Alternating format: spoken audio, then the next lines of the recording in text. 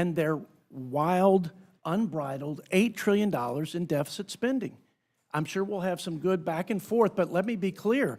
The American people and our great economy has suffered as a result of paying people not to work, of taxing and regulating small businesses. And then, of course, spinning us into 40-year high inflation. That hasn't gone over well for the people in West Texas. So they sent me here to make America stronger, safer, and more prosperous. And that's the mandate they gave our president. That's the mission I'm on. And I'm going to work every day to that end. I believe this bill gets us closer to that vision. I believe that the most important thing we can do is equip our sons and daughters to be safe and successful in providing a common defense. We're long overdue to invest in military readiness vis-a-vis our adversaries. There are lots of things that go into unleashing economic prosperity, but a centerpiece of that is pro-growth tax policy. We had the highest levels of investment, job creation, repatriation of capital after the Tax Cuts and Jobs Act, not to mention the lowest poverty rates and unemployment rates on record. So this was after the Tax Cuts and Jobs Act, which, by the way, the people at the bottom half and the bottom 10% did far better than the top half and top 10% in terms of wages, in terms of income, and the top 10% or the top 1% paid a greater share of taxes after the Tax Cuts and Jobs Act. So I think so much of this is misleading nonsense and ripping people off the safety net. My last comment is this. I heard quotes about the CBO and 7.8 million people being ripped off the safety net. Let me tell you who those people were according to the nonpartisan CBO. People here illegally, people ineligible, people who have access to other subsidized government health care programs, and people who are work capable but refuse to work. That's not me, Mr. Ranking Member, I assure you. It's the CBO, the same source that y'all quote ad nauseum about us ripping the safety net. Listen, the American people are for what we're doing. They're on our side. They don't want their tax dollars to flow to waste, fraud, and abuse. They want to help people, and they want the program to help their fellow Americans into the future. And none of this stuff is sustainable. None of it. And we should do more. You're right about the debt. We should do more. That is an area that I think we have to do a lot more, or it's going to undermine all of it. The economy, security, our leadership in the world, my children's future, all of it. And every party, both parties, I should say, both parties have come up woefully short in that regard. And so I hope we can get a commitment from our Democrat colleagues. Let's work together on those things that we know will not be done unilaterally. And then we'll take a first good shot at cleaning up the waste, fraud, and abuse and the entitlements and the mandatory programs that are driving us closer to that dangerous and irreparable debt crisis. With that, I yield back, Madam Chair. Thank you, Mr. Arrington. Mr. Boyle, you're recognized. Thank you, Madam Chair, Mr. Ranking Member, and all the members of the committee. It is an honor to get to be able to testify before this committee. It is an honor in this moment and a privilege to be here because the next 24 hours might be the most important of our entire careers. The health care of 17 million people who have it today and may lose it by the end of the week, that's all on the line. The food assistance that another 4 million currently get and may have taken away from them, that's on the line. So I can tell you this, there is no place I would rather be than right here, right now, in this moment, when each and every one of us can make the critical difference. When this bill passed the first time, it was only by one vote in the House. Just an hour ago in the Senate, it was passed by one vote in the Senate. I think this will come down to one vote yet again, whether or not this becomes law. And if it does, it will be the greatest loss of health care in American history. Nonpartisan Congressional Budget Office has confirmed 17 million Americans. And let me explain how they arrive at that number. Roughly half of that is due to the largest Medicaid cuts in American history. But another half of it is due to changes and allowing certain tax credits and provisions to expire in the Affordable Care Act, or Obamacare. I give the other side credit. They have been working like hell for 15 years to do away with Obamacare. This is the closest that they've ever come. Millions and millions today currently on Obamacare will lose it if this becomes law. And that's not all. As we confirmed again from CBO a few weeks ago, due to the massive increase in deficit spending in this bill, there have to be 4% Medicare cuts. That's over $500 billion worth of cuts to Medicare. So Medicaid cuts, Affordable Care Act, ACA cuts, Medicare cuts, the largest loss of health care in American history. I referenced nutrition assistance moments ago. Also the largest cuts to SNAP in American history. Cuts to higher education programs, cuts to Head Start. It goes on and on. And yet, as large as that is and as bad as that is, that still does not fully pay for the over $5 trillion in tax cuts that mostly go to the hyper-wealthy. How is the rest of that financed? Through deficit and debt. The same crowd that would bemoan the last 4 years there was a Democrat in the White House about the deficit and debt is adding more to our national debt in this bill than any other piece of legislation to pass since I've been here. We can do far better than this. The American people are smart. When they've been asked about the provisions of this bill, I have never seen poll numbers, truly, I have never seen poll numbers this terrible. By a roughly 2-to-1 margin, the American people oppose this bill. They oppose millions of Americans losing their health care. They oppose millions of Americans losing their nutrition assistance. They oppose the idea we're racking up even more deficit and debt, which we both acknowledge is a serious problem in our country and bound to get worse. They oppose making a bad problem even worse. And why? For what higher noble purpose? To give tax cuts that mostly benefit the top 1% of Americans. This is going to be one of the biggest, if not the biggest votes in each and every one of our careers. I am proud to be here doing everything I possibly can to say, hell no, let's kill this bill. I yield back. Thank you, Ranking Member Boyle. Chairman Thompson, you're recognized. Well, thank you, Chairwoman Fox, Ranking Member McGovern, and members of this committee. I appreciate the opportunity to come before you today concerning the agriculture title of the One Big Beautiful Bill. I'm proud of our product. We're delivering $120 billion in net deficit reduction while delivering a generational investment in the farm economy, giving farmers the tools to expand international markets, and ensuring that top-tier agricultural research can be conducted here instead of China. We saved close to $200 billion from the SNAP, the Supplemental Nutrition Assistance Program, by making necessary changes to restore integrity to the program and preserve its ability to serve the most vulnerable long into the future. These represent the largest and most significant reforms made to SNAP in the history of the program.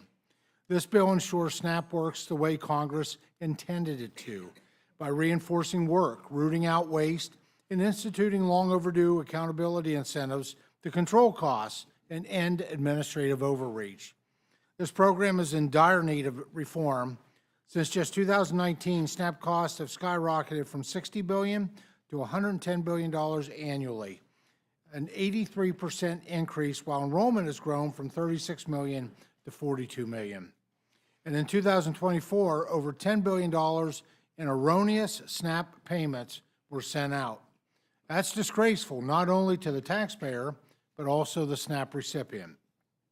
The agriculture title of the bill includes several improvements to the SNAP program, including preventing future administrations from unilaterally increasing SNAP benefits beyond inflation, focusing on a core principle that everyone receiving the benefit that can work should work, and modernizing the work requirement and closing loopholes that allow for widespread waivers. Closing various loopholes that states exploit, such as gaming the system to artificially increase SNAP benefits, and creating incentives to ensure states run the program more effectively and more efficiently. SNAP is the only federally funded state-administered entitlement program where the state has zero skin in the game on the benefit.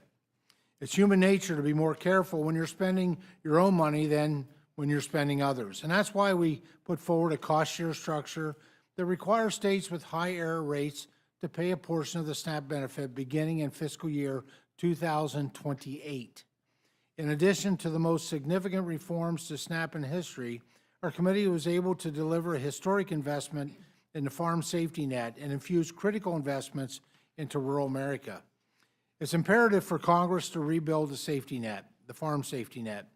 These much-needed changes mitigate further unbudgeted ad hoc spending and prevent a full-blown financial crisis in farm country that could devastate the food and ag supply chain, let alone the economy. Finally, on the investment front, we take care of a few other important items like investment in trade promotion, animal disease preparedness, specialty crops, dairy, research, and some programs that currently are without standing baseline. In closing, I'm proud to deliver a historic amount of savings to the taxpayer and to do so in a way that will ultimately have positive outcomes for low-income individuals who get back into the workforce while also standing by our farmers, our ranchers, and our rural communities. This is a win-win. I have great respect for the chairwoman, the ranking member, and the members of this committee, and I thank you once again for the opportunity to come before you today, and I yield back. Thank you, Mr. Thompson. Ranking Member Craig, you're recognized. Thank you so much, Chairwoman Fox and Ranking Member McGovern. The more the American people learn about this big, ugly bill, and it's nearly $200 billion in cuts to food assistance, the less they like it. I honestly don't know how a single one of my colleagues could vote for this bill. 17 million Americans lose their health insurance or lose their health care. Millions and millions of people across our country are going to lose access to food assistance. You know, most Americans don't even know this yet in our country, but I promise you they will. A recent Fox News poll found that 59% of voters oppose this bill. The American people are not buying what the Republicans are selling, even on Fox News. The American people, like House Democrats, want to reduce waste, fraud, and abuse. This bill doesn't reduce waste, fraud, or abuse. It gives government-sponsored tax breaks to the wealthiest among us, and you pay for it by taking food and health care away from seniors, children, veterans, and people with disabilities. And it isn't even paid for. It adds nearly $4 trillion to the national debt. So much for fiscal responsibility here. The American people, including Minnesotans, know the cost of living is too high. This bill does not lower the cost of living. It makes meeting the basic needs like groceries and accessing medical care more expensive. I promise you this bill will raise health care costs for everyone. The American people want efficient and effective governance. This bill doesn't do anything to improve good governance. It makes it worse by pushing billions in new expenses onto state and county governments, forcing our state and local governments into a position where they have to decide between taking food away from their friends and neighbors or slashing other local services or raising taxes. And I mean that in 10 states across this country. Folks are going to have to look at raising county taxes in order to pay for the administration and perhaps even the benefit of cutting food assistance. In Minnesota alone, where the burden for SNAP cuts will fall to the counties, the Association of Minnesota Counties projects they'll have to raise property taxes by an average of more than 5% to pay for it, and by even more in some counties. Many of you sitting here today do not even know the effect that this bill will have on your counties. Republicans have managed to do almost the impossible. Miraculously, You've created a bill that takes food and health care away from millions of Americans in a way that does not save taxpayer dollars, but instead adds trillions of dollars to the national debt. Minnesotans and Americans in every corner of this country are asking, how is any of this actually possible? It's simple. You've picked tax breaks for large corporations and ultra-wealthy people in our country over hardworking families. Republicans are selling the American people down the river. This bill sells out our farmers and the families they feed. Of course, we need all the elements of a farm bill. Mr. Chairman talked about the elements in this bill. We should be doing this in a farm bill, a full 5-year farm bill with 12 bipartisan titles. It sells out the hopes and dreams of millions of Americans struggling to keep food on the table. It sells out more than 300 rural hospitals that are at risk of closing due to Medicaid cuts. It also cuts hundreds of billions of dollars from SNAP, our most effective anti-hunger program, by taking $6 a day out of the pockets of vulnerable seniors, veterans, children, and people with disabilities, and putting that money back into the pockets of billionaires. Taking food away from the people who need it forces seniors to choose between having a meal and paying for medicine. And let me just say this, because we were in committee for over 20 hours, and over I heard my Republican colleagues talking about that this activity would not cut access to veterans' nutrition benefits. This is exactly what the Senate version does, and many of you don't even know what this version says. We had 1 hour to come into this room. Many veterans, as we know, suffer from behavioral or physical health issues connected to their service. 1 in 3 working-age veterans with disabilities aren't sure where their next meal will come from. 1 in 4 working-age veterans who can't find work are food insecure. Our veterans can't pay for meals with Support the Troops bumper stickers, and they can't eat thoughts and prayers. And it doesn't stop there. This bill takes food away from former foster youth, leaving the foster care system, who may not have the same level of support from families that many of us benefited from when we were just starting to make our way in the world as 18 or 19-year-olds. I just don't understand where these values are coming from. The American people are right not to trust this bill. The bill doesn't save us a cent. It adds to the debt. If passed, it will pass millions and millions along to the nation. This bill was a disgrace when it left this chamber. Most of you haven't read it to know that it's even more of a disgrace now that it's back. And folks, this is one of the worst mistakes anyone who votes yes for will make in your political career. Thank you, and I yield back. Thank you, Ranking Member Craig. Chairman Guthrie, you're recognized. Thank you. Good afternoon, Chairwoman Fox and Ranking Member McGovern. Thank you for holding this hearing today. And the One Big Beautiful Bill Act cuts wasteful spending, defends our nation's energy dominance, supports the rapid innovation of American industry, and preserves and protects Medicaid for the Americans who are most in need. We will send a bill to the President's desk that delivers on Americans' leadership across industries, spurs technological innovation, and supports individual workers. We will unleash American energy dominance through strategic investments while also putting an end to wasteful subsidies. We will spur technological innovation by renewing American wireless leadership through Spectrum Auction Authority that protects national security. This legislation begins to refill our dangerously low strategic petroleum reserve and creates new investments to generate reliable energy that will secure our grid and power AI. This bill also raises $85 billion of new revenue through a historic agreement reauthorizing the FCC Spectrum Authority while protecting U.S. national security. Our priority has been to strengthen, secure, and sustain Medicaid for expectant mothers, children, people with disability, and elderly. Our legislation stops billions of dollars in waste, fraud, and abuse in the Medicaid program by beginning to close loopholes, ensuring states have the flexibility to remove ineligible recipients from their rolls and removing beneficiaries who are enrolled in multiple states. H.R. 1 ends coverage for deceased beneficiaries, limits the ability of enrollees to obtain duplicative coverage, and ensures individuals with million-dollar homes are no longer eligible to qualify for Medicaid coverage. These are all common sense policies that will return taxpayer dollars to middle-class Americans and families. Republicans seek to return the core intent of the Medicaid program, which was created to protect health care for Americans who otherwise could not support themselves. Democrats expanded the program far beyond this core mission, allowing spending to grow into trillions if not addressed. Our common sense work requirements and community engagement policies for able-bodied adults who choose not to work encourage individuals to re-enter the workforce and regain their independence.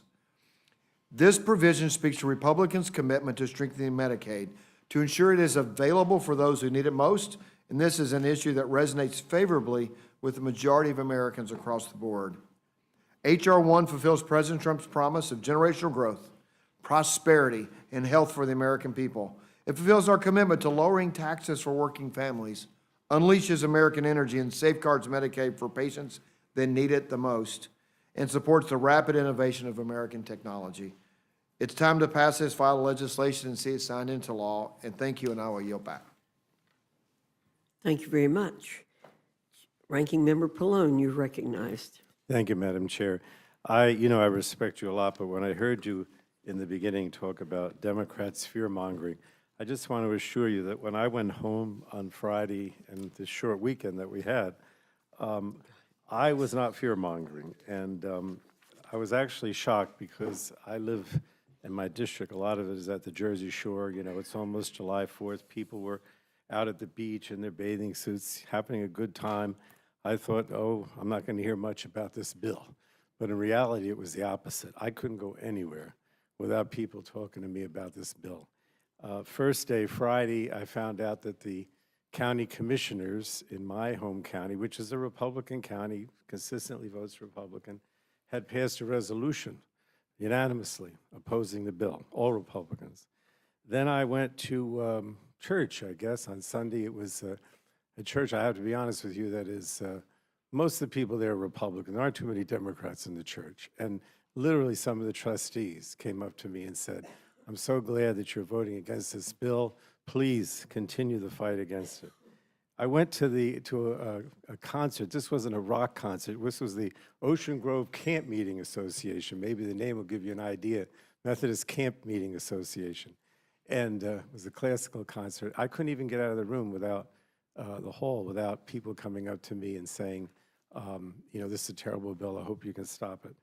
Then I also met with the governor over the weekend because on Monday our state adopted the state budget. It was about $57 billion state budget. And he and the health commissioner said to me that we're not going to be able to deal with this. We don't know what's going to happen. They estimate about $3.5 billion cut for the state of New Jersey out of a budget next year that, as I said, was just adopted Monday, $57 billion. What is that, about 6%? They don't think we can survive. So, in all honesty, you said, well, we're fear-mongering, we're, same as doomsday, destroying the healthcare system. But that's what people are saying to us. That's not what we're saying to them. That's what they're saying to us because they realize that hospitals will close. They'll realize the shortfall in funding for nursing homes. They realize that the deficit spending not only is going to lead to sequestration of Medicare by 4% across the board, but that it's going to hurt the economy, and the economy could actually go into recession because of the level of deficit. So I just want to assure you, this is what Democrats are hearing from our constituents. It's not what we're necessarily saying, it's what they're saying to us. Now, the other thing I want to stress is that, look, the reality is that every time this bill moves forward, more and more people lose their health insurance. I think when it was before our committee, the CBO figures, Mr. Chairman, were like 13.5 million people would lose their health insurance. Then when it passed the floor, it was like 14, 15. Now the CBO is saying that the Senate bill is almost 17 million people that will lose their health insurance. So it becomes crueler. I don't want to say ugly. I'm going to say cruel, more cruel, as we proceed. And I don't know, whether we read the bill or not. This is what whether you read the bill or not. The CBO is saying that we're talking now about almost 17 million Americans that are going to lose their health insurance. And what does that mean? It basically means that the hospitals, the nursing homes, community health centers are not going to get the third-party payment that comes from people who have health insurance. And so much of this is now uncompensated care, which means people will go to the emergency room at the hospital, they can't afford to pay it, and it becomes uncompensated care. And then the hospital, what do? They either raise prices, which means that insurance premiums and co-pays go up for people that have insurance. You know, we still know the majority of Americans get health insurance for their job. So those policies are going to be more expensive. The co-pays are going to be more expensive. And people, all these people that don't have insurance are going to go to the emergency room and they don't get care. They don't see a doctor on a regular basis. They get sicker. And the consequences of the healthcare system really are devastating. Now, the other thing I wanted to say, too, is that one of the things that got significantly worse in the Senate bill is the provider tax. In other words, in the House bill, it was bad enough that the level of direct payments that states could make to failing hospitals or nursing homes was cut. But now it's made even worse in the Senate bill. The provider tax limitations in the House bill made it so that whatever your provider tax revenue was, it couldn't grow, right, or it couldn't change.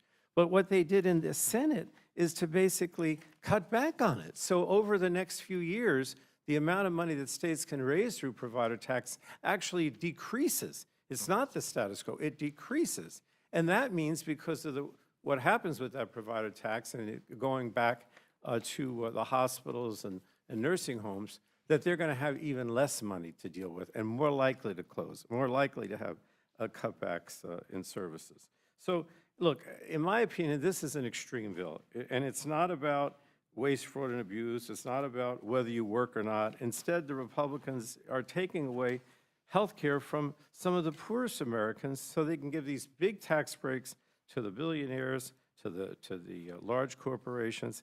And they're putting all kinds of paperwork, burdensome paperwork, time-consuming roadblocks in the way people who are trying to get by, people who are working, or people who can't work because they're disabled. And now all these barriers are being put in the way of their being able to get Medicaid or the ACA. If you're not eligible for Medicaid because of these roadblocks, then you're also not eligible for the ACA because of these same roadblocks. Now, let me just talk a little bit beyond health care. We're mostly talking about health care and SNAP today, but our committee, as you know, deals with a lot of other things. So I think I need to also stress before I conclude that this bill is going to raise energy costs. It's going to prioritize corporate polluters over people. It's going to undermine our efforts to fight the climate crisis, which people care about as well. When we passed the Inflation Reduction Act 3 years ago, Congress took a massive step forward towards lowering energy bills for American families. However, that progress is reversed in this bill by rescinding a lot of those programs that were lowering energy costs and helping to build clean energy manufacturing here in the United States. It's a disaster for the environment. I know I'm using these tough words, Madam Chair, but I have to. It's a disaster for the environment because it guts critical environmental protections or programs that were in the IRA. It rescinds the unobligated funds for virtually every Environmental Protection Agency program that was put into the Inflation Reduction Act. It repeals the Greenhouse Gas Reduction Fund. It also undermines the landmark methane reduction bill and the fee that holds polluters accountable and just gives another leg up to the fossil fuel industry while eliminating clean energy initiatives. I believe in all the above. I believe we need fossil fuels, we need nuclear, we need clean energy. What you're doing in this bill is eliminating the clean energy portion and saying that the rest is okay. But that's not the way it works. We need to move forward with clean energy as well. And then the last thing, I think, because my chairman mentioned it, about spectrum. He was very proud of, I think, from what you said about the spectrum. But the bottom line is you're taking $80 million from a spectrum auction, which traditionally we have used to help, expand options for the public. Like we funded grants with spectrum for next generation 9/11, or to make high-speed internet more affordable for American families. That's what spectrum auction should be used for. It shouldn't be used to give tax cuts for billionaires and large corporations. So I know I've heard you guys say this is the big, beautiful bill. I've heard our guys say this is the big, ugly bill. I think it's a big, cruel bill because American families are really going to suffer, and they shouldn't have to suffer in the ways that I described today. We should be trying to help them with affordability with making their lives better. This bill is going to be the opposite. So it's really the big cruel bill, in my opinion, Madam Chair, and I yield back. Thank you, Mr. Pallone. Chairman Smith, you're recognized. Thank you, Chair Fox and Ranking Member McGovern, for this opportunity to testify on how the one big, beautiful bill is delivering on historic tax relief for blue-collar workers, middle-class families, farmers, and small businesses. We're at the point now that both the House and the Senate have had their voices heard. And while some of the bill has changed, its promises have not. We are delivering an American economy that prioritizes the working class and the families that make up the heart of this great nation. We embrace policies that were cheered by the small businesses, the farmers, the moms and dads that appeared before the Ways and Means Committee in field hearings and in tax team meetings throughout the country over the course of more than 2 years. In fact, we visited more than 30 different states to hear to those small business owners, those working moms, those farmers. This disproves the Democrats' claim that this bill is rushed and was created behind closed doors.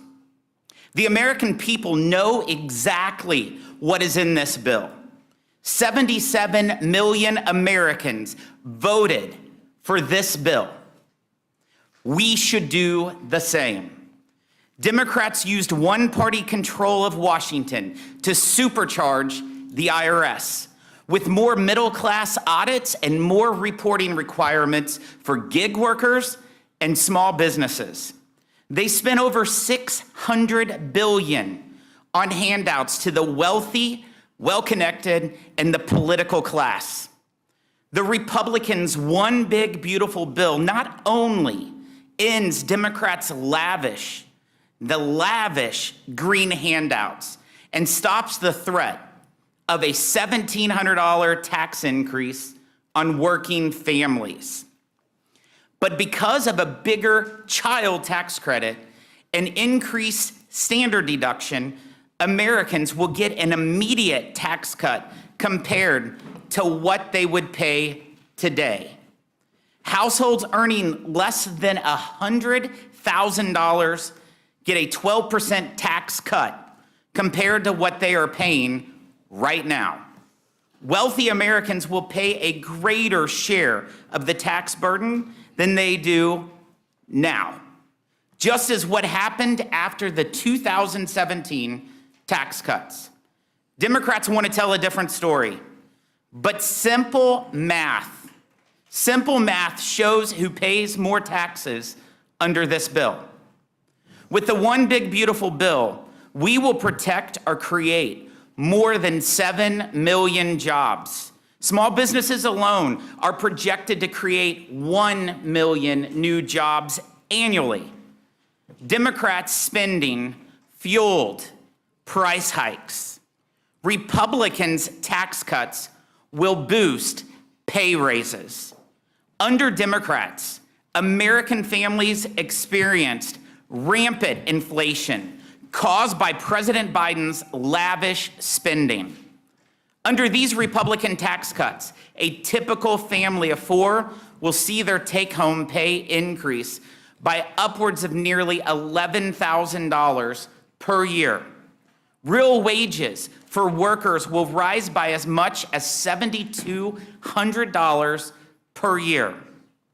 We go even farther by including President Trump's promises of no tax on tips, no tax on overtime pay, and no tax on auto loan interest of autos made in the United States, and tax relief for seniors. The waitress making her living on tips gets an extra $1,300 in her pocket because of this bill.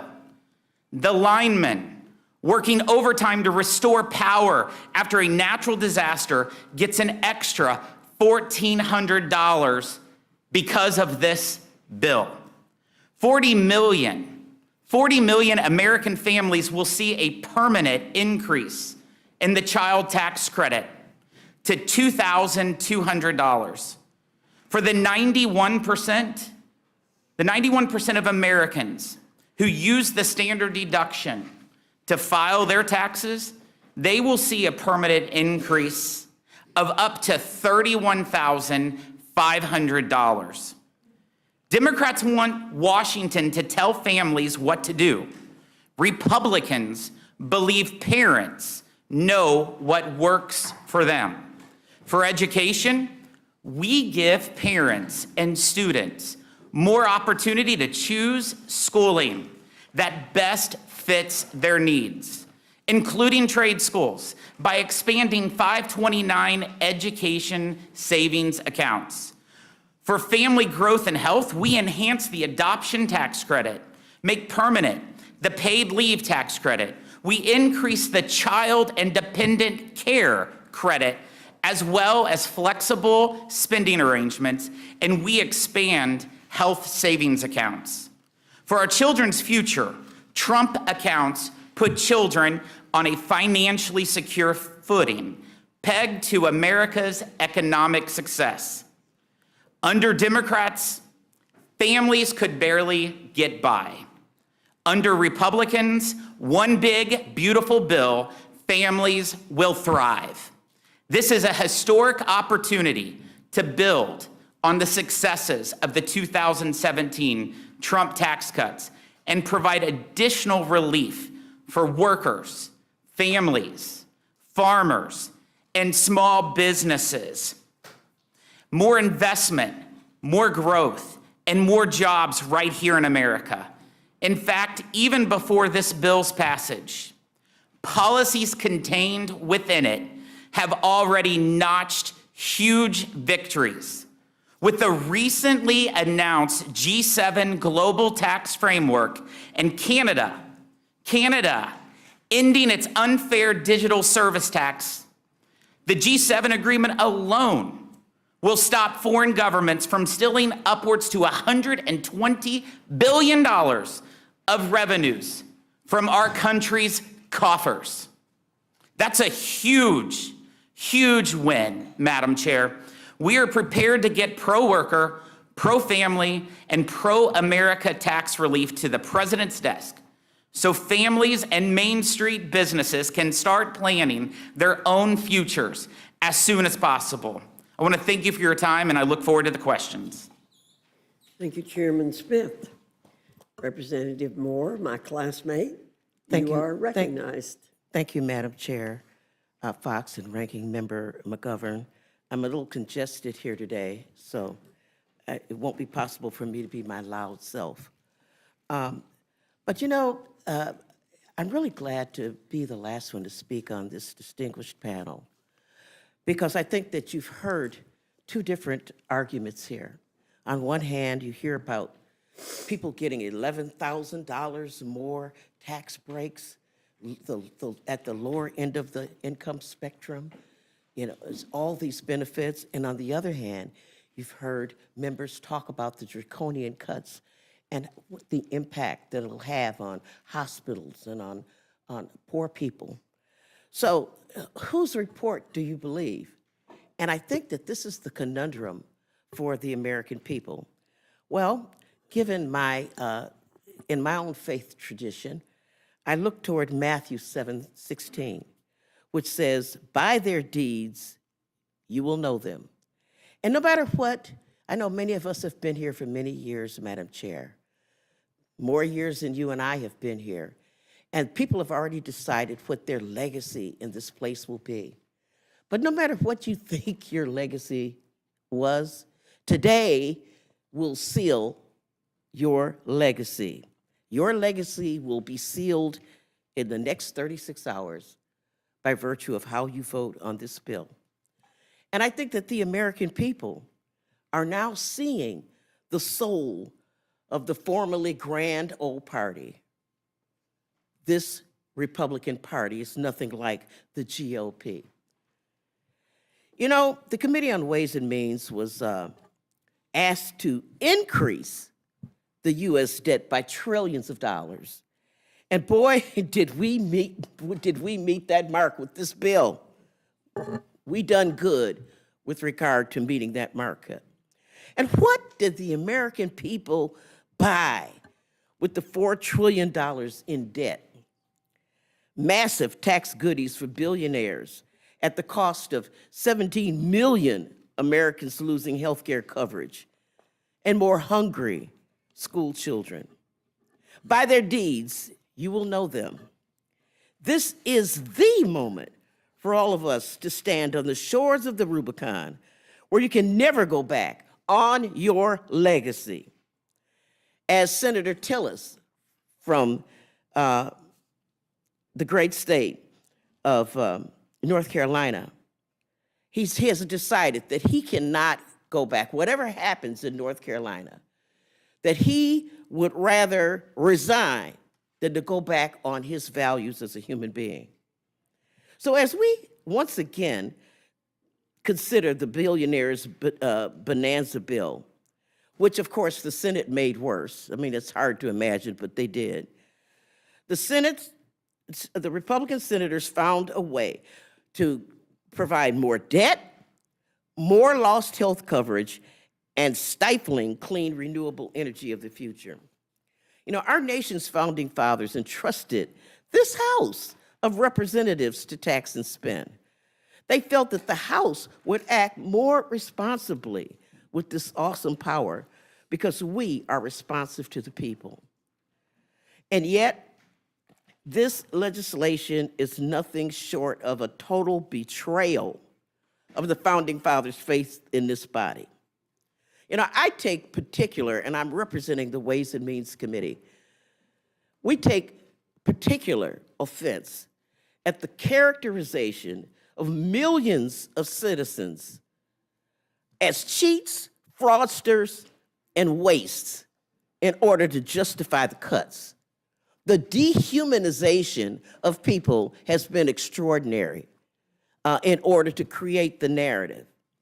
You know, because this bill, in fact, will make this country sicker, less educated, hungrier, and deeper in debt. And for what? So that billionaires and corporations can have more and more and more. By their deeds, Madam Chair, you shall know them. Back in May, when we went through the paces on this bill, we had a bill that handed out billions and billions of dollars to millionaires. In fact, when we looked at this bill, on average, a person making over $1 million got a tax cut of $81,500. The bill in front of us, sent back by the Senate, has an average tax cut for a person making over $1 million at $96,000. That's right. The United States Senate took our House bill and said $81,000 in tax cuts just isn't enough for millionaires. We got to give them even more tax cuts. Now, let's check in on the average Americans who are teaching our children and building our roads in Milwaukee and Greensboro and New Braunfels and Rock Hill or Bloomington. In May, we learned that on an average, a household that makes under $50,000 got a tax cut of just 73 cents per day. That was about $247. Spend it wisely, America, because it's going to cost you your health care and your child's education. By their deeds, you will know them. And by the deeds of the United States Senate, we saw that we provided even more and more and more to millionaires and billionaires. The Senate saw that 73 cents a day that we were providing the average American was just too much. So they clawed back a nickel. That's right. If you made under $50,000 on average, you were getting 68 cents a day. That's not even enough to buy a Snickers. And that's what the Senate did. They took away the 73 cents a day and made it 68 cents a day. By their deeds, you shall know them, American people. When we were here in May, we learned that in just 2027 alone, the top 0.1%, not 1%, 0.1%, the richest of the rich, That is, people making over $2 million a year, the people who we are told pay the most taxes. Well, they got $50 billion in tax cuts just in 2027. $50 billion with the capital B. That was a House bill. But you know what? That $50 billion just wasn't enough for the Senate. They thought that because they objected to it not making enough cuts, so they decided to squeeze more and more and more from the old, infirm, and children. So they moved that number to $60 billion that they gave tax cuts to. That's right. In 2027 alone, the top 0.1% got $60 billion in tax cuts. Now, imagine the need in this country for better schools, child care, and job training. Imagine the needs we could address with the money. Nope. Republicans want to give a stimulus boost to the super yacht market. Madam Chair, back in May when we were here, I expressed my deep sadness that in order to, quote unquote, pay for these tax cuts, Republicans were kicking millions of the most vulnerable Americans off health care. Well, you heard it here from this panel. The Senate upped that number to 17 million people.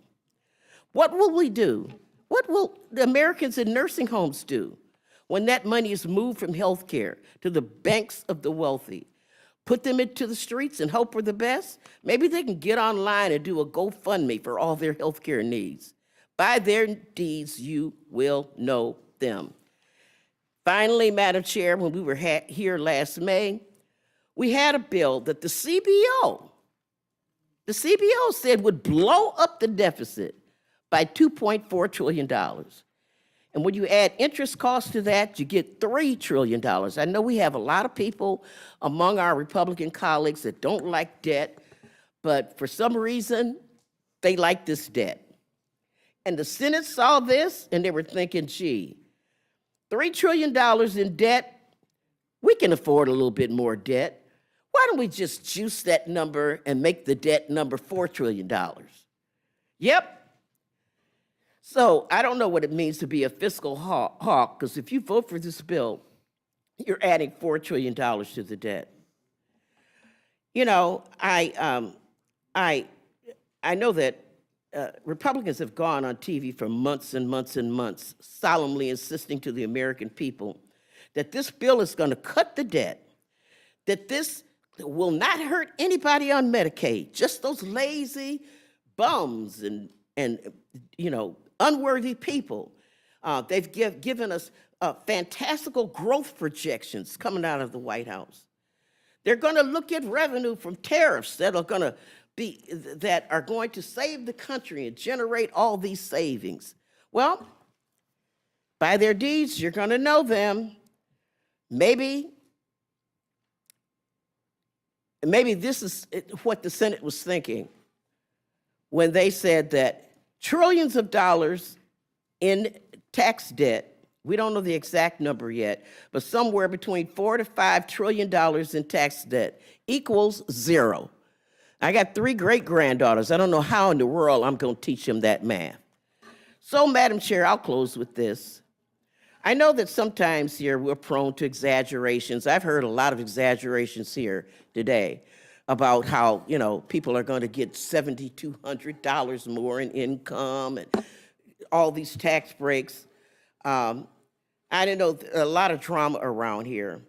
But I'm not being dramatic when I say that this lipstick on the pig is the worst bill I've seen since I've been in Congress.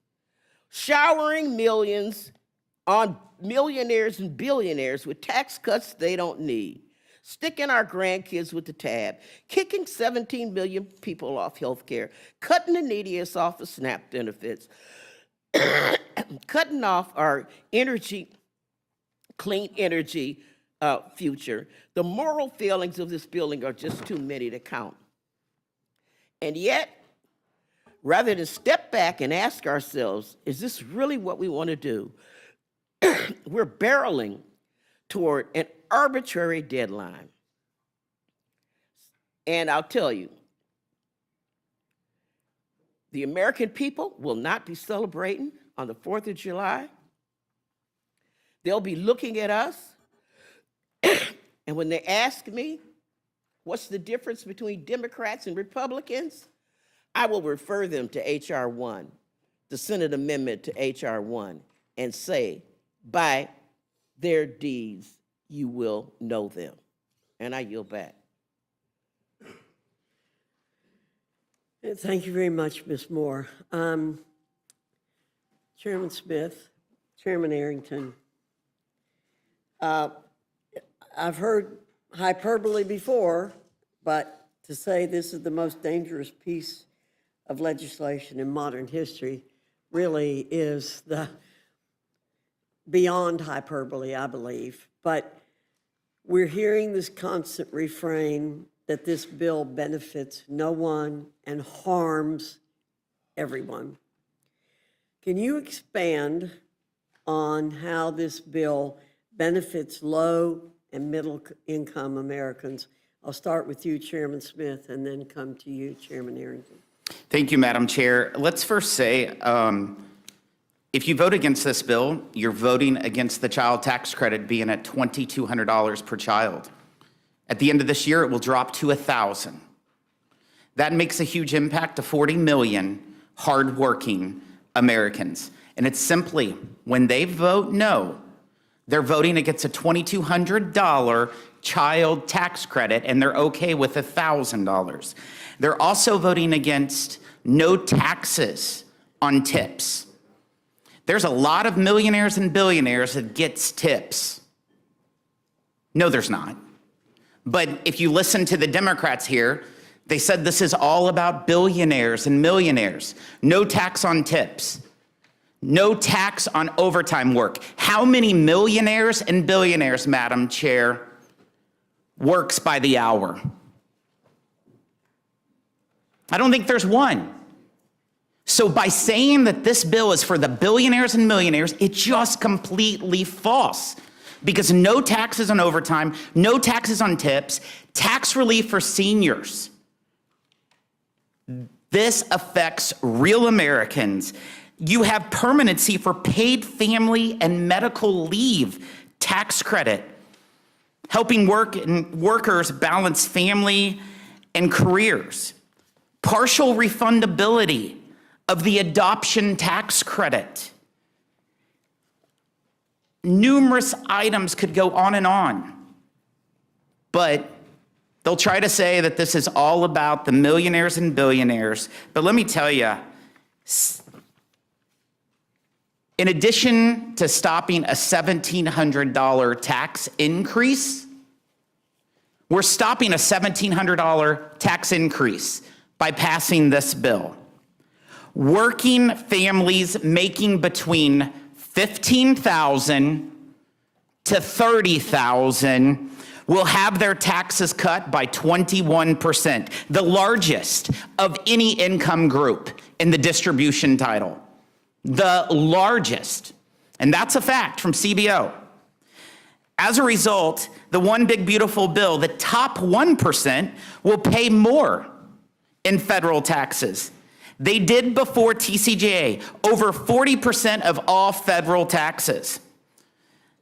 And so it's important to know that 66% of the one big beautiful bill's tax cuts benefit American families making less than $500,000 a year. That's a tax cut for real Americans, and it counters the false narratives that we have heard this day. Thank you, Chairman Smith. Chairman Arrington. Madam Chair, I agree with Chairman Smith. I can't imagine working families sustaining a tax hike after the inflation tax, which, as I mentioned, was 21%. These good people from everyone's district have suffered a cost of living crisis, the likes of which we haven't endured or experienced in 40 years. So I agree with Chairman Smith. I mean, let's start with do no harm. Let's not have a 22% hike on top of the 21% hike. which is thousands of dollars from these families' pocketbooks. But I think the best way to predict the future is past performance.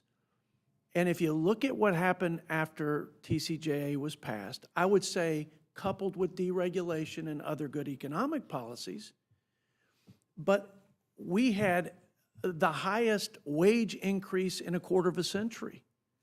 $5,000 for the median household. The people on the lower end of the spectrum did better than those at the top in terms of the value of the tax cut. And wages grew 2 times as fast in the bottom 10% as the top 10%. The bottom 50 income grew. The bottom 50% of income earners grew 3 times that of the top 1%. And as the Chairman Smith said, the top 1% actually paid a greater share of their taxes. So, not to mention small businesses that support working families and family farms, and so the list goes on. But I would say for those lowest income earners and those that need the safety net, I think this helps them by not allowing illegal immigrants and folks who are otherwise ineligible from siphoning money off and jeopardizing the sustainability of these programs into the future. And in fact, Numbers USA says that it's $9,000 in social services, taxpayer funded, for people here illegally. That's more than we spend per American citizen on Medicaid. So to Ms. Moore, who's a friend, to her comment about we will be known by our deeds, how about the Democrats in the Senate, all except 4, who voted against the prohibition of illegal immigrants getting taxpayer-funded health care? When we can't sustain 51% increase over the last 4 or 5 years, 400 to 600 billion roughly on Medicaid, it will be $1 trillion in the next over this next budget window. It's not sustainable. So, Madam Chair, this couldn't be a better time or better policies to strengthen working families. Thank you very much. Chairman Guthrie, out of all the fear-mongering we've heard, the most ridiculous is the claim that people will die if this bill is passed. The health care provisions in this bill target waste, fraud, and abuse in our Medicaid program to ensure it's sustainable for future generations and can continue to provide for our most vulnerable populations, such as women and children for whom the program was intended to serve. Is that correct? That is correct. Thank you very much. Mr. McGovern.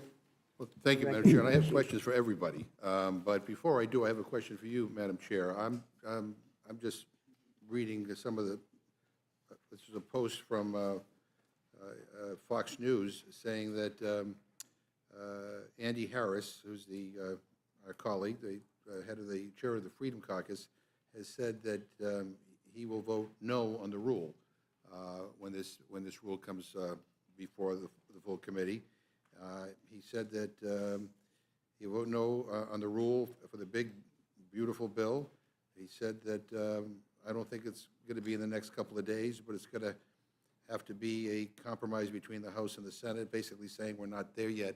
I guess if the head of the Freedom Caucus is now publicly announcing he's against not the bill but the rule, then what the hell are we doing here? Because if you lose 3 or 4 members, then we're spinning our wheels here. So do you have any information on how many Republicans are going to vote no on the rule? Because I can assure you every Democrat is voting no on the rule. No, sir, and as you know, we are the Speaker's Committee, and it's our task to hold this hearing on the bill, and we'll continue until we're given directions that there is no chance that the rule or the bill will pass. Okay, I just wanted my colleagues to know that, and I'll keep announcing as people on the Republican side announce that they're voting against the rule, because I think that's relevant information. But Thank you, Mr. McGovern. I just want to say for the record, I mean, Chairman Smith said, the Democrats said that this bill is only for billionaires. That's absolutely not what I said in my opening remarks. And I'll say it again, it is mostly, this bill mostly benefits the well-off. But I said I would support, some of the tax relief in this bill. The bottom line is that I support extending the tax benefits for the middle class. Told you I supported tax relief for, on tips. And so I think we have some consensus there. Where there is disagreement, I think on the tax stuff, is the millionaires and billionaires. And I don't know whether you felt you were constrained for time in your opening testimony or not, but you didn't say anything about the benefits, why we're doing, why there's tax relief for millionaires and billionaires. So you might want to, I'm happy to give you the time now to explain why do we need tax relief for millionaires and billionaires, especially when people are worried about increasing the debt and, people losing health care and SNAP benefits, but this is going to cost us. So why does Jeff Bezos need a tax break? Ranking Member McGovern, usually when you hear people say that we're cutting taxes for millionaires and billionaires, they point to Section 199A, which is the small business deduction. Almost 80% of all businesses in the United States are pass-through entities. And by making that permanent, that small business deduction, that is what helps create so many jobs. And that is where your side of the aisle continues to talk about the millions and billionaires. And the other section that you talk about is Jeff Bezos not getting a tax break in this bill? the other section that you all are talking about within tax cuts is that we're keeping existing tax rates as they are today, moving permanently. We're not reducing those tax rates. We're just keeping them the same. So the fact that we're keeping them the same, you're saying that we're giving Jeff Bezos a tax cut. But he gets a tax cut in this bill. I mean, I'm looking at at some of the statistics here. According to the way I interpret this bill, the top 1% get 22% of the benefit. The top 5% get 43% of the benefit. The top 10% get 52% of the benefit, and the top 20% get 66% of the benefit. And I don't know about your district, but most small businesses in my district are multimillionaires or billionaires. And you mentioned the child tax credit in your opening. The child tax credit goes down next year because Republicans designed it that way. You made it temporary, but you made tax cuts for corporations permanent. So that's why we're dealing with that. Republicans want to pretend that this bill provides meaningful tax relief to families through their child tax credit modifications. This is patently false. In fact, what Republicans are doing with the child tax credit in this bill is in many ways even worse than doing nothing at all. Under this backwards proposal, 1 in 3 children in America will be ineligible for the full child tax credit. That means millions of American citizen children will lose access to this life-changing assistance that they're currently receiving. In addition, families making more than $400,000 per year will be able to get the full value of the credit, but inexplicably, lower-income families will get nothing or just a fraction of that due to how Republicans structure the tax credit. So the official nonpartisan Joint Committee on Taxation estimated that next year, if this bill passes, 17 million American citizen children will be blocked from getting the full value of the credit. Now, Republicans claim that they want people to work, but that's just false, because this bill actually strips the child tax credit away from children whose parents do work, but just don't earn enough. So under your proposal, even if parents work full-time for an entire year, they'll earn too little to get the full credit if they're paid minimum wage. And again, this is all happening while some of us are astonished by the way that the tax benefits seem to go toward those at the top. And the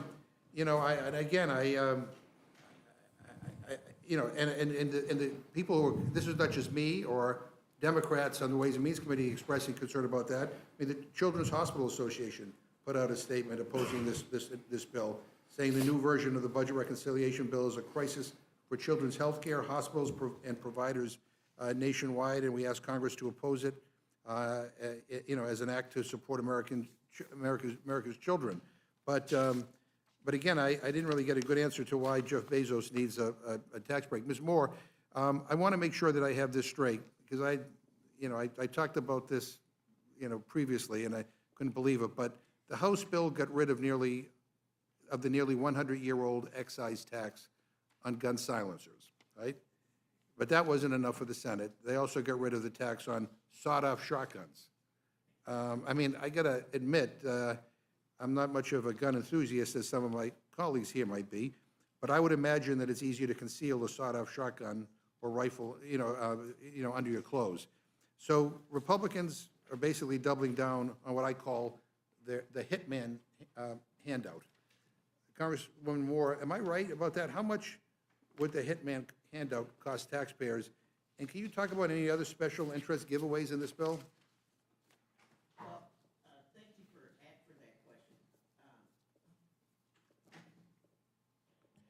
question. Thank you, Mr. McGovern, for that question. The Senate got rid of the tax on sawed-off shotguns. You're absolutely correct. So there will be no tax on sawed-off shotguns. Are there any other little giveaways that we know about, or are we going to have to wait for a few days before we find out if there are other? Well, I think that some other things that we're seeing is that while we're cutting educational opportunity for millions of people, we do provide a tax credit for the so-called choice program that will provide tax credits to those investors that invest in non-public education. We also see that there's a special carve-out for banks of certain loans that will not be taxed. Of course, we do see the protectionist movement toward fossil fuels. I'm just saying, I think in the coming weeks, we're going to find, coming days, if this becomes law, we're going to find out more stuff. I know, Mrs. Smith, I know you wanted to. Right, and of course, you remember the silencer. Oh, yeah, no, which is, I don't, but Mr. Smith, did you want to respond to why Jeff Bezos deserves a tax cut?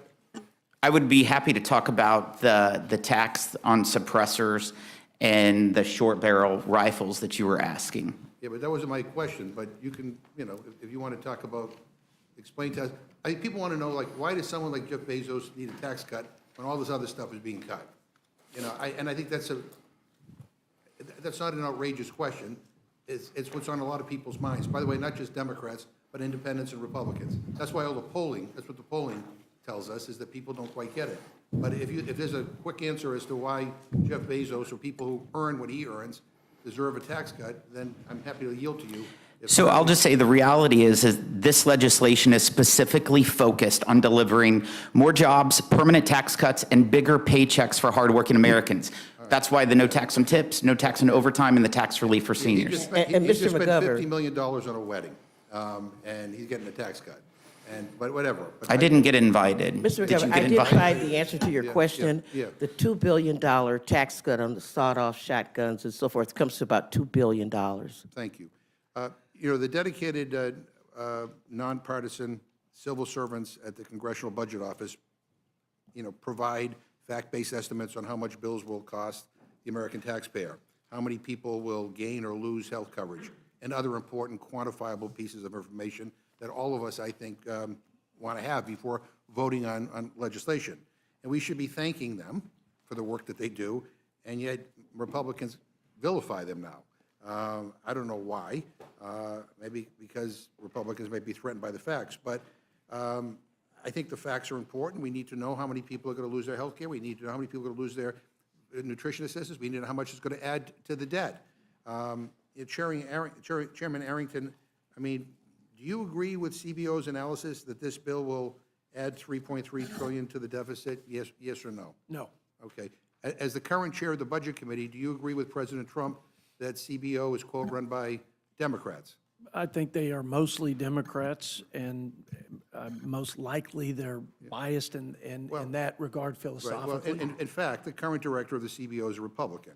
Yeah. And that's according to a recent interview he gave with the Wall Street Journal. That's And do true. you know what you said about the current CBO director when he was reappointed to his position 2 years ago? Probably something good, I Yeah, hope. you did. You said he has the two key ingredients to faithfully execute the role as our nation's budget scorekeeper, objectivity and integrity. And then now we hear a whole different version because, Republicans don't like the numbers. And it's not just CBO saying that your bill will cost trillions. It's every budget modeling organization with any credibility. Do you agree with the Yale Budget Lab that your bill will add trillions of dollars to the deficit even when accounting for growth? Yes or no? I probably disagree with most of what's coming out of Yale Do you University. agree with the Including that. Penn-Wharton budget model that your bill will add trillions of dollars to the deficit even when accounting for growth? I disagree. Do you agree with the right-leaning tax foundation that your tax cuts will add trillions of dollars to the deficit even when accounting for growth? I disagree with every organization you've mentioned because of a growth rate assumption. And they account for growth. Do you agree with the right-leaning American Enterprise Institute that your bill will add trillions of dollars to the deficit even when accounting for growth? May I make a clarification? I Yeah. mean, you're running through a pretty good list, but I'm think almost done with it. I think I'll let you finish. I mean, do you agree with the Tax Policy Center that your tax cuts will No, add sir. trillions of dollars to the deficit? I don't. And what about the House Freedom Caucus? That these tax cuts will, they have a lower estimate, but will add over $1 trillion to the deficit and is way more expensive than the House-passed bill. Here's my position. I don't think Democrats or Republicans have gotten serious about addressing the cumulative deficits into the future. And even when President Trump, before he put his hand on the Bible and took his oath for his second term, CBO projected $20 trillion. So I think a lot of organizations will lump the entire $20 trillion. What I would say is this bill is focused on the growth part of the fiscal health equation. And what we have attempted to do is make sure we don't make the deficit problem worse while reaching out to my Democrat colleagues. So you would disagree with the Freedom Caucus then? Yeah, I assume that's one of the reasons why Andy Harris is voting against the rule is because he's concerned about what this is going to add to the I think there are a deficit number debt. of people concerned about that issue, Mr. McGovern, to be honest with you. Yeah, in March, you said, and I quote, "If the Senate is simply using current policy to get tax cuts permanent while avoiding or skirting the responsibility to bring down spending commensurately, then that is a non-starter." That's end quote. Yeah. Then in our April hearing on the budget, when I asked you if you were here supporting a non-starter, you told me I opposed the notion that in the final reconciliation bill that we would have a deficit increase on the watch of a party that claims fiscal responsibility as a core principle. And as recently as June 10th, you signed a letter that said, and I quote, "We remain unequivocal in our position that any additional tax cuts must be matched dollar by real enforceable spending reductions. That union is the cornerstone of the House framework adopted in Section 4001 of H. Con. Res. 14, and it's the minimum standard for our support," end quote. So you've been very consistent in your demands, and so I have to ask you, did the Senate follow the House's reconciliation restrictions? They did not.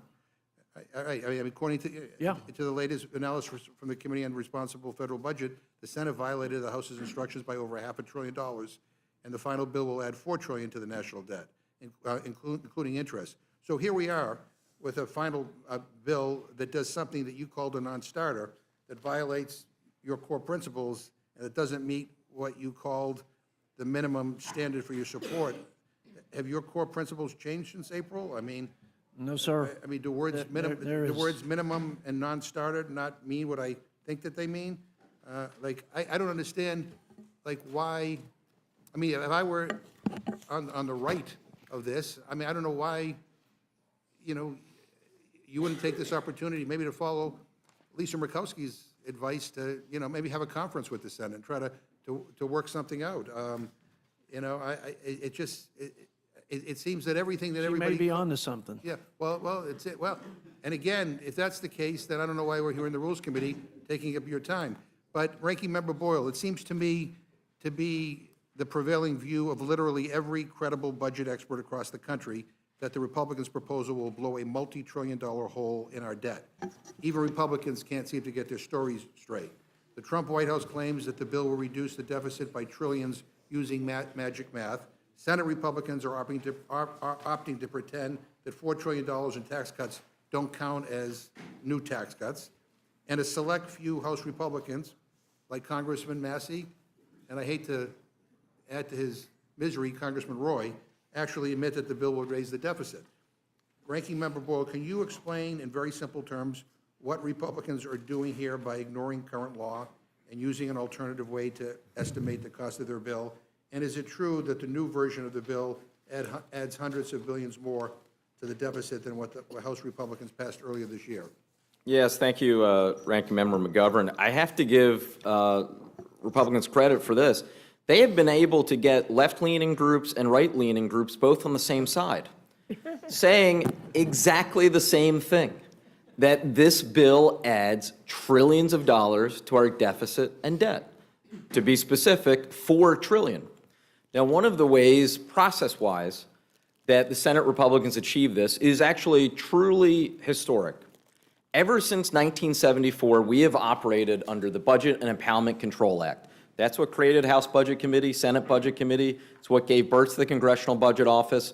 It was to ensure that all members would have accurate numbers. The official scorekeepers, the Congressional Budget Office, would initiate 10-year projections. And within the process known as reconciliation that was created, these numbers needed to add up. If you were going to have new spending, it needed to be paid for. If you were going to give out tax cuts, that also needed to be accounted for, either through cuts or additional revenue elsewhere. Ever since 1974, we have used something called the current law baseline. So, for example, with these tax cuts, the original 2017 TCJA tax cuts, they're set to expire midnight December 31st of this year. If you want to extend them the following day, the following month, the following year, following decade, so be it, you have to pay for it. Now, because of this legislation, for the first time in 51 years, that will be violated by switching to something that's called current policy baseline. It is an intellectually bankrupt concept. Current policy baseline is jargon for essentially this concept. I bought a donut this morning. I paid for that donut. Now, tomorrow, and the next day, and every day for the rest of my life, that donut will cost me nothing. According to current policy baseline, that is true. This bill uses, make no mistake about it, current policy baseline. And again, because I'm being magnanimous, I want to give Republicans credit. You have just solved Democrats' problem and come up with the way Democrats will pay for Medicare for all. You have actually solved it by using current policy baseline. This is a new precedent that has been set, and when this bill becomes law, if it, God forbid, does become law, this will be the new standard that the Democratic side of the aisle will absolutely follow from now on. Well, I thank you for that. Chairman Thompson, I want to go to something that Ranking Member Craig mentioned in her opening, because I think this is important. When our committee marked up this big, ugly bill in May, I recall you saying that your bill protects veterans. In fact, you actually took credit for the exemptions from work requirements for veterans, former foster youth, and homeless people that were signed into law as part of the Fiscal Responsibility Act. And as we're here now with a bill that actually gets rid of the protections for veterans, for former foster youth, and for homeless individuals, Mr. Chairman, I know you know this, but I'll lay this out for members in this room who don't serve on the Agriculture Committee, like us, and for people watching this at home. This means if this bill gets signed into law, veterans, former foster youth ages 18 to 24, and homeless individuals will now be kicked off of their SNAP benefits after 3 months. So a 64-year-old veteran who can't find a job has nowhere left to turn. I mean, he will go hungry in 3 months. A 19-year-old girl, a 19-year-old who lived a complicated life in and out of different foster homes gets SNAP for 3 months, and then she's out of luck. A person who can't find stable housing and is trying to find a place to stay is kicked off his food benefits in 90 days. And so, you know, when we're talking about people being hurt, I mean, these are the people that we're talking about. And so my question for you, I mean, do you support removing the protections for veterans? Well, Mr. McGovern, I'm hesitant to correct you, but my statement was President Biden was the one that was pushing those three populations of having them exempt. From what I saw, and I complained about this at this time in those negotiations, we were cheating those three populations from greater opportunity because we were not going to be able to provide them access to the SNAP Employment and Career and Technical Education benefit, which we invest significant monies on. If they can't work, as you know, being on the committee as long as what you have been, and being a champion for nutrition, which I appreciate your passion, that there's two other alternatives: is an average of 80 hours a week working, or 80 hours of volunteer work a month. I'm sorry, 80 hours a month. Yeah, of working, volunteering, or engaged in, and quite frankly, it's my favorite. I'll be honest with you. It's engaged in 80 hours of SNAP employment and career and technical education. And so just because somebody can't find a job doesn't mean their benefits stop after 3 months. They could volunteer an average of 80 hours a month and still be eligible. Or better yet, let's give them a shot at the American dream, which is not stuck in poverty. It's having access to that ladder of opportunity. Well, I want to make sure that I'm not misquoting you here, because this is from 5/14/25, and you said, quote, "This committee, Mark, continues to exempt veterans. That was part of the negotiations I reached with President Biden during the Fiscal Responsibility Act negotiations. Our veterans are exempt from the SNAP work requirement. That is the law. We are not proposing to change the law." Well, those negotiations So now are, you negotiations are give and take. That was not my position. I thought we were cheating those three populations. And the House version did leave them intact, given the fact that they would naturally expire on their own after just a few And years. with respect that somehow we're cheating them of opportunities, I mean, Well, okay. if we're leaving them stuck in poverty, we're cheating them. Most states operate voluntary programs and can assign people who are interested in SNAP E&T to the program regardless of work status. These programs are severely limited. That's right, and Due they to were a history of exempt under- underfunding by both the state and the federal government. So even if you're subject to the paperwork requirements, there's no guarantee that you can participate in training because states don't have enough spaces. So this bill subjects millions of new people to the time limit in SNAP, and there aren't nearly enough E&T slots. So to put it in perspective, there were just over 300,000 E&T slots total. The demand is high. And we aren't here talking about more funding for E&T. We are here talking about you kicking more people off of benefits. And just to be honest about what you're doing, you know, please, I think it's important to state that. I don't know, Ranking Member Craig, whether you want to add. Mr. Ranking Member, I got to I'm happy say, to- no, I yeah. would challenge you to say there are not plenty of volunteer opportunities in every community. And people's lives are very complicated. In case you're not out and about in your districts, people's lives are very complicated. People don't fit into these nice, neat categories that everybody, that you all outline. That is, life doesn't fall into black and white categories. There's a lot of gray area in terms of how complicated people's lives are. Ranking Member Craig? I would just add, Ranking Member, that these are people who serve this nation in our military, and we each know them. We know homeless veterans, we know those who are suffering with mental illness, and the idea that we are going to take food away from them in their time of need because they can't work 80 hours a month, to me, it's un-American. Yeah, and I find this a particularly cruel provision in the bill. Ranking Member Craig, this bill sets up a massive new bureaucratic system forcing states to, for the first time ever, cover the cost of providing benefits to people. States have no clue how they're going to come up with the hundreds of millions of dollars to cover SNAP benefits.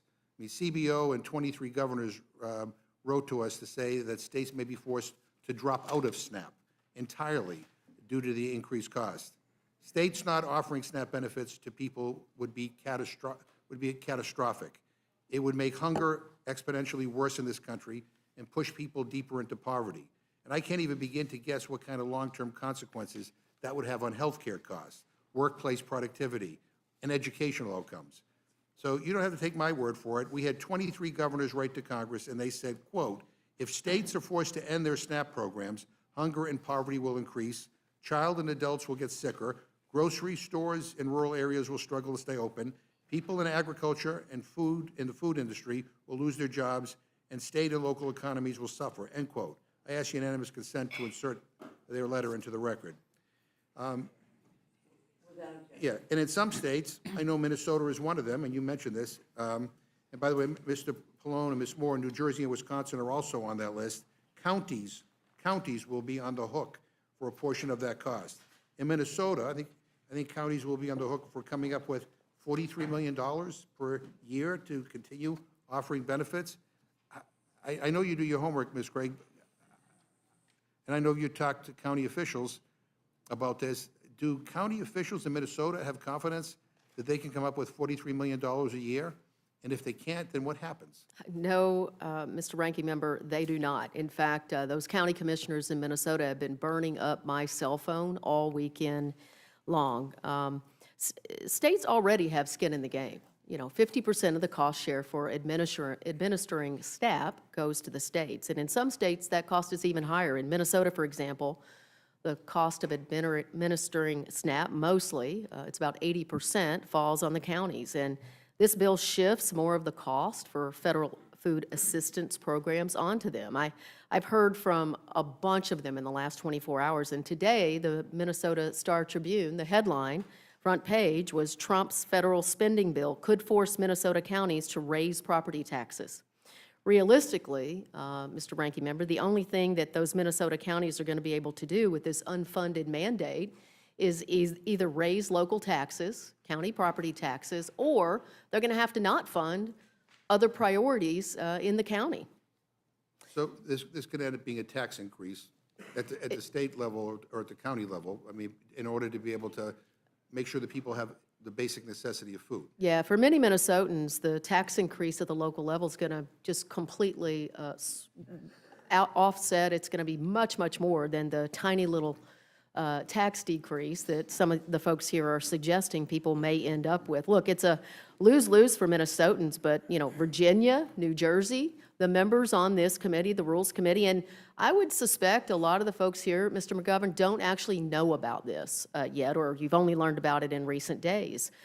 Colorado, Ohio, and in particular, North Carolina and New Jersey, where counties pay actually 100% of the administrative cost. In fact, I have a statement here from the North Carolina Association of County Commissioners that was issued last week that I'd like to read because I think it should be incredibly important to members of the Rules Committee across the aisle. By reducing federal funding and shifting administrative costs to state and local governments, Congress would force North Carolina and its counties to replace tens of millions of dollars in lost revenue, either by generating new funds through increased taxes or redirecting them from other essential programs.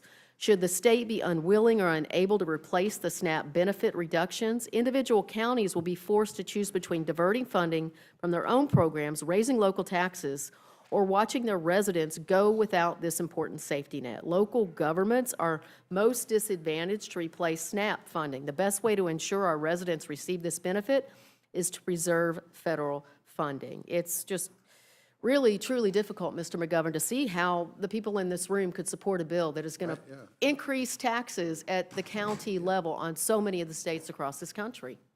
And I think this is a big deal. It's a big change.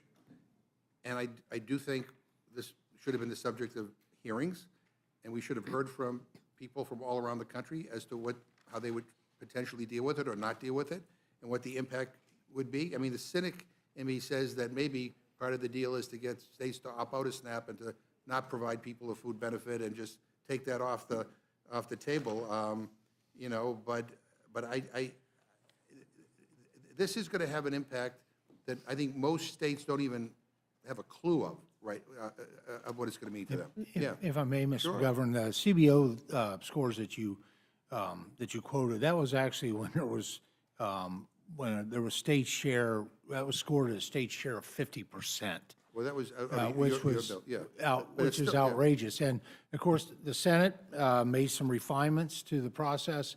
Any error rates under 6% is a zero cost share. The idea here is not to punish anyone, it's to incentivize the states to do a better job. And because understand it's too the that per- error rates the include recip- underpayments to people. Yeah.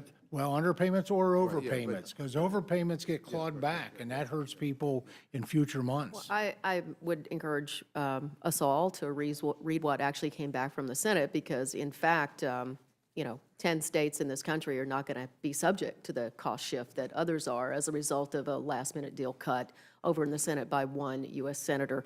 And for that matter, I just say last night, the governor of Pennsylvania warned that his state, your state here, some of you here, might had have to abusive opt numbers. out of the program, leaving 2 million people without federal food assistance if these cuts become law. The consequences for that are health, our rates of childhood obesity, of hunger for economy. It would be devastating if this happens. Hey, just one quick question. Are undocumented immigrants in SNAP?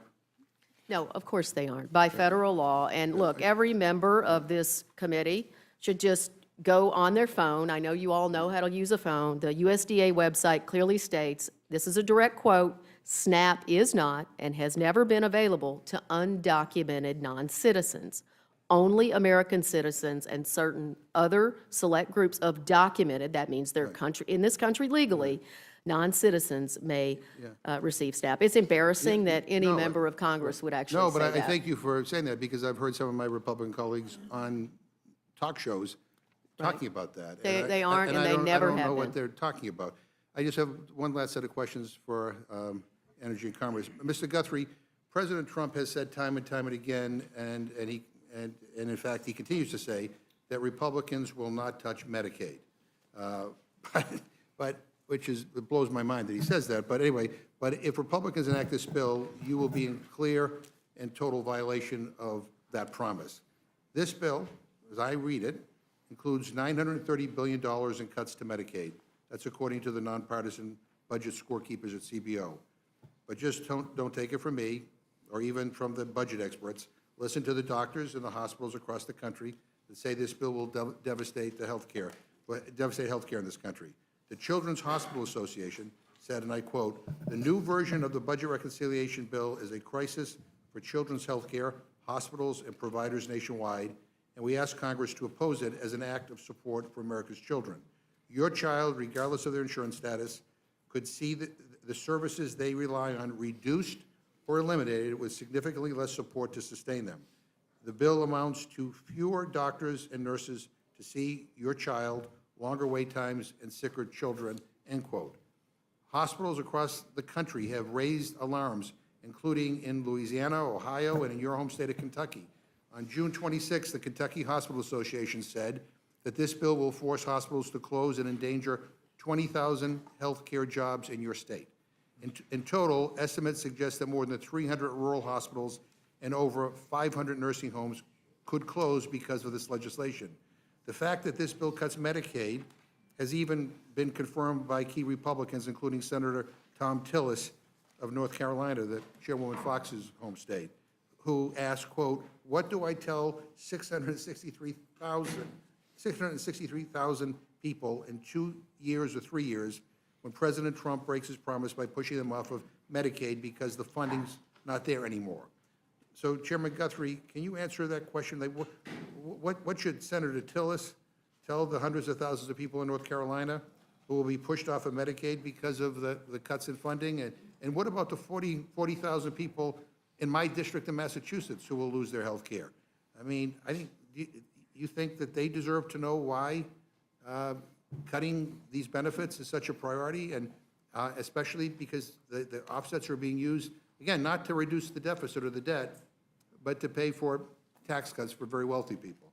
Yeah, let me start with, as we were here before, the people who were losing their health insurance on the Medicaid side of it, the people who were most affected, one were illegal. There are people that are illegal that receive Medicaid benefits through states that choose to do that. Yeah, That not was, federal- that not- was, not that was federal birded out of the bill, so that's not part of it.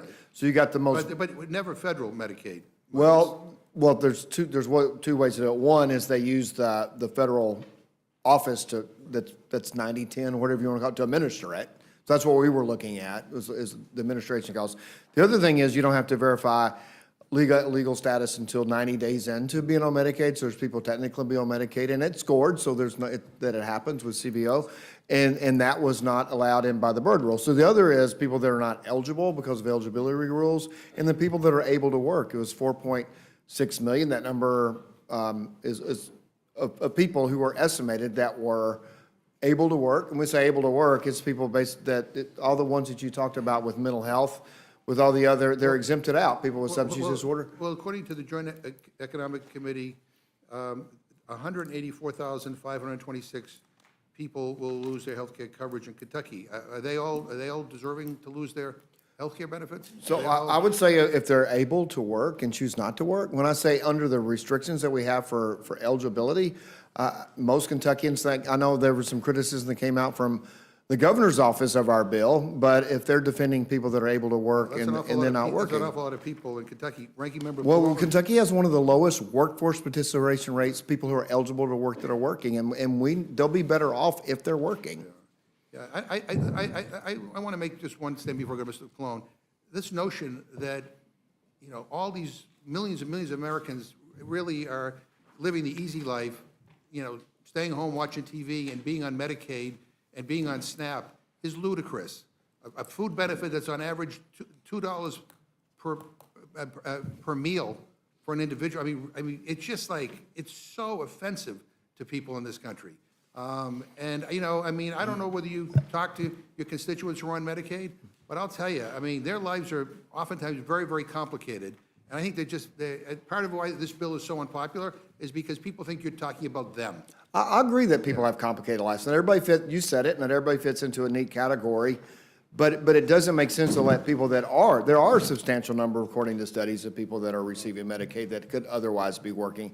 That's why we were very careful to sculpt provisions where people that are on substance use disorder, Right. people that are mental health, they're all exempted. People with Look, dependent child at home. Living through the last 24 hours and watching the machinations of the United States Senate trying to add things, take things out, move things around, using the words "very careful" don't seem to apply here. And I'm willing to bet you anything that if this thing becomes law, you'll find out in a few days that there's something in here that none of us knew was in there, or that has an adverse impact on something that we care about, and it's going to be too late to do anything about it. So I'm just telling you, this was not a very careful process. We don't know all of the implications about what is coming before Well, us the today. eligibility requirements from the House have stood, and those were very carefully drafted because of the points you made. So Ranking Member Pallone, Republicans continue to falsely claim that the only people who will lose health insurance will be undocumented people or people who sit at home watching TV all day. Can you address this point and discuss who will lose health care under this bill, who is actually losing health coverage, and why do they need Medicaid and the ACA? Well, let me divide the answer in two parts. One is about the people that lose their health insurance, and the second is about the cuts to providers and the children's hospitals and the other things you mentioned. First of all, the Republicans have to stop, I know they won't, but they have to stop saying that the only thing they're doing here is work requirements or paperwork. The bottom line is that if you talk about the $1 trillion that's going to be cut here, or the 17 million people that are going to lose their health insurance, there's probably only a third of that $1 trillion that's related to the paperwork. Now, that's significant because the bottom line is that, it's not fair. Use the Georgia example I've used a million times, where they estimated there were 300,000 or 400,000 people that were eligible for Medicaid expansion, and only 4,500 of those actually got Medicaid because of the paperwork requirements, meaning, you've got to file every month. You have to show that if you're not working, it's, because of a level of disability that's impossible to reach. That's maybe a third of it. The rest of it is all the other cuts, right? So, for example, with regard to the ACA, the subsidies, the enhanced subsidies are gone. So if your health insurance cost you is valued at, say, $5,200 a year, and you're paying $100 a month, you're now going to have to pay an extra $4,000 that would have been subsidized, and you can't afford it, so therefore you don't get health insurance, right? So this is not primarily about paperwork requirements, although those paperwork requirements are so awful that a lot of people will lose their health insurance. The other thing I was going to say too is that you're talking about the Children's Hospital.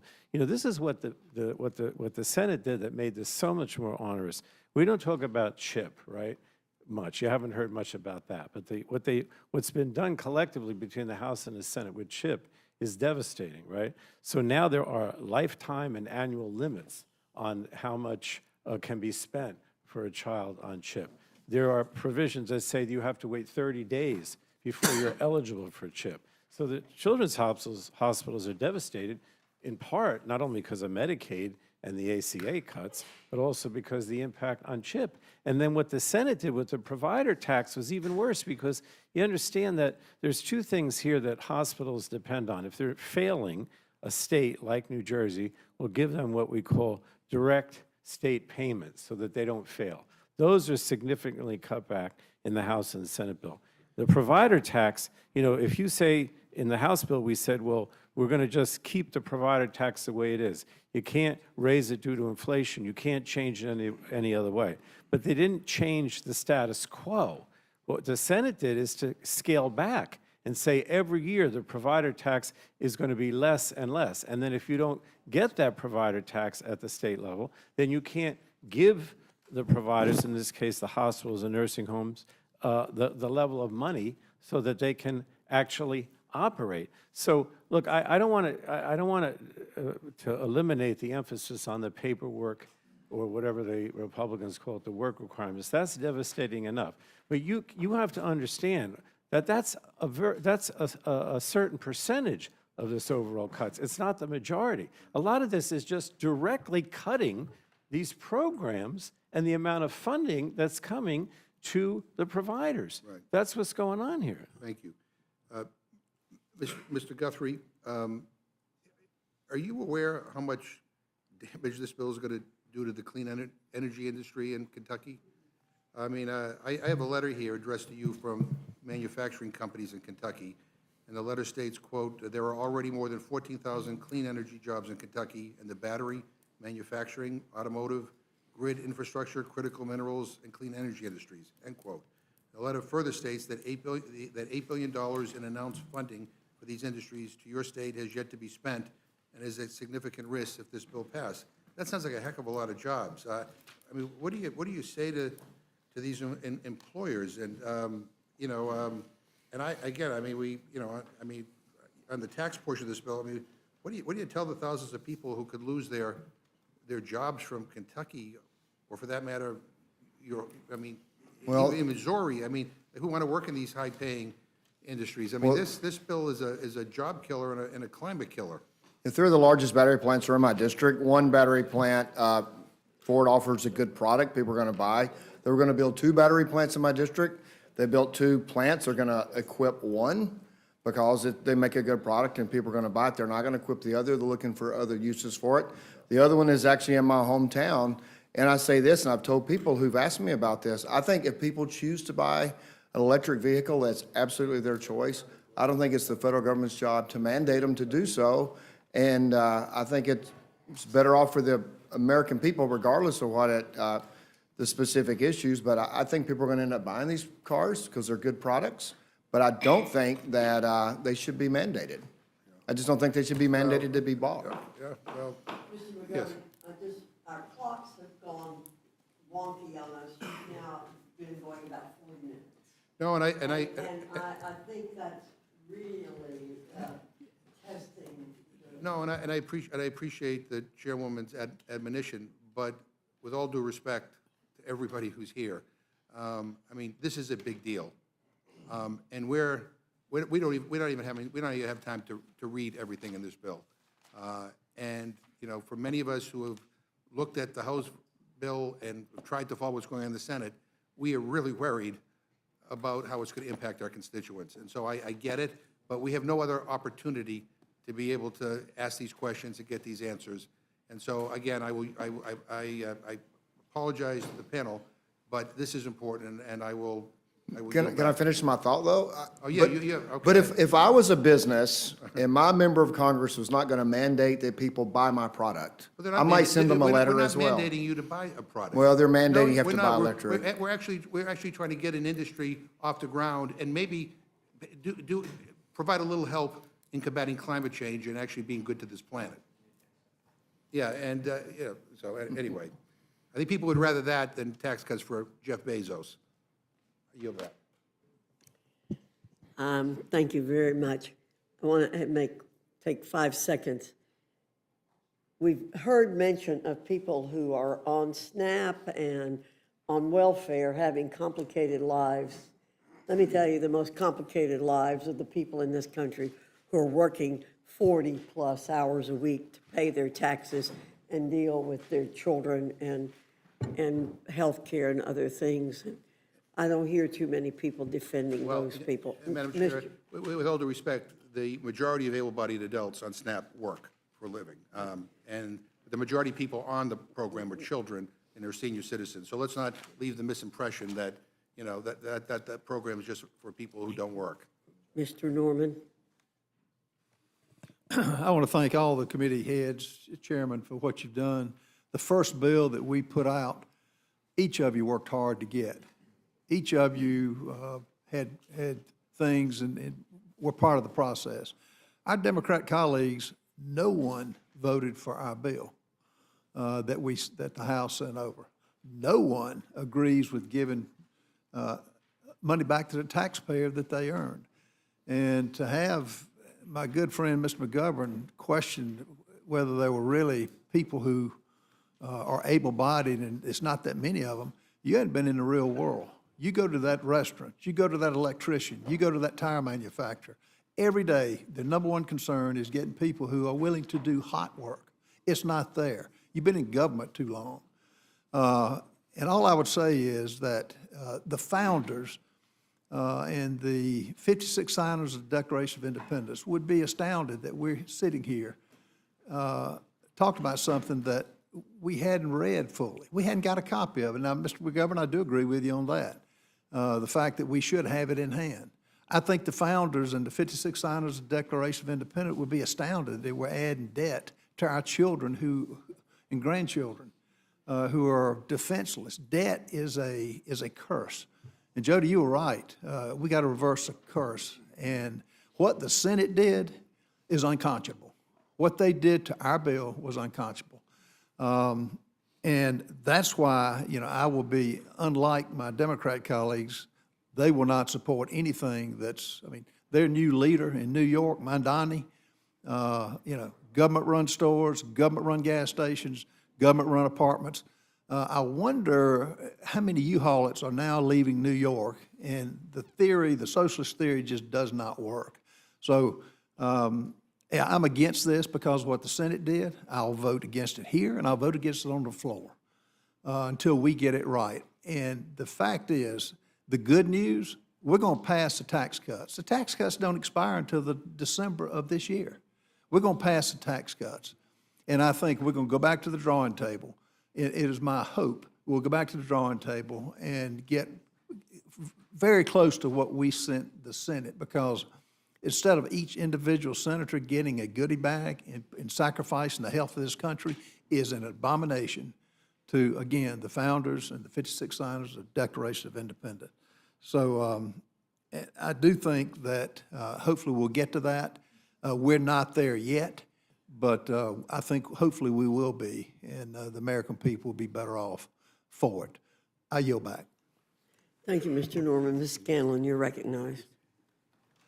Yes, I'd first yield to Mr. McGovern. No, the gentleman just took a swipe at me. Let me return a swipe by saying I think he spent too much time at Mar-a-Lago and with people who are well-off and well-connected. He needs to spend a little bit more time talking to people who are struggling in this country. And by the way, I think we just have another announcement of somebody who's opposed to the bill. Are you opposed to the rule, too? Yes, I'm going to vote against the rule, and I'm going to vote against. So that's three. If we get one more, then then we're done for today, and you can go and work out something different. So I don't know why we're here if we already know three people who are going to vote against the rule. We're not even get this thing to the floor, unless you cave, which has become a kind of a pattern around here, but I yield back. Thank you, Ranking Member. Yeah, it's interesting how many qualms we're hearing from across the aisle, whether the Senate or the senators. Yes, it is.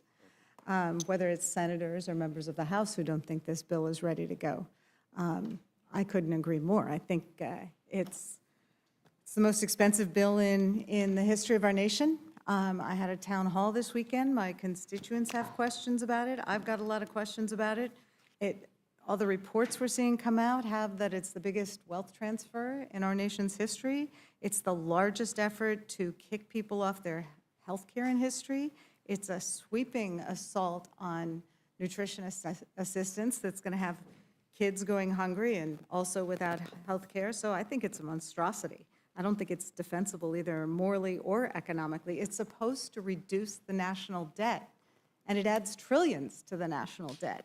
That's because the real purpose is not debt reduction. I think it's pretty clear. The real purpose is to give tax cuts to billionaires and big business in service to this failed economic theory of trickle-down economics, which has proven over half a century to never spur the kind of economic growth to make up for the deficits that tax cuts for billionaires create. If Republicans run through these tax cuts, our economy will not magically overperform to make up the lost revenue. It just doesn't work that way. But we will see even more income inequality as the rich, the Musks, the Bezos, the Mar-a-Lago millionaires get richer and everybody else gets left behind. Some of our colleagues say they hate this bill or they don't like parts of it, but at the end of the day, they have lacked the guts to stand up for the American people, and they have voted for this travesty of a bill over and over again because the head of their party wants it. Time and again, we've seen the only Republicans willing to stand up for their constituents in the country are those who are on their way out the door. So what kind of moral compass does one need to have to think that a millionaire deserves a tax cut, but a working mom should lose her health care? As Ranking Member Moore suggested, our bills, our budgets make clear what our priorities are. And what's clear here is that Trump's Republican Party only cares about rich people and large companies. They don't care about working people. They don't care about kids. They don't care if you need Medicare or SNAP to make ends meet. This bill is an unconscionable attack on the middle class and on our poorest American neighbors. It's a 940-page testament to Republican values, and those values are grim. It's really shocking to see the supporters of this bill trying to justify taking away health care from 17 million people, kicking 5 million people off SNAP, causing the closure of hundreds of nursing homes, community health centers, and hospitals across the country, allowing mining and oil drilling on our public lands and in our public forests, raising energy costs for consumers across the country, while adding nearly $4 trillion to the national debt so that the mega rich can get mega richer. Who in their right minds thinks this is a good deal for the American people? For every millionaire that gets a tax cut, 19 people will be kicked off their health care and 6 people will lose their food assistance. I don't think these measures reflect the values of the hardworking families that I represent in Pennsylvania's 5th. And I don't think it's what most Americans want now that we have the details in writing. And that's why I think this hearing is particularly important, as this bill has been constructed over the weekend with last-minute additions, in, they're out. We all need to be reading this bill and not after taking the votes. This bill puts the government's weight entirely on the side of the wealthy and well-connected. It values caviar over kids. It values hedge funds over health care, and it values Mar-a-Lago over the middle class. The health care cuts alone in this bill are breathtaking. Medicaid, a program that ensures over 90 million Americans, including almost half of all the births in this country, is on the chopping block. The bill slashes state funding, imposing work requirements and paperwork traps, and repealing incentives to expand Medicaid altogether. And the Republican justification for these Medicaid cuts is bull. As we have heard, as anyone who's looked at it knows, federal Medicaid does not cover undocumented immigrants.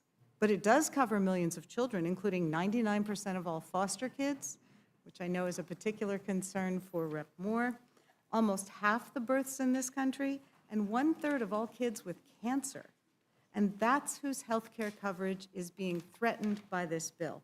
The work requirements are a particularly cruel hoax. They don't increase employment, they just increase the red tape. And I thought our Republican colleagues were against bureaucracy and red tape. When Arkansas tried similar work requirements, over 18,000 people lost coverage, and there was no increase in employment.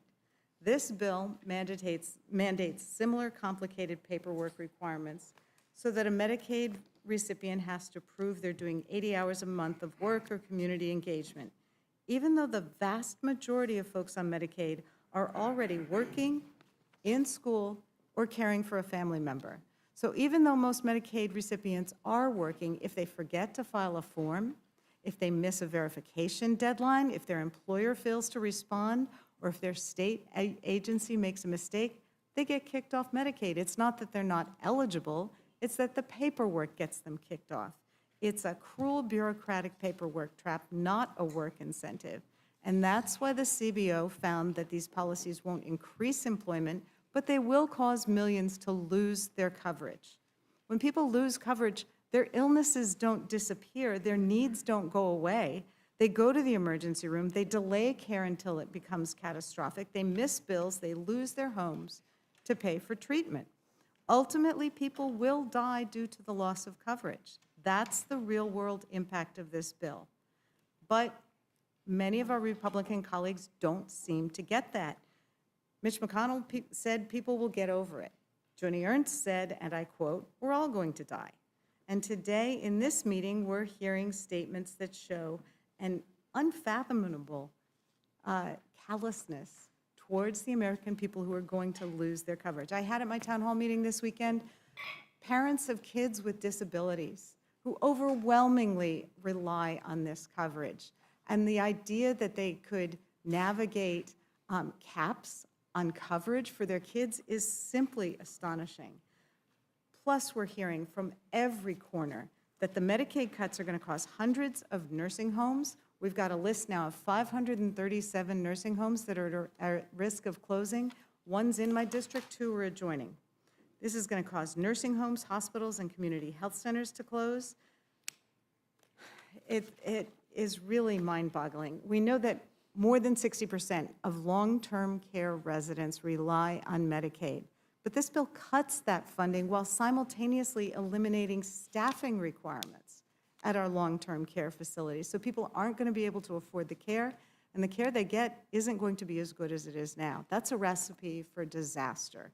We're going to see facilities shutting down and horror stories of abuse, neglect, and poor conditions. Then there's the gutting of food assistance.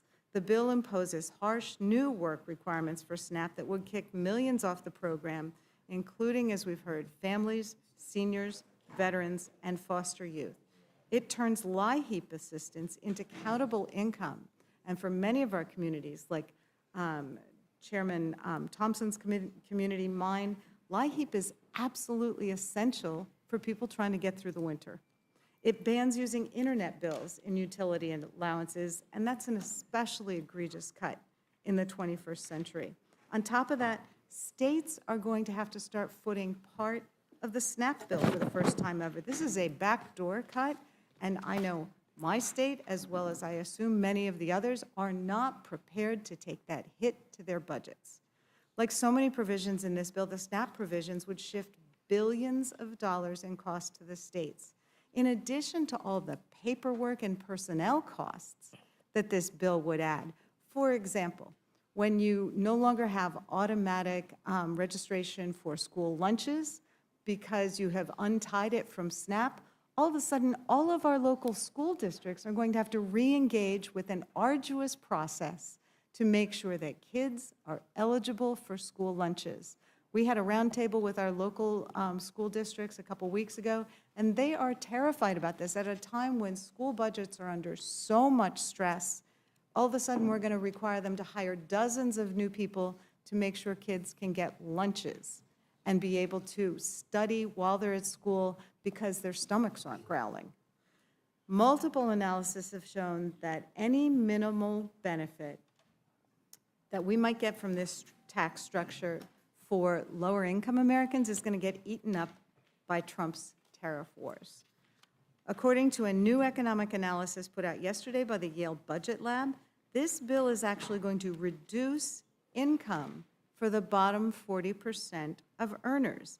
A massive chunk of the middle class will actually see their incomes drop as a result of this bill. Meanwhile, people at the top 1% are going to get a $30,000 tax cut, and the top 0.01%, will get a $100,000 handout. So again, every responsible study that is looking at this is showing that we're going to see a wealth transfer from low-income Americans to the wealthiest among us.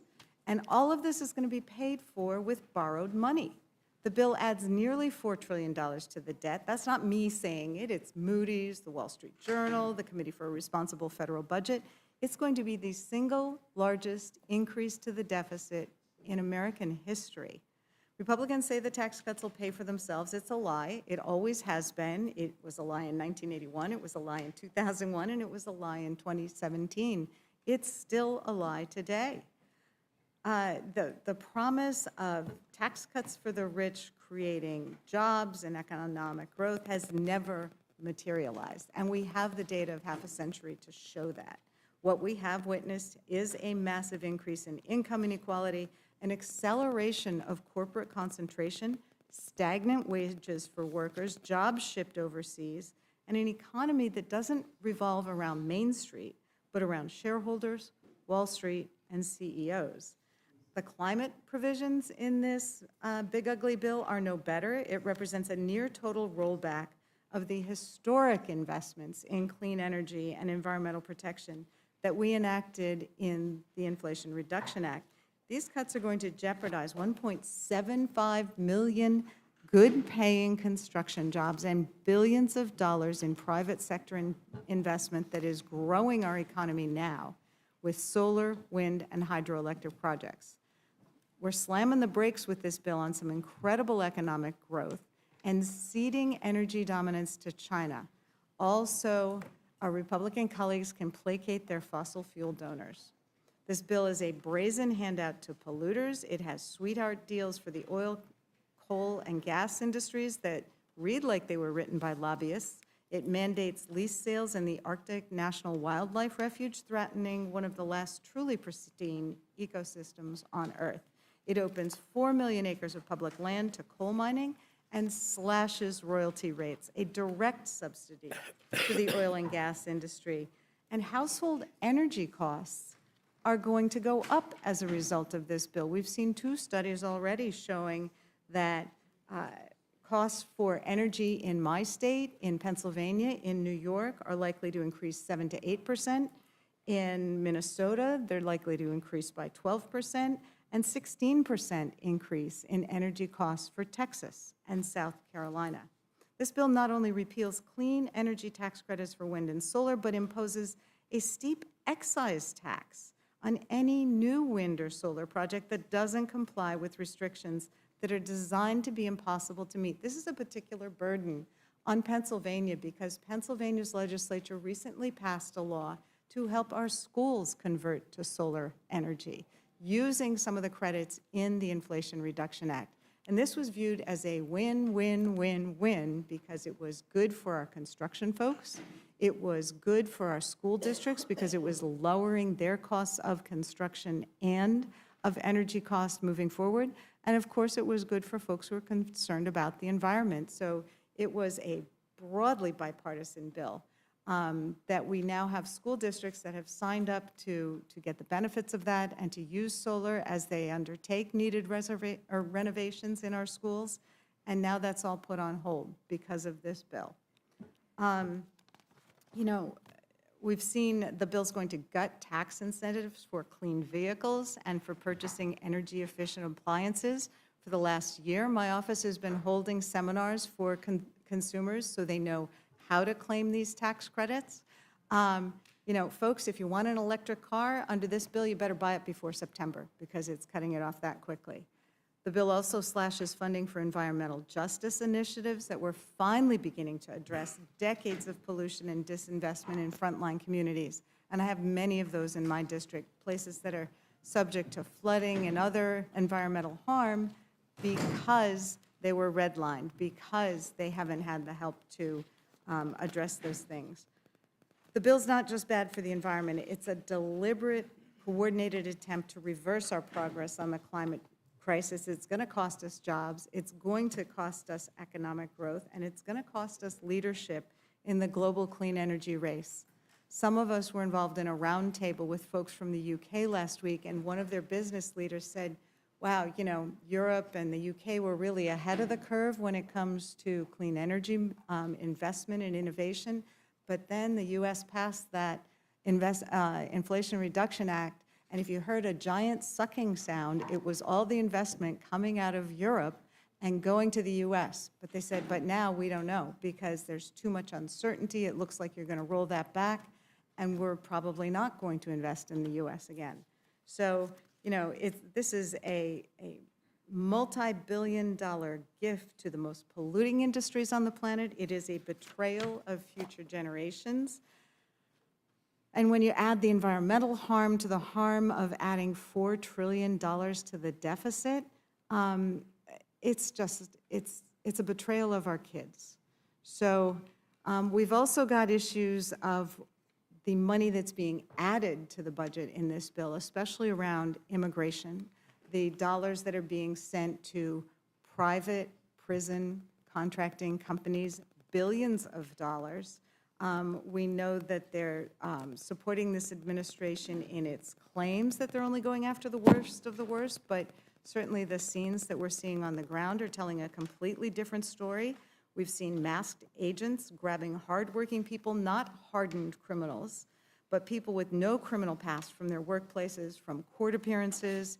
The administration has ripped families apart, detaining grandmas and landscapers without notice and without any information about where they're being held, including disappearing people to countries they've never been to based on tattoos. U.S. citizens have been mistakenly arrested, and we're on track to see more deaths in ICE custody since that information started being publicly reported in 2018. You know, the reality is it's not the worst of the worst. According to a recent report from the very conservative Cato Institute, 65% of the people taken by ICE have had no convictions whatsoever.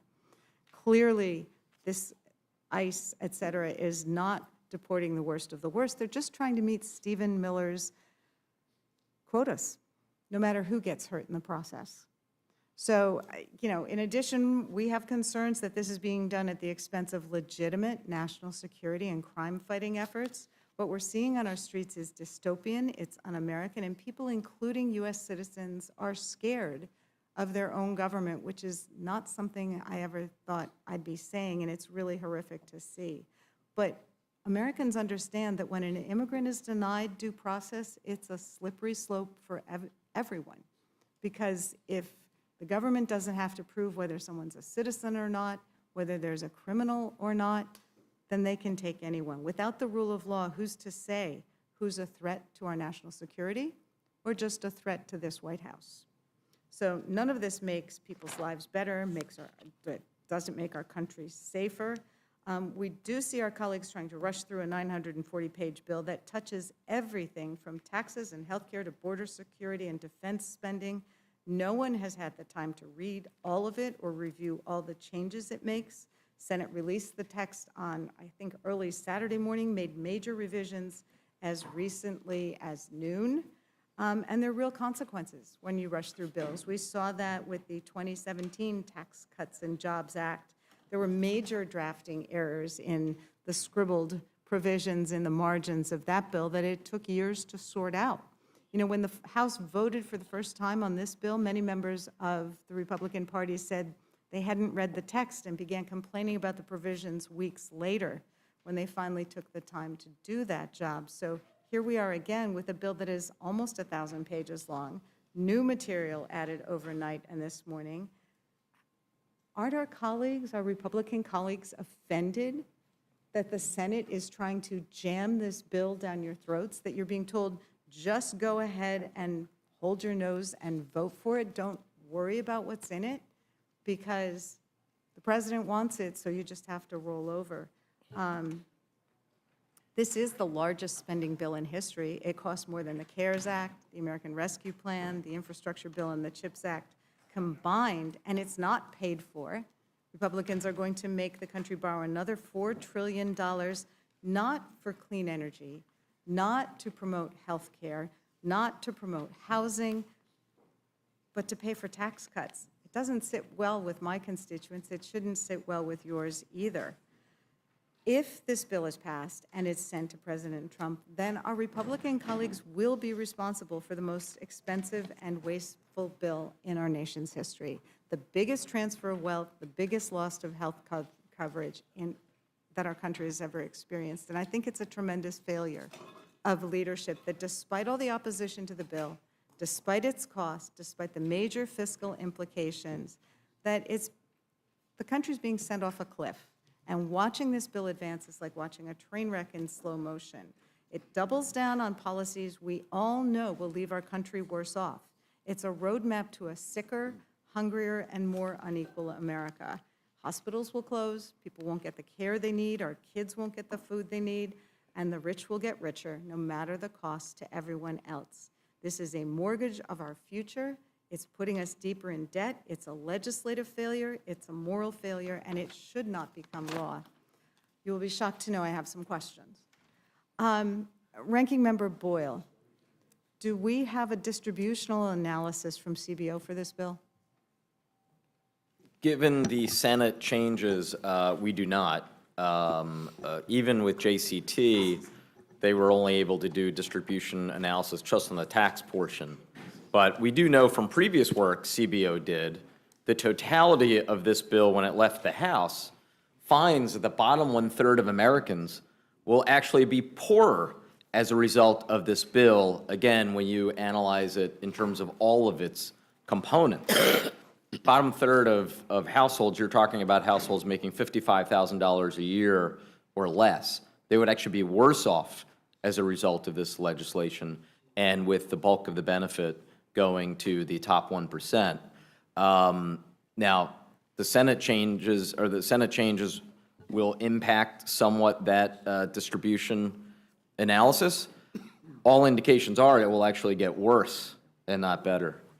I know we've seen a new budget analysis from the Yale Budget Lab, which in the pale pink is the House version of the bill, and the redder one is the Senate version, and it shows that the bottom 20% of American earners are going to have a household income that is almost 3% less than it is now, while the wealthiest among us are going to be about 2% wealthier. Everybody's getting more if they start with more. And I would seek unanimous consent to enter the Yale budget analysis in the record. Without objection. Thank you.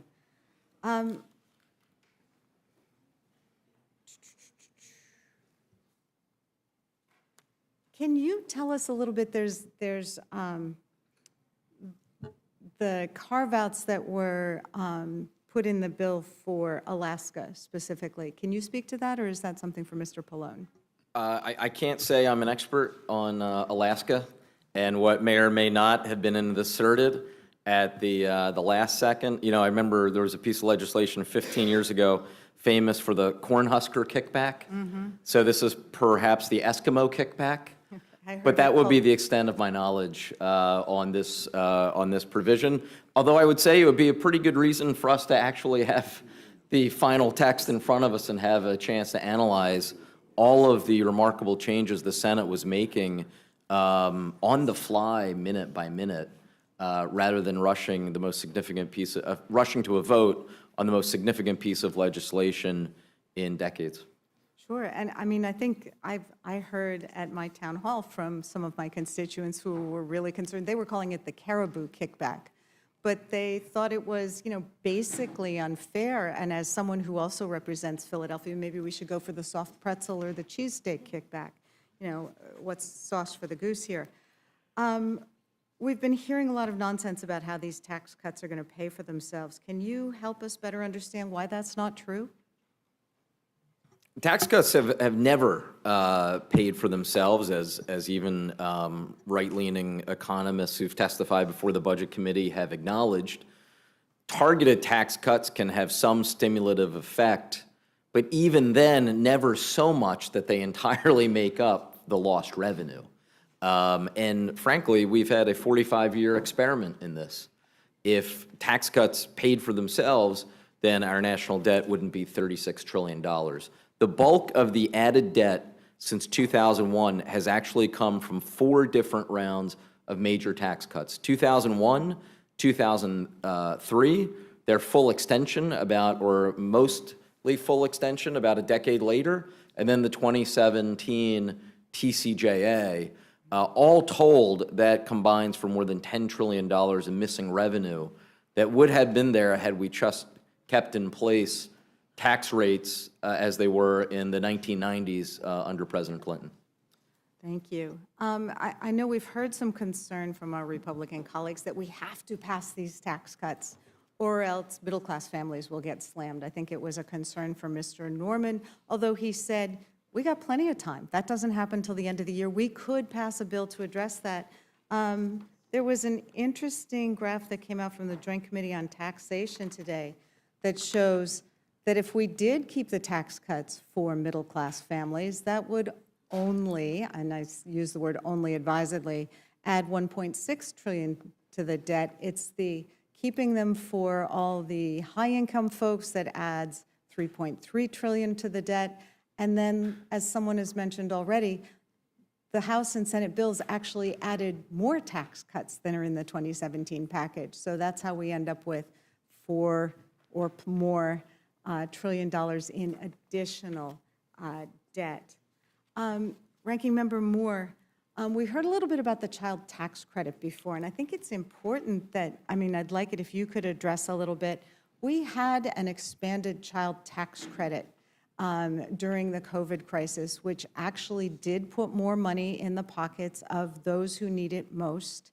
And it was shown to reduce childhood poverty in this country by something like 40%. That's not what we're talking about in this bill, is it? I know there's some changes to the child tax credit in this bill, but that doesn't reach the same people, or it's not likely to have the same effect, is it? No, ma'am. No, Ms. Scanlon. This is not the same old child tax credit that reduced poverty among children by 40%. And indeed, it's a child tax credit that is more stingy as it left the Senate than what was produced in the House. And what it will do, it's not refundable, which means even if a married couple, both working at minimum wage, worked full-time, they probably would not meet the $30,000 threshold to get the full child tax credit. So it's not about laziness or not working. This child tax credit would inure to the benefit of wealthier people. If you're making $400,000 and your income, you get your income from dividends, you'd be eligible for the child tax credit, whereas there'll be 17 million children whose parents don't earn enough money or any money that will be left behind. So you think of a child tax credit as something that we ought to, that's an admirable thing to add to a bill when we think about the cost of children, the added expense. The group called the True Cost of Living says that when you have a child, that automatically adds $19,000 worth of costs to your family. So certainly those families at the lower end of the income spectrum who could use it will not receive it. That it seems to be a theme with this bill, that in every instance where there's a choice to be made, the haves get more. So with the child tax credit, it's going to give more benefits to people who already have some means with this SALT tax deduction that we've heard so much about. You know, that we're not talking about people who get the standard deduction. It's only people who have enough real estate that they're paying a lot of taxes who benefit from that. You know, that the rich get more tax cuts and more benefits. So it just feels like it's an overriding theme throughout this. I wanted, yes. I just want to point out, the clock is working correctly. You've now gone for 30 minutes, I think 26 minutes. Okay. Soliloquy. So I'd like you to please. I will keep moving along. Okay. Okay, sure. I did have another question for Reps Moore and Pallone. We've heard so much about the work requirements in this bill for Medicaid or SNAP, but particularly Medicaid, being necessary to address fraud. But I was doing a lot of research this weekend, and every time we hear about a big Medicaid fraud case, it's not the people who are the recipients of Medicaid who are the ones committing the fraud. It's the insurance companies, it's the medical providers, it's the doctors, it's the healthcare systems that are committing billions worth of fraud. How will work requirements on recipients address the bulk of Medicaid fraud? Well, the report that came out that talked about fraud, as you said, I think it was from CMS, and it basically was talking about the insurance companies. It wasn't the people themselves, so that's obviously clear. To put it in simplest terms, I think, what this paperwork does, right, is it makes you file as much as once a month to keep getting your Medicaid and say that you're working, right? But you can, and you know, the people that are actually working, it's a burden because they have to do it every month and they may miss it and then they're out, right? But I think the bigger problem is the fact that if you want an exception to that because you're disabled, because you're pregnant, or the various categories they put in, those are extremely strict, right? So let's use an example, like if you're disabled and you want to get Social Security disability, right? That's a very stringent test, right? There are a lot of people who don't meet that test, but still are disabled and can't work or can't work enough, right? Those people, the way I see the definition, they're out, right? So what they've done is they put all this paperwork and burdens on people that even if you think you can qualify an exception, you're not going to be able to. And that's what happened in Georgia. That's why in Georgia you had those 300,000 or 400,000 people that were eligible for Medicaid expansion, but only 4,500 actually qualified, not because they weren't, they actually weren't able to work. Maybe you're taking care of a relative, right? And that's a category that's in there, but how do you actually prove that, you know, because these are so stringent, that that's legitimate? I mean, this is the problem. I agree with everything that he said, Ms. Scanlon. I would just add, we've had an example of this in our recent experience when we had an expansion of Medicaid during COVID, and people were told they had to re-up in order to be made eligible for Medicaid. 70% of the people who fell off of Medicaid were people that fell off because they didn't keep up with the paperwork. They didn't notice and they were eligible. And so I think that this bill, very cynically, is really claiming $1 trillion worth of savings just by frustrating people who may otherwise be eligible by having them on this treadmill of eligibility. Well, it does seem like an area for reduction of regulations that maybe our colleagues could agree with us about. You know, I think any of us who've done constituent services work know, certainly Social Security, people get denied on their first round, they have to appeal. We deal with this all the time. We saw the same things that you did, Ranking Member, with respect to people who were kicked off and having to try to work with them to get them back on. So I am concerned, and the CBO seems to have affirmed that it's not that it's people who are not eligible getting kicked off, it's eligible people who won't be able to meet the requirements. But I'm more concerned about the fact that if we really want to address abuse, the billions of dollars that is going to insurance companies to medical device manufacturers or distributors, et cetera, then it's a real problem that this president has fired the inspectors general who go after that fraud and have been very successful in bringing down, major abusers, including some members of the Senate, and that there's now a proposal in the 2016 fiscal year budget process to slash funding for the General Accounting Office, which also works on cutting that kind of fraud and abuse. Ranking Member Pallone, we've been hearing about how this bill is going to increase energy costs. Can you tell us why that's happening? We just saw this new language on Saturday, and we're seeing that, everyone's constituents are going to see higher costs, 5 to 16, 17%. Well, in general, what we find, I talked before about all of the above, which is my philosophy, right? You want to do fossil fuels, you want to have nuclear, you want to have clean energy, so be it. You can ask Chairman Guthrie, I've never been opposed to any of those, right? But the problem is if you cut off the clean energy, which is, the wind, the solar, whatever, then inevitably, and you put the burden more on fossil fuels, right? Well, right now, those things are more expensive, right? I mean, particularly coal, for example, which everything the Republicans have done in the committee in the last 6 months has been to try to encourage coal. Right now, that's more costly, right?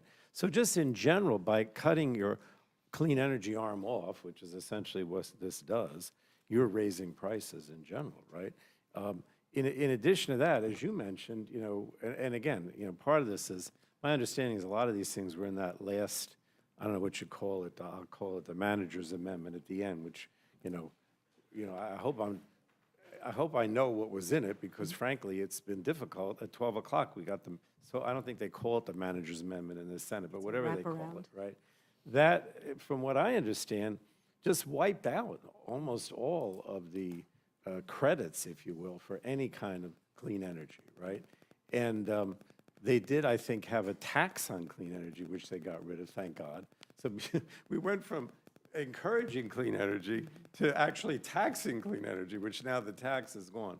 But I mean, all these things, and we did so many things to try to help people pay their energy bills too, a lot of that, So it's just an across-the-board increased costs, in my opinion, primarily because they've eliminated any help or any movement towards clean energy and moved in the opposite direction. It certainly doesn't seem like something that looks towards the future. We have heard quite a bit with respect to the Medicaid cuts about senators being so concerned about the impact of those Medicaid cuts on rural hospitals that they added a fund to try to prop up rural hospitals.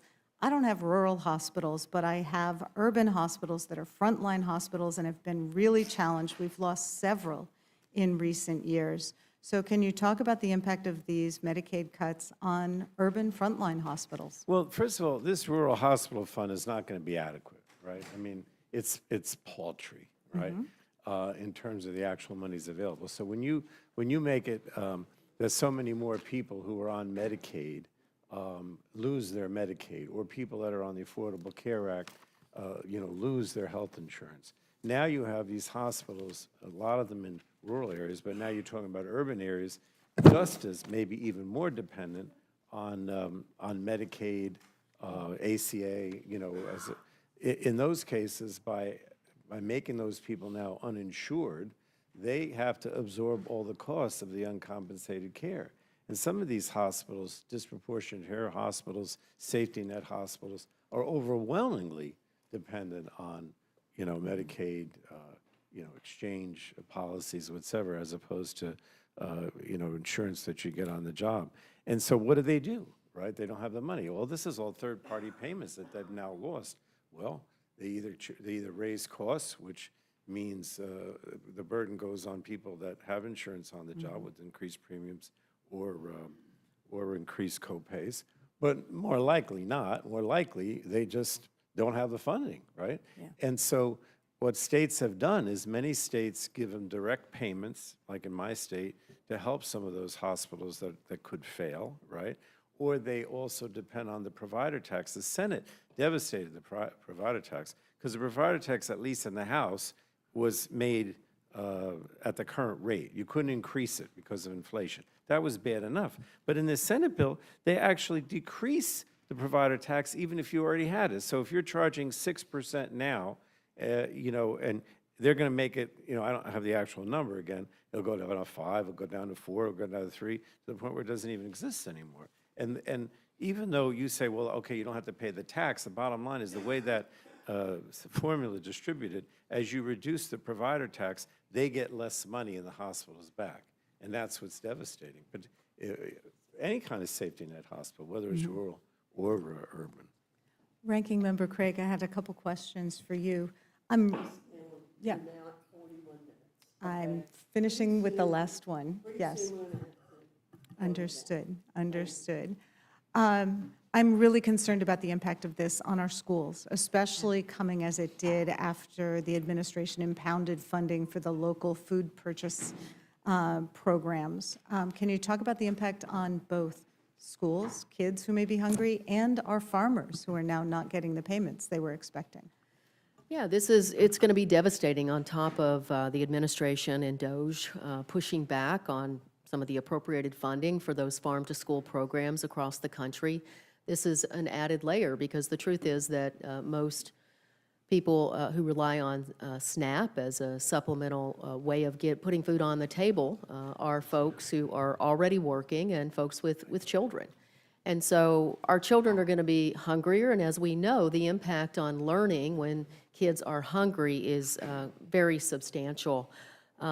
You also asked a few minutes ago about the contours of the agreement that came back from the Senate. We're all still learning that framework, but as it relates to the cost shift to states, my understanding is because the carve-out that was attempted for the state of Alaska could not pass muster with the Senate parliamentarian, they had to go back to the drawing board. And I think about just how ridiculous the policy sounds of now we're going to let D.C., Florida, Georgia, Maryland, Massachusetts, New Jersey, New Mexico, New York, and Oregon, including Alaska, because one state didn't pass muster, we're going to let them all get 2 bites at the apple of delaying implementation of the cost shift because they are the states with the highest error rates in our country. If I were on the other side of the aisle and this came back to me from my Republican colleagues in the Senate, I'd be calling every single one of them saying, what the hell are you thinking? Well, I think I may have to renew my request with Ranking Member Boyle that we go for the cheesesteak carve-out, because clearly the policies just aren't passing muster here. So appreciate all of your testimony, and I will yield back. Very much. Ms. Fishbach, you're recognized. Madam Chair, I yield back. Thank you. Mr. Neguse, you're recognized. I thank the chairwoman and the ranking member, and of course, welcome back to all of the chairs and ranking members, and thank you for your testimony today. I, of course, oppose this bill for all of the reasons that my colleagues, Ranking Member McGovern and Representative Scanlon, articulated.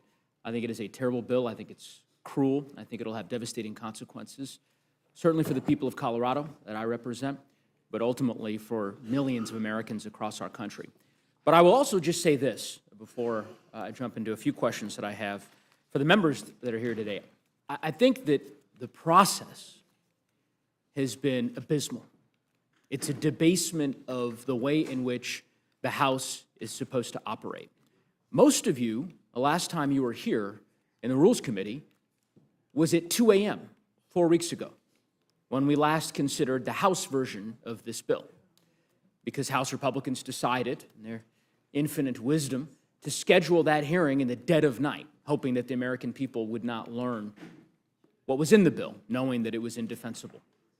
Now, of course, a few mere hours after the United States Senate has passed this bill without any final text on what we're actually going to be voting on, we're here considering this bill. It's laughable, and in my view, deeply disrespectful to the way in which the House of Representatives is supposed to function. Mr. Neguse. Of course, I'm happy to yield. Would you yield for a question? Sure.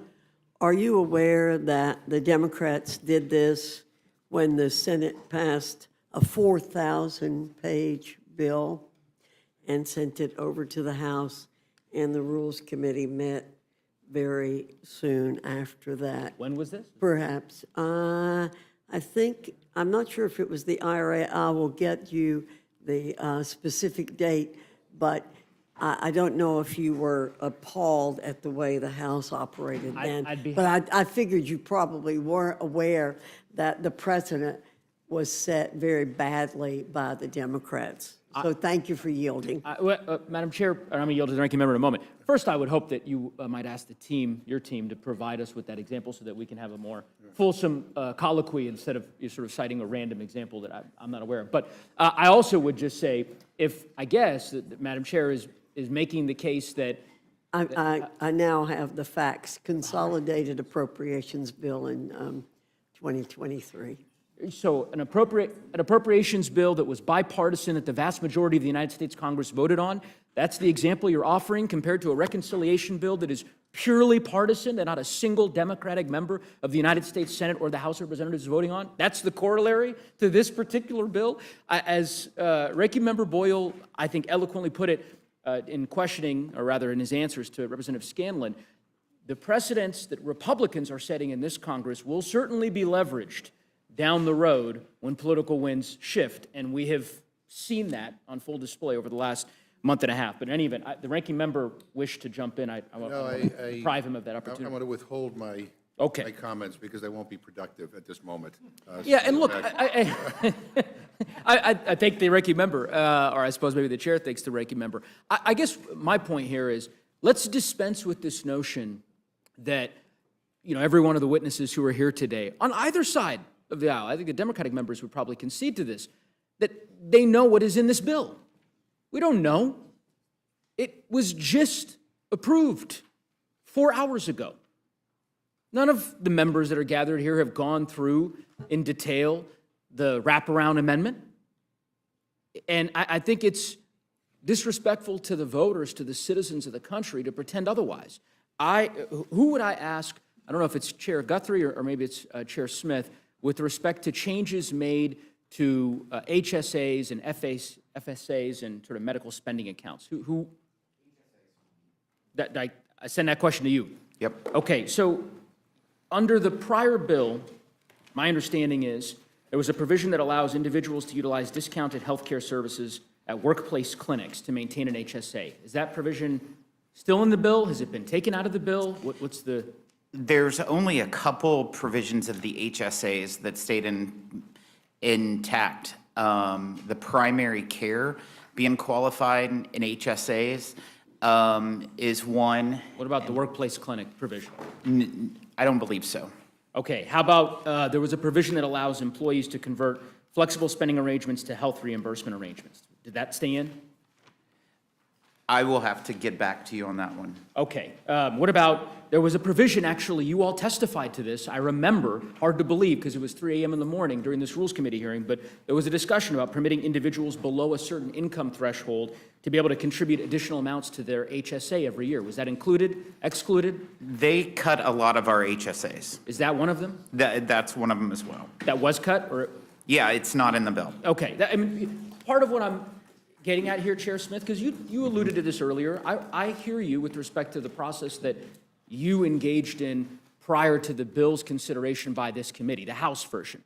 But no one can argue that this is good governance, that we should all gather here and in real time figure out together what provisions of the bill that was passed by the House had survived and which were excised as part of a political gamesmanship to get the necessary votes in the Senate. That's my process point here. If, in regards to the tax portion of the bill, there's 103 different tax provisions that's in the Senate version. Of those 103, 85% of them are either identical or just technical changes because of the parliamentarian of what we passed out of the House. What are the new ones? Are there new ones? Yes, there are. Let me read these to you.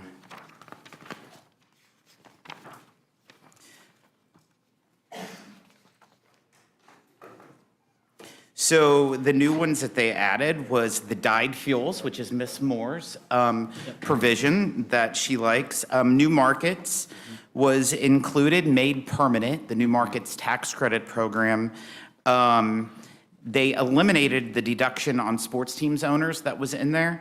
They eliminated the SALT workaround that was within the House bill. I'm trying to just do tax through here. Sure. The increase in excise tax on private foundations was eliminated, which we had in the House bill. They also lowered the rates on the endowment taxes. We had a 21% rate. They kept the same brackets, but their highest is 8%. They did a child care boost to the CDC, TC, and FSAs. The CHIPS and Science Act tax credit was adjusted in this bill, and also the charitable deduction. I think you're missing one, Which one is that? whalers. What's that? A new tax break for whalers, right? Am I, Are you talking about allowing someone who Fishermen. uses a harpin to deduct the cost of that harpin? Correct. That's included. It's a business expense. it's a that- new tax break, It's right? a business expense that was capped at $10,000, and now they can deduct it. Up to $50,000, right? Yes. Yes. Why was that added? I think we all know. You would right? have to talk to the senators. I'd have to Like, talk to the senators. I don't know, Yeah. it was kind of convenient, Chairman Smith, that was the one addition that you omitted from that list you provided. But I think I There's would. probably more that I Well, left off that may be here. the case. I think it's emblematic of the broken process that the Senate engaged in. That as we go through this 900-page bill, we will find a variety of different provisions that different senators inserted for their own purposes. And of course, one of them was this whaling tax deduction for the 160 or so people that will be able to claim that in the state of Alaska, so that one of the senators from Alaska would feel comfortable voting for the bill. I don't think that that's, in my view, the way this process should unfold. But in any event, while we're having this colloquy, Chairman Smith, Is that all it took? I'm not I sure. mean, Yeah. boy, she's a cheap date if that's all So, it took, yeah. Mr. Chairman, we talked a bit, or rather, I know you talked a bit with the ranking member previously about the way in which this bill's benefits are distributed, and that's been a topic of conversation throughout this hearing. I want to talk about one particular example that, to me, and it's perhaps an ideological dispute, I suspect, between the two of us here, that crystallizes the way in which this bill benefits the wealthy few. This bill includes an increase in the estate tax cap, correct? It goes up to $30 million? $15 million per person. $15 million per person, $30 million for a married couple. Yes. Right? Okay. Do you know what state benefits the most from that provision? I can tell you of the family farmers in my congressional district that benefits from that provision, and that is what it's focused on in But what regards state? to Missouri. No, I know you represent Missouri. I'm asking you, this provision, right? In which state in the union? How about you tell me? That would be I'm great. happy to tell you, it's California. California has the most individuals, 742 people to be exact, 742 estates that benefited in the most recent tax year from this particular deduction, right? That is to say, by increasing it, you will, hold on, I'll give you a chance, of course, Mr. Smith, I'm not, but the state that has the most individuals that will benefit from this provision happens to be California. That's not me saying that, that's empirical data. Now, what is the population of Missouri? Over 6 million. Over 6 million, it's not similar size to Colorado. How many estates were subject to this tax in the last year? It all depends. I don't know how many people died in the last year, but what I will tell you, in your district alone, 3,700 farms, just farms, are affected by this provision for family farms. I can tell you. That's pretty substantial, That above 37 the vote. limit, above the $30 million limit, right, or excuse me, under the $28, because right now it's What's the number now, 26 or $28 million for a married couple? It's 14 million, 28 million. Correct, 28 million. So I can tell you that in Missouri, the number is 44. 44 estates that ultimately would be subject to that estate tax. I don't believe that number. I will provide you the Yeah, people can make a lot of numbers, Well, but I can tell you in my district alone, Sure. there's over 4,000 family farms that are falling underneath this trap of the death tax. we will follow up. Yeah. And happy to engage with you further on it. Chairman Arrington, Yes, sir. welcome back. Good to be back. So this is your third time testifying in the last month and a half. And the third time's the charm. I think I'm going to convince you to support this bill. Here's where I'm struggling, Chairman Arrington, is that the first time you came on the budget resolution, right? Second time you came on the House version of this bill. That's correct. Now you're here on the Senate version of this bill. Yes. Every time you testify, this bill gets more expensive, right? I mean, you don't contest that. It's gotten more expensive since the first time you were here. The Senate bill's more expensive than the House. I'll Sure. concede that. Yeah, okay. I mean, We set the targets the first course, time. yeah. Second time, we had the policies. and this isn't, these aren't. Gotcha question. Yeah, not a gotcha question. Right? This is the Center for, Committee for Responsible Federal Budget, right? Headline, this is just 2 days ago. Newest Senate reconciliation bill would explode the debt, right? It says here, if you thought the House bill borrowed too much, and it did, the Senate manages to make things even worse. This $4 trillion borrowing bonanza is fiscally dangerous at a time of already exploding debt. It would borrow $1 trillion more than the House bill, violates the House's reconciliation instructions by hundreds of billions of dollars, littered with special interest giveaways, right? So this bill continues to get more and more expensive. Committee for Responsible Federal Budget agrees, the litany of organizations that Ranking Member Boyle and Ranking Member McGovern agree, the House Freedom Caucus, of course, of which we have a number of members here that serve on the committee, that are members of the committee. They concede that as well, right? Tweeted out, the Senate's version adds $651 billion to the deficit, and that's before interest costs, which nearly double the total. Chairman, I have made this request of you every time you're here, that at some juncture, you might say, you know, this is a bridge too far. Because you have championed deficit reduction earlier in your career. But, you know, the Speaker is asking you to defend something that is indefensible with respect to deficit reduction. And it's not me making this case. So I just, and I'm going to give you an opportunity to respond here, but what do you say to the House Freedom Caucus? What do you say to the Committee for Responsible Federal Budget? Why not engage in a conference? Why accept what the Senate has sent you at face value? You're the chairman of the Budget Committee. Well, I think you would agree that in large legislative initiatives like this one, Democrat-led or Republican, there are things you like about a bill, things you don't like about a bill, things that you, and certainly that exists for this bill with me. I have my policy preferences, and I'm certain that my colleagues do as well. I'm concerned that neither party has been serious in addressing this unsustainable debt trajectory that we're on and a debt crisis that looms large for the country. I'm concerned that neither party has.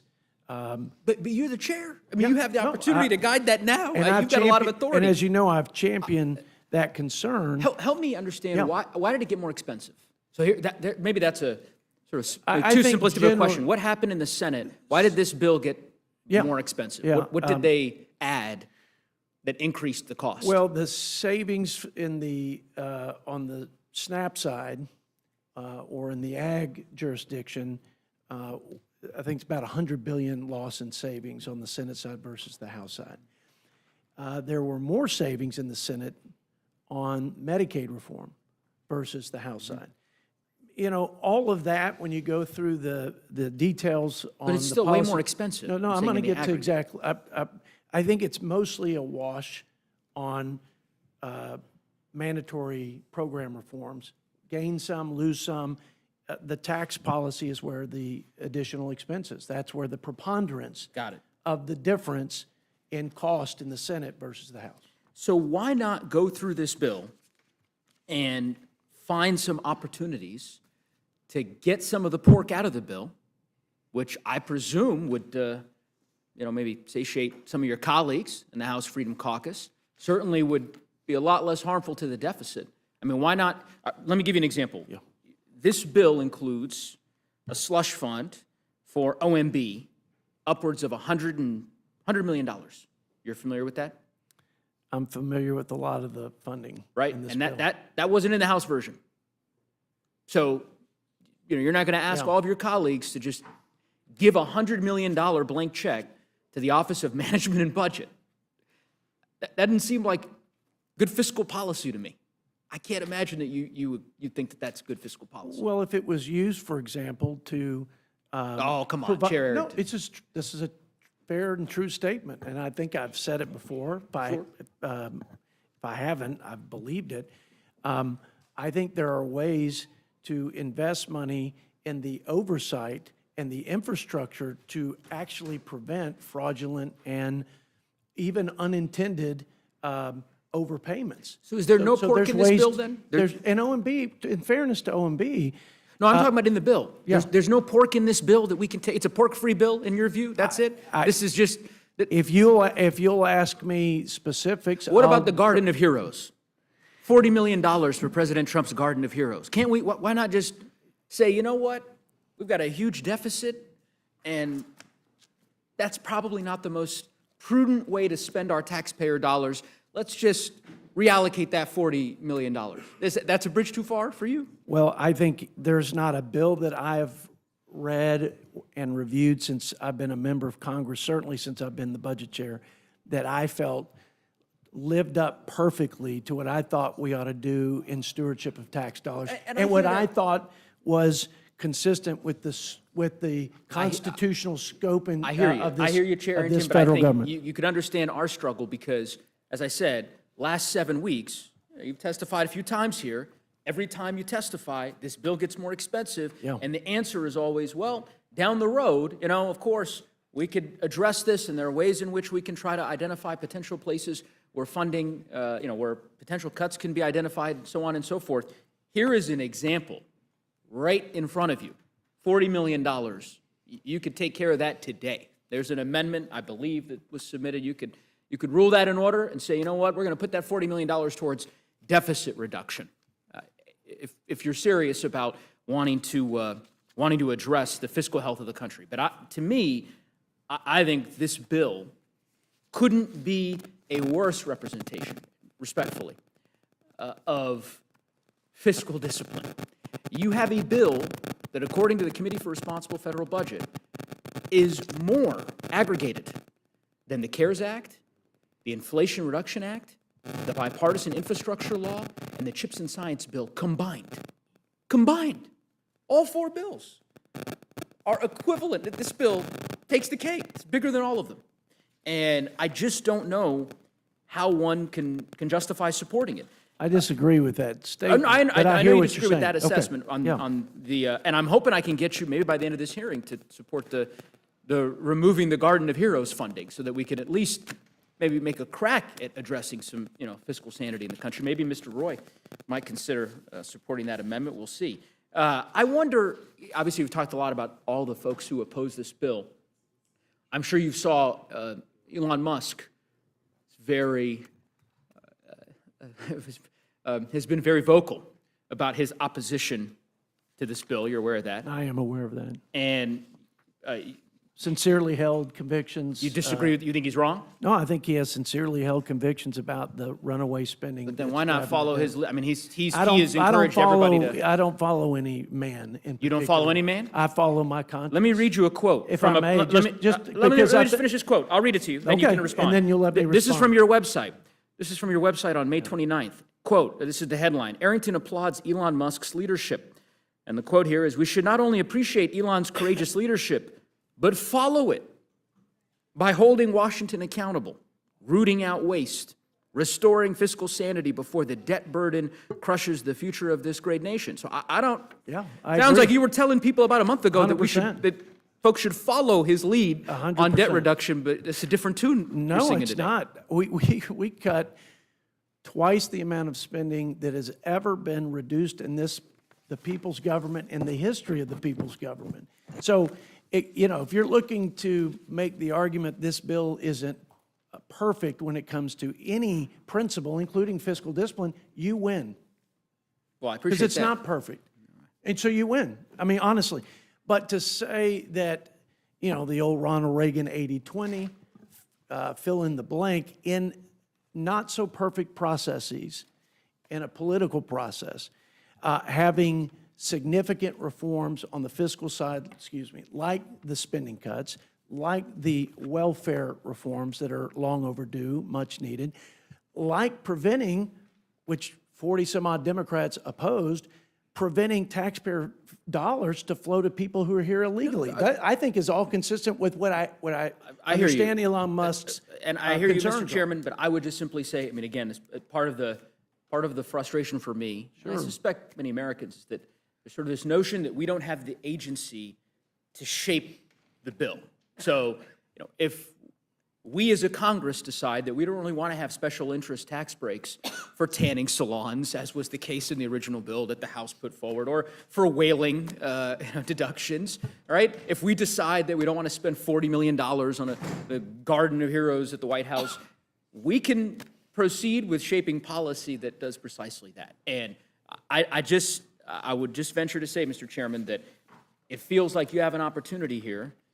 You have a number of members on this committee on the other side of the aisle who've expressed their opposition to the bill and their indication that they're going to vote against the rule. And I would hope that you take that opportunity to perhaps change course. I want to move to the SNAP cuts and also just the agriculture title of the bill, and to Ranking Member Craig and to Chairman Thompson. So, Chairman Thompson, I guess I want to understand more clearly what you all are trying to achieve with this state cost, this sort of new imposition of state costs with respect to SNAP. Because my understanding was that this was designed originally to try to incentivize improvement in SNAP payments, right? State-based, right? Basically to reduce the error rate. Is that right, or am I? Yeah, the ultimate goal was to have the state, who's a partner within the SNAP nutrition program. Obviously, they've had no skin in the game before, and as I said in my opening remarks, there is a tendency, if you're spending somebody else's money, you're reckless with it. If you have to spend even part of your own money, you pay closer to the attention of the effectiveness. And we have been, the error rates have been. It's a real problem. It's been a real problem. My own state of Pennsylvania, under Governor Shapiro, it was at 17%. I'm glad they got it down to 11% as of the data that came out yesterday, but that's still unacceptable. If it's an underpayment, that's a family that's, once their EBT, is looking to their EBT card to be loaded appropriately, so when they go to the grocery store, they know that resource there. It's not, and it's supplemental. It's in addition to everything else in their lives, right? But still, if it's an underpayment, it hurts those family members. If it's an overpayment, believe it or not, it hurts even more. They're going to spend it because it's there. But then the states will come back, whether it's 2 months or 6 months, and they'll claw all that back. And all of a sudden, these families find that they have no money in a given month. And so these error rates have been absolutely The bottom line, we got to get the error rates down. Absolutely. So this is meant to be an incentive. Exactly. And I Here's the question. Under the bill as it's drafted now, the higher your error rate, the more likely you are to get a waiver not to have to pay anything as a state. Well, but it's short term. It's for a number of years. But why give Well, states- you know what? You'd have to sit down with the senators to figure out why they did that. Alaska's one of them, I think. But does that make sense to The gentlelady you? from Pennsylvania named the states that wound up on that. Correct, the 10 states, Oregon, New Jersey. Was a Senate amendment delaying implementation of state And it's a delayed implementation of state Correct. cost share. It But doesn't. why does that, I guess what I'm trying to understand, and you may not. Why did they do it? Well, Well, we're all in politics. We know why they did it in the Senate, in order to get certain votes from certain and states if that to is be the able case, to pass does this. that not violate the very objective that you all were No, trying to I- achieve? it Let me explain why, and I'll give you a chance. Doesn't And I'm long-term, gonna- because okay. it does result in a state share. let's say it just this way. gives them more time Sure. to be able to get there. Let me say it this way. The gentleman from Texas, Mr. Royce here, Texas has an error rate that hovers around 6%. So right now, under the bill, as it is proposed, Texas wouldn't necessarily, if it stays below that 6%, doesn't have to pay a state portion-based cost for SNAP. If it gets above 6%, say it jumps up to 6.5%. For the next several years, Texas, the state of Texas, and Texas taxpayers have to foot the bill of a state pro rata cost. That's correct. With Hold on, something they've I'm not never asking had a question. payment- Mr. They've Thompson, never had a payment in. I'm not asking a question. Texas has to Please do so. do. I will. Texas has to do so. Oregon, right now, which has one of the highest error rates in the country, does not have to pay a single taxpayer dollar towards this program. You have designed a program in which you are incentivizing states to have a higher error rate. If you're a state, and Ranking Member Craig, maybe no, I'm asking Ranking Member Craig It's a a question. transition plan. She can answer if she'd like. If you are a state with an error rate of 10% or 11% or 12%, if you can get your error rate higher, That's right. then under this bill, you won't have to pay a dime. And you get, under this bill that came back today from the Senate, in fact, you get 2 bites at the apple over 2 years to get your error rate up so that you can not have to pay the cost shift for a period of time. It's insanity. It's So insanity. A state like Colorado or Missouri or Texas, the states that are trying to keep their error rates down and are doing a good job of it, they get penalized. Meanwhile, New Jersey, Oregon, Alaska, states with a high error rate benefit. Insanity. I don't, and maybe there's another Republican here, Chairman, and I know this is not outside of your respective departments. So, but if Chair Guthrie or Chair Arrington or Chair Smith want to jump in to defend that particular provision, I don't, and by the way, I mean, before I give that opportunity, I don't know, we'll see if this bill passes in the House. But I can assure you that if it doesn't pass, if there are enough Republican members who say, you know what, this is a bridge too far, this provision is not surviving. It's not going to survive the sunlight of the next 48 hours. There's no way.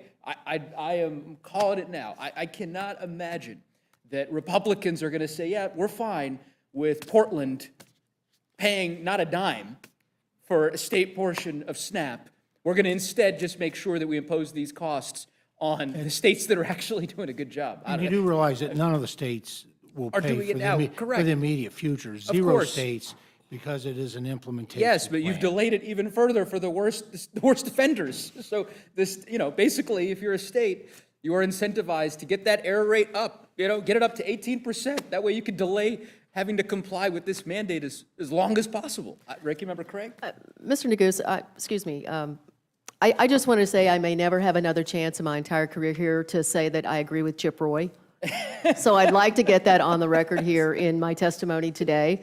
And secondly, beyond the Republicans in this room agreeing that this is a good policy, try going home to your own constituents in a state with a low error rate and explaining to your county commissioners why they, in 10 states across this country, are actually going to have to increase taxes at the local level so that these 10 states, the other 10 states with high error rates, don't have to pay their fair share of taxes. Again, I've just never seen anything as ridiculous as what we've seen come over from the Senate. And I wish my colleagues on the other side of the aisle could stand up and say, no, we need more time, we need to fix this. Yeah, I certainly agree with you, Ranking Member Craig. I think you articulated it well. As I said, whaling taxes, tanning salons, all the pork and nonsense that has been included in this bill, this provision really is the most nonsensical. And Chair Arrington, if I may. Maybe you might, go ahead, Yeah, of if I course. may. Yeah. You know what the cost share is today of states that have an error rate of, let's just use Alaska since it's a subject of Yeah. conversation, 60%. 60%, 60 cents on the dollar error rate. You know what the policy is today and under the last 4 years of the Democrat administration and the leadership of my colleagues on the other side of the aisle? Yes, Zero. no, cost- yeah, Zero, correct. zero. So I believe you to be a fair person.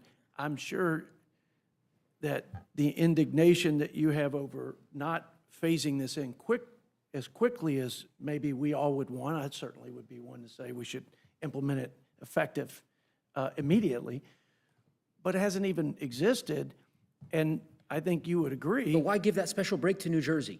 You know, Over I Texas. don't know that I can answer that, but I can tell you that having 4 years when you all had total control over this process, when you jammed a partisan bill, it was a tax and spending bill called the Inflation Reduction Act, this wasn't addressed then.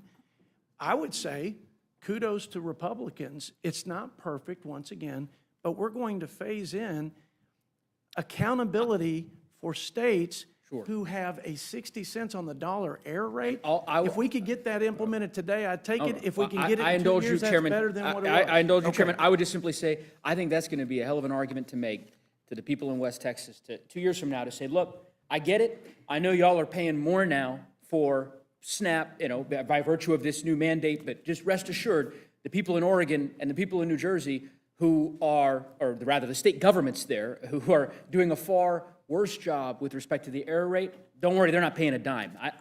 That doesn't seem like an argument that I would think Republicans want to make to their constituents, but I'm not a Republican. So, Ranking Member Craig? Yeah, I just like to, this is, certainly want to make sure all my Republican colleagues know this, but high error rates actually are subject to sanctions. And in fact, USDA fined Alaska $12 million last year for failing to ensure SNAP recipients are eligible. Pennsylvania was fined as well over the last couple of years. So there is a penalty for high error rates in this country. Thank you. But now there's a reward for them. Last question I have for Chair Guthrie. Couldn't of course, didn't want you to feel neglected here. I want to talk about the hospital fee, the provider fees. Ranking Member McGovern kind of cited to some of the criticism and the concern that the Senate bill that we're now considering has elicited from rural hospitals. That's certainly true in my district. I think, as you and I maybe talked previously, I represent a really large geographic district in western Colorado, a lot of rural hospitals who are deeply concerned that if this bill is signed into law, it's going to be devastating for rural parts of my district. And I have read similar refrains from folks in Kentucky, right? So the article that Ranking Member McGovern quoted, the title is Kentucky Hospitals Leader warns Senate megabill would devastate health care and the economy. And I'll just quote to you 2 sentences. The advocacy group for Kentucky hospitals is sounding the alarm about a massive bill that's near passage in the U.S. Senate, saying its cuts to Medicaid could cause the closure of hospitals and loss of 20,000 jobs. The Kentucky Hospital Association has changed its tune on the bill since May, when it supported a version that passed the House, making it an outlier among state and national healthcare groups. So the point here, right, Chairman, is that even those organizations that maybe had a different worldview than mine about the House bill are now ringing the alarm very loudly, saying there will be rural hospitals that could potentially close in Kentucky and in Colorado. And I make the same request of you that I made of Chair Arrington. Why not conference with the Senate and say, you know what, this is untenable. I'm not going to allow Owensboro Health Twin Lakes Medical Hospital, right, which is one of the hospitals in your district, right, that just said recently, while we don't know the direct impact any potential changes would have, we are certain the proposed cuts to Medicaid will harm access to health care not only in Western Kentucky but across the country. I mean, clearly, this is going to have an impact. I just don't think that anyone can argue in good faith that it's not going to. So if we all discuss this, and we discuss it in the House, and if you look at provider taxes, it goes back to President Obama. So the Senate version takes it to 3.5% for states that didn't expand, or that did expand. Kentucky's an expansion state. President Obama had that number for a safe harbor for provider taxes within his 2014 budget. President Biden called it a scam. I've never called it a scam. It's a loophole. The provider tax is a loophole. And I would understand hospitals and others that if they can take their money, come up, match federal money, and bring it back down to the state. So we knew that it needed to be addressed. We chose in the House version to do it with a freeze so that people would have what they had this year for next year. The Senate has chosen, and we're debating, and we're going to be debating, I'm sure, after we get through this rules meeting, about where we go with it. But if you look at Medicaid policy, a lot of the issues has been that this, particularly now that it's 90-10 for expansion states, that when it was first designed in the 1960s and through most of the time, states run the policy. It's an open-ended checkbook on the federal government, but the discipline has always been that the states have to put their money in as well. But now they're able to tax the healthcare entities that receive the money. Some states are actually taxing the managed care, Medicaid managed care organizations that receive the money. And so it's just become almost an open-ended checkbook on the federal government. So we're going to debate it and see which way we go. But I will tell you that it needs to be addressed, and we intend to address it, and we'll see where we go. Well, I will stop. Yeah, I see that my time is running along here, so I appreciate the chairwoman's indulgence. I'll simply say there are a lot of rural hospitals that will close if this bill becomes law. Well, And so there- and- that and there- assumed, but that assumes, because I had some people from Kentucky come to me, since you brought Kentucky up, and say, y'all need to make this a priority. When we were debating whether it was going to cut back, y'all need to make this a priority. It's people from Kentucky government. And so that says, well, and then my answer back to him, why don't you make it a priority? Because so the 3.5% is Chair, where the state takes the money to I hear you. match. And so they don't have to put any money in their general fund. So they're wanting us to make it a priority, which I do make it a priority. I want my hospitals to be successful, but the state also has to pay their share as well.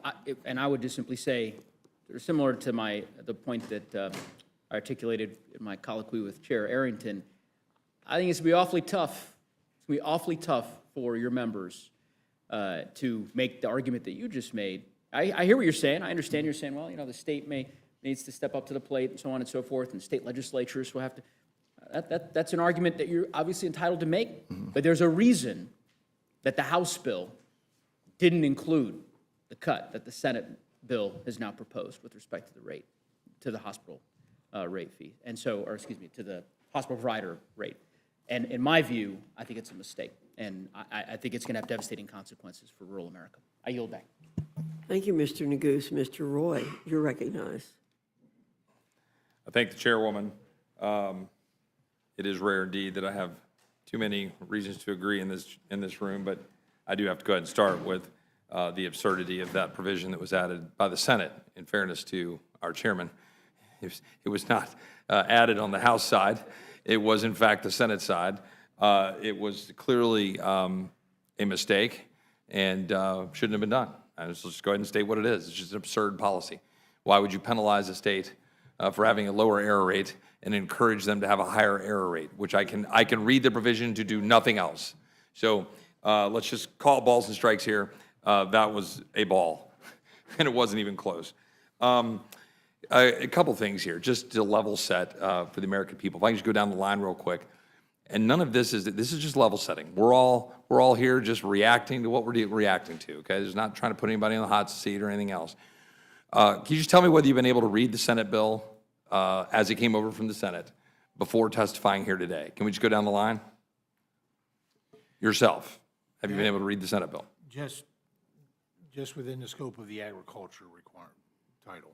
So the changes that were made there, You're able to read the changes to the bill. the summaries of them, the items that they made. Ranking member, No. chairman. I am reading through it as we speak. You're reading the I bill. have not read through the entirety of it. So you have not read it. You're reading through the bill while we're here. Correct. Right. We continue. Ranking member. Yeah, actually, my answer is exactly the same as Jody's. Chairman. We're reading the wraparound, reading the wraparound amendment that affected our area.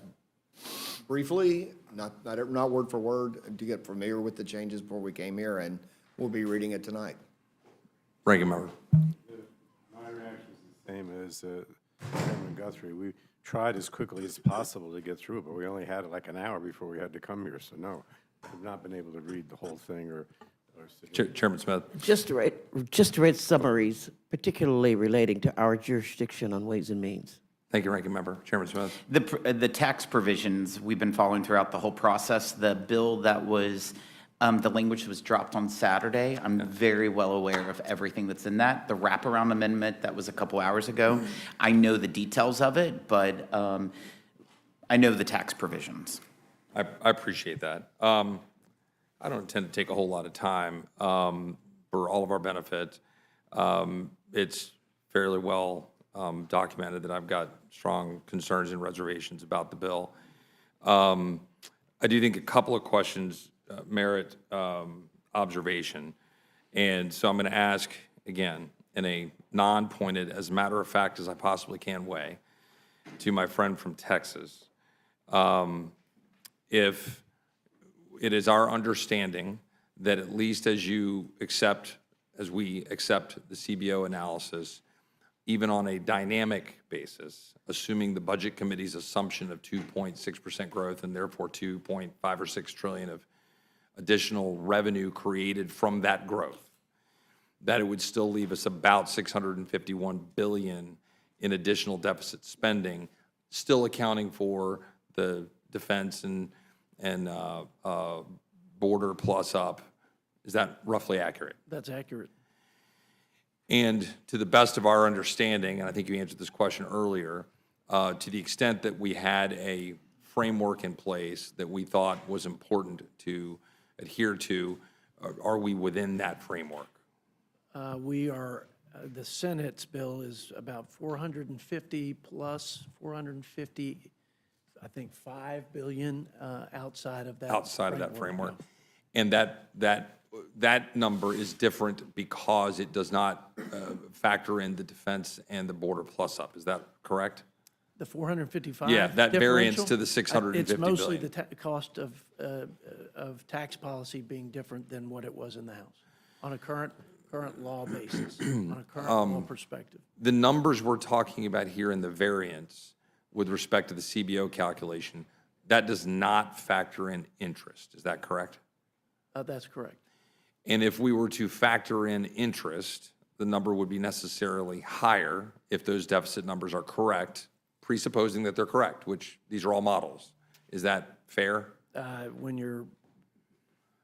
For every dollar you borrow, 50 cents on that dollar is going to interest, so it's a significant additional cost. Would it sound correct that if we're at $651 billion of additional deficit spending, that if you use the CBO's own calculator at the CBO's own assumed 3.5% interest rates, which are far from guaranteed over the coming several years, that would produce over $1 trillion of interest?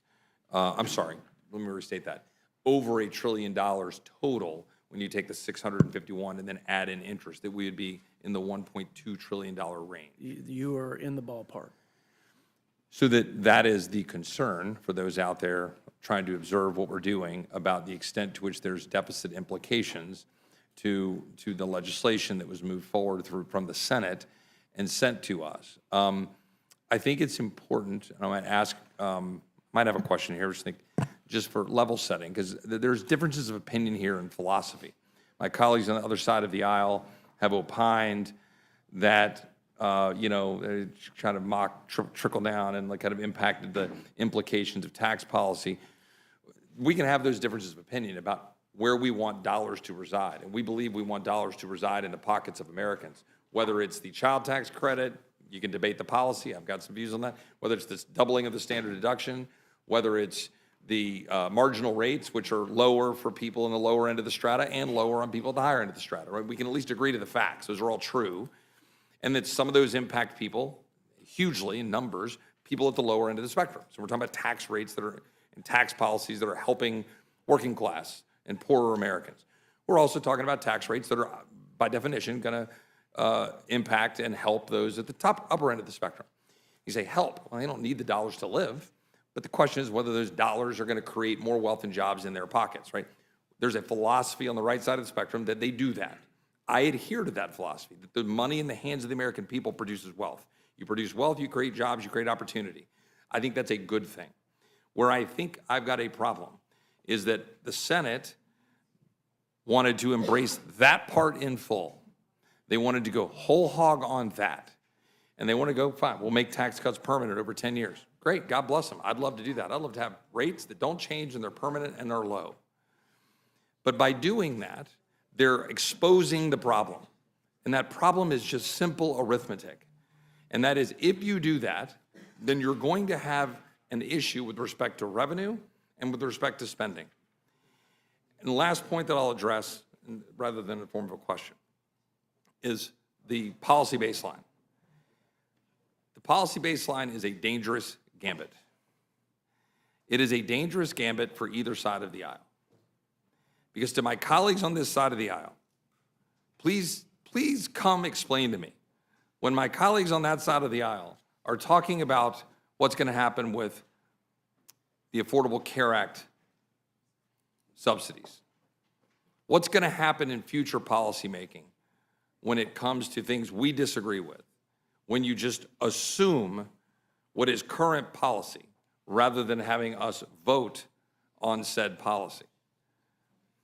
I've seen a lot of messaging and rhetoric coming from very good friends of mine talking about how it's somehow anathema or accepting leftist dogma to say and to ask the question about a policy baseline about whether or not that is foregoing our responsibility to do the math. You can believe that the current tax rates that are X, whether it's for the lowest bracket or the highest, should stay the same. And I take on face value that many of my colleagues, the administration, and myself included, would like them to stay at that level or even lower. That's my preference. But if you do that, you have to do math. What will be the impact then on revenue? And my colleagues, I think, in the Senate in particular, because God bless the House, at least we created a framework by which we were trying to do dollar for dollar. And I realize my colleagues on the other side of the aisle disagreed with that. But I want to give credit to the Budget Committee chairman for trying to hold a line of saying that there ought to at least be a connection, that we ought to at least say, if we're going to do the tax policy, at least do the spending policy. Have the courage to do what you campaign on when you're talking about balancing the dang budget. Don't just talk about it. Don't talk about balanced budget amendments and then go home and say, look at me. I got a balanced budget amendment vote. Did it fail? Did it? Yeah. No, it failed, yeah. Is it law? No. Right? But I got you your tax cuts, but ignore that inflation that is a result of $37 trillion of debt. My colleagues in the Senate failed us. My colleagues in the Senate failed us. They sent us a bill knowingly, using a policy baseline gimmick. They sent it knowingly. And they sent it knowing that it was going to have increased deficits. Last question, I'm sorry, it's for my good friend from Texas, who I don't really want to put on the spot here in a way that's beyond, I think, the core question, but this matters. Regardless of what one thinks about these policies and wanting to be able to have the economic growth, I want the tax cuts to be permanent. I want all this stuff. But is it fair to say that the lion's share of the deficits will be in the first 5 years of the 10-year budget window? Is that fair to say? Yes, that's fair. Is that relatively irrefutably fair to say? It's irrefutable to my knowledge. The only way to refute the idea that in the first 4 to 5 years of the budget window that we will have significant deficits to the tune of probably close to $2 trillion, $1.8 trillion, even on a dynamic basis, assuming the Budget Committee's numbers, that you have to make up for it in the tail in the last 5 years of the budget window. The only way to do that, to the best of my knowledge, is to assume more revenue for tariffs and assume higher growth rates. So I think you have to assume, I haven't done the exact math, 3 to 3.5% growth over 10 years, which I hope we have, and we should aspire to get, and tariff revenue at the rate that we currently are bringing it in or more, which CBO has scored to CBO's math, 2.8 trillion? I just did that from memory, something like that. So it'd be about 280 billion a year. So you have to assume that tariff revenue and assume, call it 3.5% roughly growth. Then you start to kind of wash out what we're doing in Congress by our choice. Everything we just said, we're leaving essentially administration to go carry out. If I'm characterizing anything incorrectly, does anybody want to challenge what I just said mathematically? With that, I will yield back. Thank you, Mr. Roy. Ms. Leisure Fernandez, you're recognized. Thank you very much, Madam Chair, and hello to all of our panelists. It is nice to be here when I believe the sun is still out, right? And we haven't had to have 10 cups of coffee just to make it here. So thank you for being here. It is sad to be here yet again to review a proposed bill that will do so much harm. And the reality is, across America, we are hearing loud and clear that this bill represents the Republican Party's moral failure. And I use the word moral failure because we have had faith leaders use that word. We have had your own Republican colleagues use that word. And indeed, this bill, it's shameful. It's a betrayal of your voters because the Americans haven't asked for it. In fact, they've told you they don't want it. It's hugely unpopular among Republican and independent voters. And it's cruel. It's the biggest tax cut to Americans' health care ever. And it takes this rising inequality gap and turns it into a Grand Canyon of inequality. It takes from the working poor and gives to the ultra-rich. And it saddles, as Representative Roy is pointing out, all of us in this room, and importantly, our grandchildren and our children with debt. And nobody can refute that. And this is strange when we are indeed agreeing with Representative Roy. It happens, as they say, a broken clock is right 2 times a day, and we are agreeing with him. We think the numbers are higher than what he has pointed out, but it is debt and deficit. And you know, when you think about this weekend, right, it was a little surreal because we had the Senate Republicans taking action to get a bad bill and make it worse, taking away that $6.16 a day that veterans and children and hungry mothers get for food. That was happening this weekend at the same time that we saw one of the wealthiest Americans float in on his $500 million yacht to have a $50 million wedding.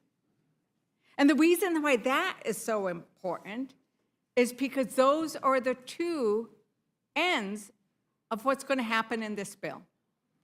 Is that the wealthiest, as was pointed out by my good friend, Ms. Moore, are going to get richer and more powerful. And then the working families of America, the veterans, those who can't work, are going to get hungrier and sicker. And that's that's what we were seeing. You know, Chairman Guthrie, Jeff Bezos is worth $237 billion, $237 billion. And we have a little discussion earlier about hospitals in your district. And when we think about Jeff Bezos, they got a lot of tax cuts through Amazon and the large corporations, and those tax cuts were supposed to expire, some of them, right? Some of them were made permanent, but others were going to expire, and that's why we're in this exercise right now, correct?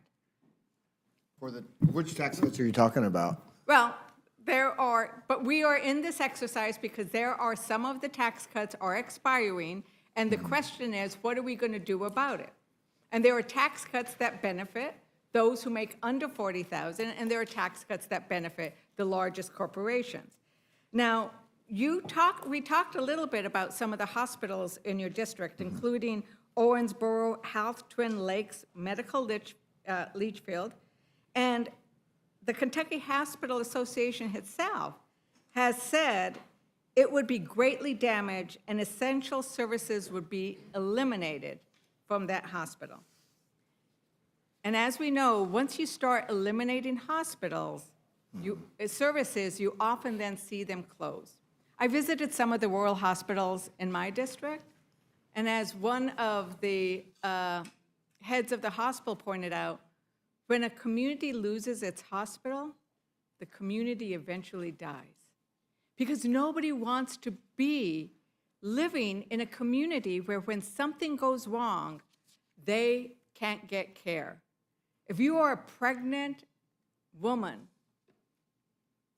and you have to drive 3 hours to give birth, that's a problem. Especially if you have something that goes wrong, right? So people leave those places. And that hospital I just mentioned, there isn't another one for another 22 miles. That's a little better than my places where they're 3 hours away. So I think, when I think about this bill, I think about who needs more help right now. What do you think? Does Owensboro Health, Twin Lakes Medical kind of deserve more of your attention and help, or Jeff Bezos? Well, I focused on that hospital. That hospital's in Litchfield in Grayson County. Like you said, it's 22 miles from another hospital, about 35 from another hospital, but important to that community. And as I said, that when you limit the provider tax, it changes the way that the state uses its money to match. So when you have an open-ended federal pool of money, and states have figured out how to not use any general fund money, or not use general fund money, use money within the healthcare system to match what a lot of people said, President Obama said, President Biden said, is that if we don't get a handle on this open-ended match, then we're going to continue to have budget issues, and we're trying to figure out the right policy to get there. And the 3.5 that's in the Senate bill was in President Obama's 2014 budget.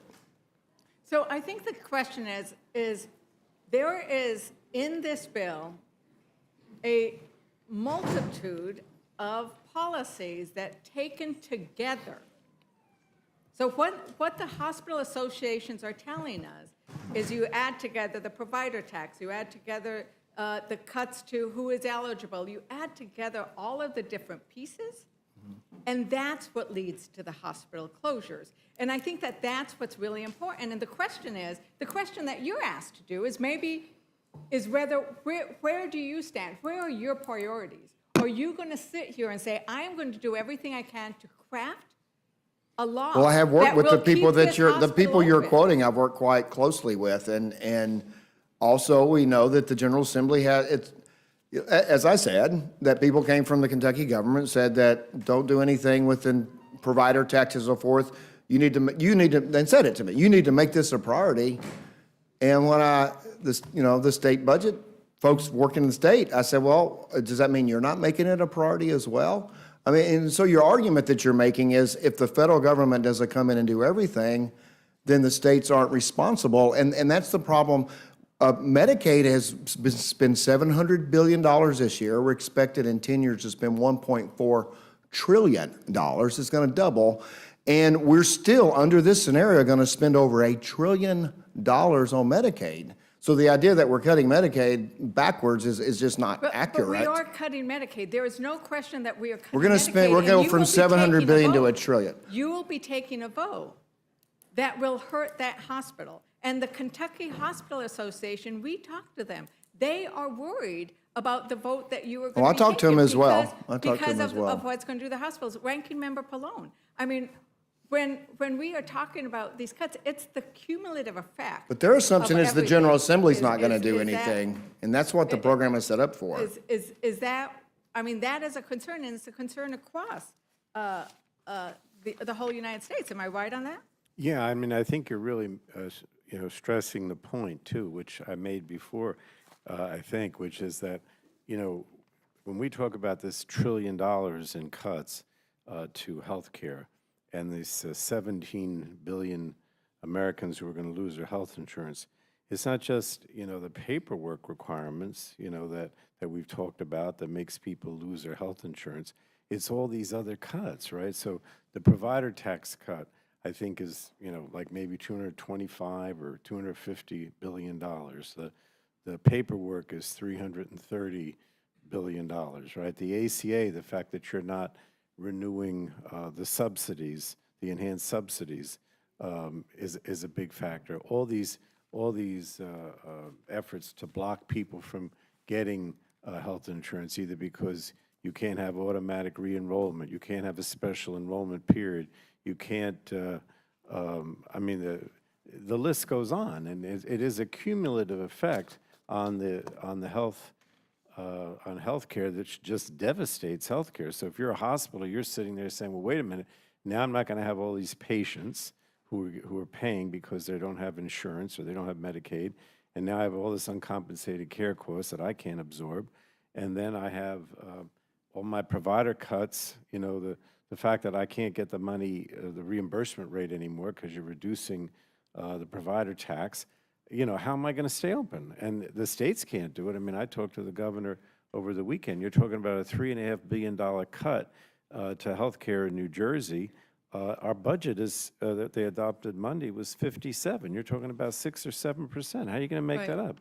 There's no way to do it. I think that that's the problem, is that in each of these states and in every Republican sitting in this room, or those who are not sitting here, their states are going to have significant loss of people being able to show up at those hospitals, because in Kentucky, it's 184,000 people. In Missouri, 265,000 people will lose health insurance, Medicaid or ACA or Medicare. And this is where this idea of moral clarity and moral decisions come in, as was pointed out earlier. And it seems that, in order to have some of that moral clarity, you might need to decide to not run for re-election because you're going to get attacked. But we're hearing it from everywhere. Republican Senator Tom Tillis, what do I tell 660,000 people in 2 years or 3 years when President Trump breaks his promise by pushing them off Medicaid because the funding's not there anymore, guys? Because this is a decision. It's a decision you're making. Republican Senator Hawley, he ended up saying this, tweeting it, writing a New York Times article. We can't be cutting health care for working people and for poor people in order to constantly give special tax treatment to corporations. And then further, that argument is both morally wrong and politically suicidal. The moral test of a nation is how it treats those most in need of support. In our view, this legislation will harm the poor and vulnerable in our nation to the detriment of the common good. Its passage would be a moral failure for American society as a whole. The faith leaders, which included Jews, Lutherans, Catholics, Episcopalians, imams, it's seen by everybody. And then the Archbishop of the U.S. Archdiocese for the Military Services, because he sees the military who serve us. There's the responsibility of politicians to promote and protect the common good, including by working to overcome wealth inequality. And that's what we are here to decide to do today. Because in the end, these cuts are in order to pay for the tax breaks for the wealthy. That's the problem. If it was just, we don't have enough money, we're going to figure this out, we're going to work it out with the Commonwealth, that would be different. But that's not what we are dealing with today, is we're making these cuts in order to have the one-to-one that the Freedom Caucus wanted, but in order to then end up settling, that is the problem. And, and the problem is going to be that it's going to be the people in our districts who are going to suffer. And we know what that will look like, because there are going to be, we all met those people. We've gone out and they've come and testified, or we've gone to their homes, or we've gone to their places. Chair Smith, when we are here in May talking about no tax on tips, you pointed out that you ate at a restaurant and the waiter asked you if we would be able to deliver on the tax break for no tips. Did I remember that correctly? You're the one who said that, right? Yeah. And this bill delivers no tax on tips Yeah. So for how that many- waitress. Great. It was a male or female? It was a female. Oh, great. How many years will the tax break on tips last? It'll last for 4 years, but 4 that's years. very typical of tax Okay, but the- policy. well, it's- In the American Rescue but the Plan, you guys question is- enhanced the question child was- tax the credit, question was- and that's the already question was- expired. The question was, how long The will the premium tax tax on credit tips is last? expiring at the end of this question year, was, which you all made temporary. How long will Hang the on, tax hang on on, hang tips on. work? I'm sorry, I'm going to reclaim my time. I asked- Gentlelady's time, and If I'm we going don't have a to be running asked a debate. question, I hope I can answer it, Mr. Chair, I understand that. instead of but- just cutting but- me off. Well, but one of the things we need to try to remember to do is to work through the chair. Instead of getting into a discussion with Mr. each Chair, other. I'd like to reclaim my time because I and- asked a question. And then he if you would, answered it. and then you can, a good way to do that is then say, and Mr. Chairman, I'm wondering if the gentleman would answer this following question, and then you can respond I back to the didn't chair, and ask we a don't get. follow-up question. And That was I know, I'm fine. just saying that, but instead of doing it directly, it works better if you run through the Okay, chair. so Chair Smith pointed out that the tax break on tips lasts for 4 years. Maybe I'll ask the ranking Representative Moore here. How many years will the tax cut for Americans earning over $600,000 a year last? Those will be permanent. So those will be permanent. So Chair Smith, I would suggest that the next time you go to dinner and brag to the waitress how you're delivering a tax cut for them, point out that she's only getting it for 4 years, but somebody earning $600,000 and more is going to get it permanently. And I would point out that whenever you talk to your constituents, that you would tell them that you voted against tax relief on tips, tax relief for overtime. Basically, 91% of your districts has the guaranteed deduction, and that's going to be slashed in half. So these are things that when you vote no, you're voting against a child tax credit, have a refundability at $1,700, which this does, down to $1,000. $1,000 is what the refundability on that child tax credit will be if you don't vote for this bill. So thank you for pointing that out, Chair Smith, because the issue here that Democrats have is not with the child tax credit. We don't have an issue with many of these taxes that need to be extended. In fact, we will be presenting, and I have an amendment that would state that any of the tax provisions that benefit those earning less than $400,000 should stay in the bill. That we take out of the bill all of the provisions where the tax benefits go to the Jeff Bezos and Amazons of the world, and that we only keep that. Would you support that kind of amendment? Would you vote for the bill if that amendment was If adopted? that amendment was adopted, that would be a bill that I think you'll get a lot of Democrats supporting because it wouldn't be a tax cut for the rich. That is our problem. That is our problem. So that is exactly where we're going. And by the way, when you went out to eat, do you remember how much you paid for that meal? It was actually at a Mexican restaurant in my hometown. I think it was about $32. $32, yeah. Well, you know, the thing is that when you were talking to that waitress, and I hope you gave her a good tip. I hope you gave a real tip. If you I gave her a always 30 do because they Thank work you. so hard. I They hope that you work do so as hard. well.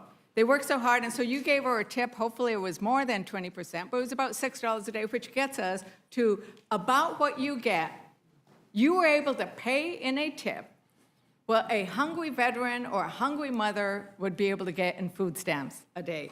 But I don't know, you probably didn't have a conversation with your waiter about whether she had health insurance. Because the reality, if you had, you might have mentioned that, or you might have noticed, I mean, most of our waiters and waitresses are service members.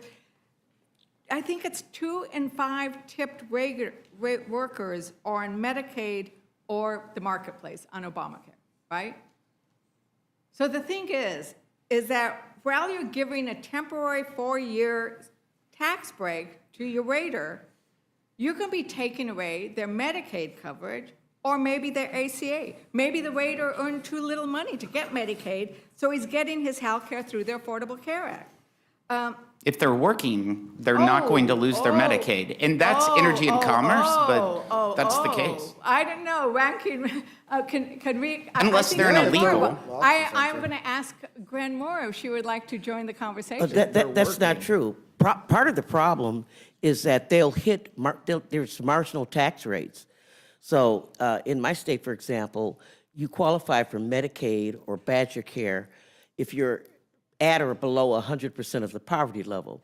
So you could go to work for minimum wages, that would push you over the 100% of the poverty level. You know, if you made $16,000 a year, you would no longer be eligible for Medicaid. You'd be working yourself into poverty. You're working yourself into poverty, and we have heard over and over again from people who are working not one job or two jobs, we don't pay enough money, especially for states who have a federal minimum wage and don't have a living wage. But, you know, if that worker wasn't getting Medicaid and they were on the ACA, they're getting perhaps tax credits, the premium tax credits, right? Ranking Member Pallone. And if a waiter is earning around $39,000, right, and is getting Affordable Care Act premium tax credits, they would see their bronze plan premiums rise by over 500% in 16 states. In Nebraska, that waitress's premium would go up from about $190 to $2,200. So that's why when we look at this bill, you can't talk about this bill. Thank you for smiling. Isn't it awful the way that happens, Mr. Chair? You can't talk about this bill as just the tax provisions sit in isolation of everything else. And that's why when we talk about this bill, who is losing out? And it's people below that 40% who are earning 40% or less, because they're going to be paying more for their ACA payments. They're going to lose their Medicaid. They might lose their SNAP. It's when you put it all together, and this is what we're talking about, values, right? Because the reality is Republicans are tossing some short-term tax benefits to waiters, and they're giving away diamonds that last forever to the wealthy. So Chairman Thompson, I don't know if you've been out I don't know if you got to go to a wonderful Mexican restaurant, but you might not have. I just wanted to talk about what it would take, like when you went shopping this weekend, or if your wife does the shopping, were you able to have, what did you have? Were you able to go and buy some eggs, buy some steak, maybe some chicken, some avocados? You wanted to make your own tacos?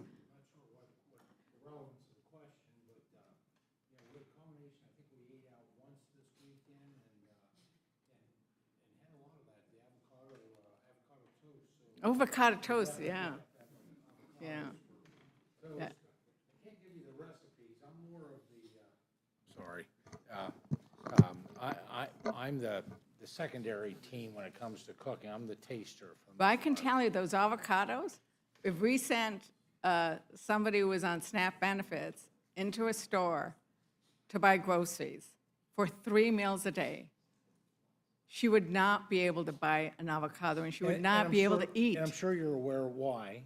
In Mexico, where most of the avocados come from, we have a problem right now. A lot of the avocados are grown in the area that are heavily in presence of the cartels. And so USDA is trying to work on that to make sure that, there's adequate proper inspections within the grove. So that's really impacting the supply of avocados right now. Right, but they're expensive. Basically, the point is. They're more expensive than ever right now because of that. So much is Just more give me the expensive than reasons ever. for it. So much is more expensive than ever. In fact, we now have a tracker that tracks how things are more expensive than ever. People might want to check it out. But that's the problem, is that it's not just avocados.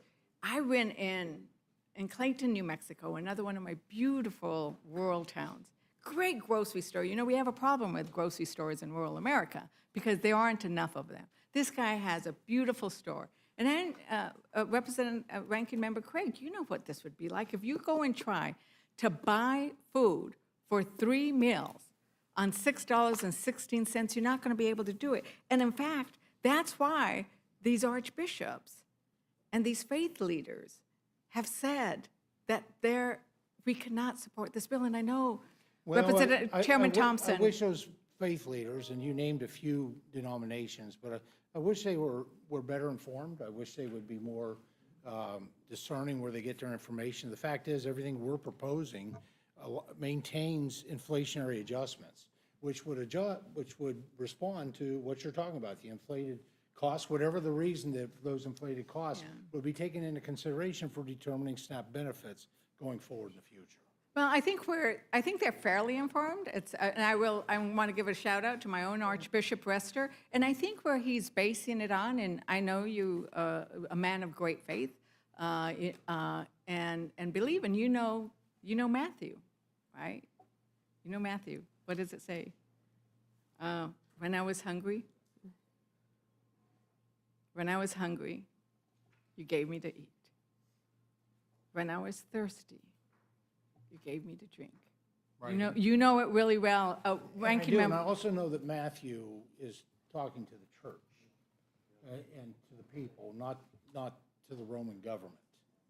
So I think it's important that if we're going to quote scripture, to make sure that it's kept in context. Matthew 7:16, which was quoted earlier, was talking about false prophets, not, and quite frankly, so I think we have to be very careful with what we say in this room and other rooms, that we don't play the part of a false Right. prophet. Well, in that instance, there's actually an exchange that's going on, where then the apostles say, but when have we ever seen that you haven't been hungry and you haven't been thirsty? And he says, but it's in the least of us. It's how we treat each other. And that's what it's asking. Am I understanding that? It's how we treat each other. And I think that we have an obligation, because we are elected by the people we represent, to bring those kinds of values and work on them. But Absolutely agree with that. If you're still addressing the question to me, absolutely agree with that.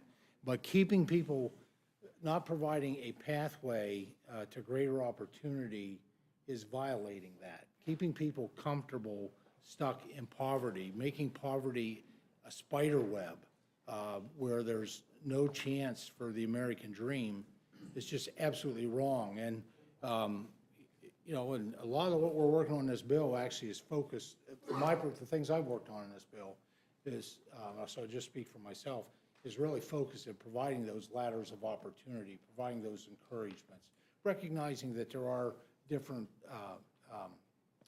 challenges and barriers sometimes that people run into. But we also, if you do a deep enough dive of some of these programs, like the SNAP program, you'll see that there's, the states have 8% waivers that they can offer, because you can't anticipate everybody's life circumstances. If you're. The gentlelady yield. yes, excuse me, if you were done, I will yield Yeah, to. sure, I just so I thank the gentlelady, I yield back. Yeah, and If I may- we may do want to just- hear what you're saying, so can you get closer to the microphone? Sure, Thank you. and just to qualify, the most recent data shows that basically 30% of able-bodied adults without dependent children are working. 30%, 70% of just, and we're just talking about the demographics of an able-bodied adult without a so they don't have a disability, that do not have dependent children. 70% are not working currently that are on the SNAP program. Ranking Member Craig, you wanted to join the Well, conversation. I'd just like to also offer some fiscal year '24 data. More than, almost 70% of SNAP participants are in families with children, and more than 37% are in families with members who are older adults or disabled. So, look, the ranking member said most able-bodied folks in America who can work, who are on SNAP, are already working, number of children. But I keep coming back to this concept that somehow the Senate sent us a bill, and we can't ignore it. Maybe it wasn't there when it went over to the Senate, but as a body, we have to now codify what they've sent back to us. And I just, this idea that our veterans, that former foster youth, and homeless are going to lose their access to nutrition benefits. Folks, every month in this country, 1.2 million veterans depend on SNAP to put food on their table. And no, it's not all of the food that's on their table. It's supplemental. That's the name of the damn program for a reason. That's because they aren't making enough to be able to afford a day or week's worth of groceries for themselves and their families. And this idea we keep saying that able-bodied adults, you cannot tell me, and look, I mean, don't even try to say that you can look a veteran who served this nation in war or served our country, signed up to serve our country, that somehow they're not willing to go to work. There are all kinds of circumstances in which we know our veterans face when they come home. They risk a much higher degree of food security. They have a much higher risk of food security than non-veterans. 33% of disabled veterans and 20% of unemployed veterans are working age and are food insecure. So look, it may not have been a deal you like to cut, but this was the right deal for our nation's veterans, for former foster youth to help them get their feet under them, for homeless individuals in this country. You know, every year, 20,000 young adults age out of the foster care system, and they face higher rates of food insecurity. And so it's not enough to me to say that we're okay with just voting yes on what the Senate sent us back. This is immoral to tell our nation's veterans that we're going to take your food supplemental away from you. And the House gets to vote. The Republicans control the vote, so it's going to be up to the Republicans to say this is not acceptable. And whether you're saying this is not acceptable because we don't like the budget numbers and the deficit numbers, and whether they're going to hold and not be Congress people who are caving again, or whether it's because it's wrong. But, you know, I want to go to the issue of rural communities and actually go back to the things about rural hospitals, because that is my community. And I've had Ranking Member Pallone actually meet with the rural hospitals, who, as you pointed out, Ranking Member Pallone, those are for the most part in the Republican areas of my district. You know, $1 trillion. It went over, it was bad, and it came back, and it's even worse, right? That $50 billion rural health fund as a solution, but that isn't a solution because it goes away after a while, and it's just not enough. Is that right, Ranking Member Pallone? Yeah, I mean, the rural members in the Senate, you know, went back and forth on this, but from what I saw in the numbers that were ultimately adopted, it's woefully inadequate. Right. And part of the theme that we see in Medicaid is the same theme about, oh, people aren't working, right? And the reality is that when I've gone to my schools, you know, Trump was trying to close Jobs Corps, where people are trying to get, you know, better trained so they could have better jobs, so they don't have to be on Medicaid, on SNAP, but they need it so they're not starving while they're in school. But we hear this again and again, that they're only kicking off people who don't deserve to be there, right? When you talk about the job, I mean, you know, that was June 30th, and they're done. Yeah. And in my district, you know, I've been there many times. It's the best program there is to get people to work, and now it's gone. Right. But what we have this sort of trying to say that people who are on Medicaid, people who get SNAP are somehow fraudsters and lazy. It's just and don't nonsense. want to work. And in fact, Senator Warren Marshall said, and I quote, "When they talk about people not being on Medicaid anymore, half of those people are on it because of fraud. Repeat it, half of those people are on it because of fraud or some type of abuse of the system. The other half is because they're unwilling to work 20 hours a week." Chairman Arrington, do you agree with that statement that half the people on Medicaid are basically committing fraud? I'm just looking at the CBO report. It's a letter in response to my requesting and Chairman Guthrie's about who those 7.8 million people that my Democrat colleagues have suggested are being ripped off the safety net. That's an honest, straightforward question to the rhetoric that I think has been quite predatory, really, because I think you're preying on the fears of people that have no reason to be afraid. And in that letter, and by all means, we can have this discussion. But in this letter, CBO says 4.8 million are able-bodied adults between the age of 19 and 64 who have, between 19 and 64 who have no dependents and who do not meet the 20 hours of the nonpartisan, independent CBO that I think my colleagues back to you. And I think it is so disappointing. I think there are some honest disagreements. I think there are really good questions about the debt and spending. And man, it's tough. It's tough for me. But this kind of BS about telling the world, and it's no wonder that people in your district are saying, I'll stop. You asked a question. I told you these are the data points from a letter from the Congressional Budget Office, and this is just for Medicaid. So one of the things- And AEI says 70%. I think that's what the chairman is quoted of saying able-bodied adults, 70% aren't working.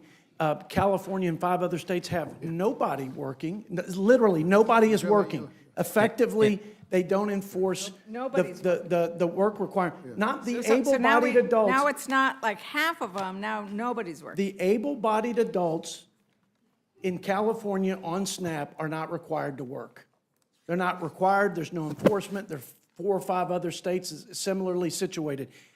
And I think. I mean, I think that the reason when we go to jurisdictions like mine, and the reason why we're seeing these numbers, and if you go out into the community, they are not people who are fraud or just aren't working, but I'm going to. And if I could just remind folks that you've used about 37 minutes of time, and the chairwoman would be upset with me if I didn't point that out. Well, thank you for pointing it out. The gentlelady has yielded to the gentleman. I just want to point out, you throw around the word able-bodied adults as if every able-bodied adult is equal, in terms of what's going on in their life. But an able-bodied adult who might not be working might be taking care of a child at home, or might be taking care of an elderly mother, or might be in between jobs, or might not be able to get into a work training program, or might live in an area where they don't have access to transportation. And so that's the deal here. So we're not trying to be, this is the reality. The claim that only 30% of non-disabled adults without dependent children work while receiving SNAP. I mean, we know that 70% of SNAP participants are children, seniors, or people with a disability, all of whom are exempt from work reporting requirements for what I hope are for obvious reasons. Many of the working age adults that participate in SNAP do so temporarily, often while between jobs or when their work hours are cut. It is exactly because they don't have work that they need to turn to the program oftentimes. And as a reminder, we give them only 3 months to find work again before they get kicked off the program for 3 years, thanks to SNAP's time limit. So that is, I mean, you may all find that to be humane and just. We don't. And so there's a difference in terms of values and in terms of what we believe is right. I thank the gentlelady. Thank you. And I just also want to point out that, as was discussed earlier, that a lot of the reason why people will fall off of Medicaid is because it becomes very complicated, right? And we've had hearings where we've heard people talk in New Mexico. I mean, the SNAP application is like, the average SNAP application is 17 pages long, and in some places 21 pages. It's like Republicans who always talk about wanting to cut regulations, they don't mind putting more regulation and more paperwork and a mountain of paperwork on working people. But I would also point out that this is a crazy one, that the moratorium on simplified eligibility, so to try to make things easier, there was actually a rule that said, let's make the application sort of more streamlined, simplified, eligible, so it works.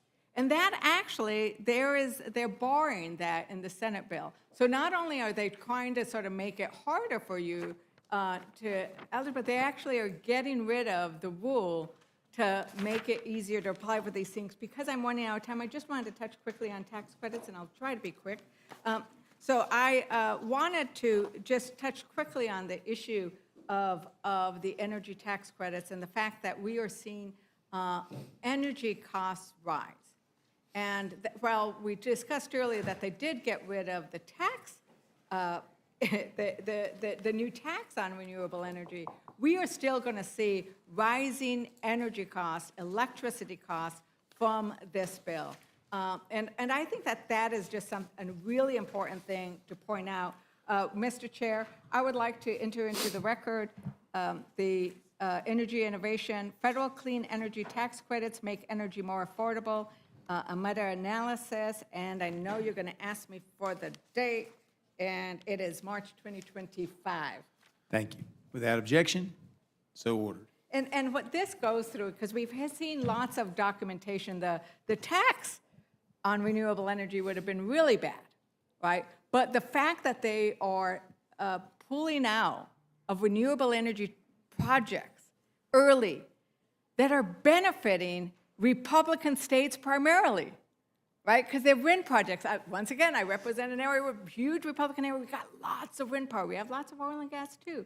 But the idea that we heard earlier, oh, we shouldn't be subsidizing, we need to remember, we subsidize oil and gas and fossil fuels and coal to the tune of about $3 billion was 2022, right? And now they're decreasing the royalty rate on oil and gas. They're going to make another, I think, another $6 billion. So we are constantly subsidizing fossil fuel. And it's sort of like the Republicans, it's like renewable energy is where it's at, right? That's the next frontier. And we need to do a lot. It needs to be a little bit of everything. But what they want to do is say, oh, no, we don't really want to use electric lamps. We prefer the gas ones. We shouldn't really put any of our correspondence in email. We should send it all by paper post. I mean, let's keep the horse and buggy. Who wants a gas-fired car? But that's what they're doing, right? That's what they're doing. They're taking us backwards. And so I wanted to be able to give an opportunity. As you know, I'm the last Democrat. So I wanted to give an opportunity. Is there anything else that you wanted to raise, Representative Moore, with regards to this? The bill before. Thank you for this opportunity. I have heard the scheme of requiring work requirements, and it's a major economic solution to raising the $4.5 trillion in tax cuts.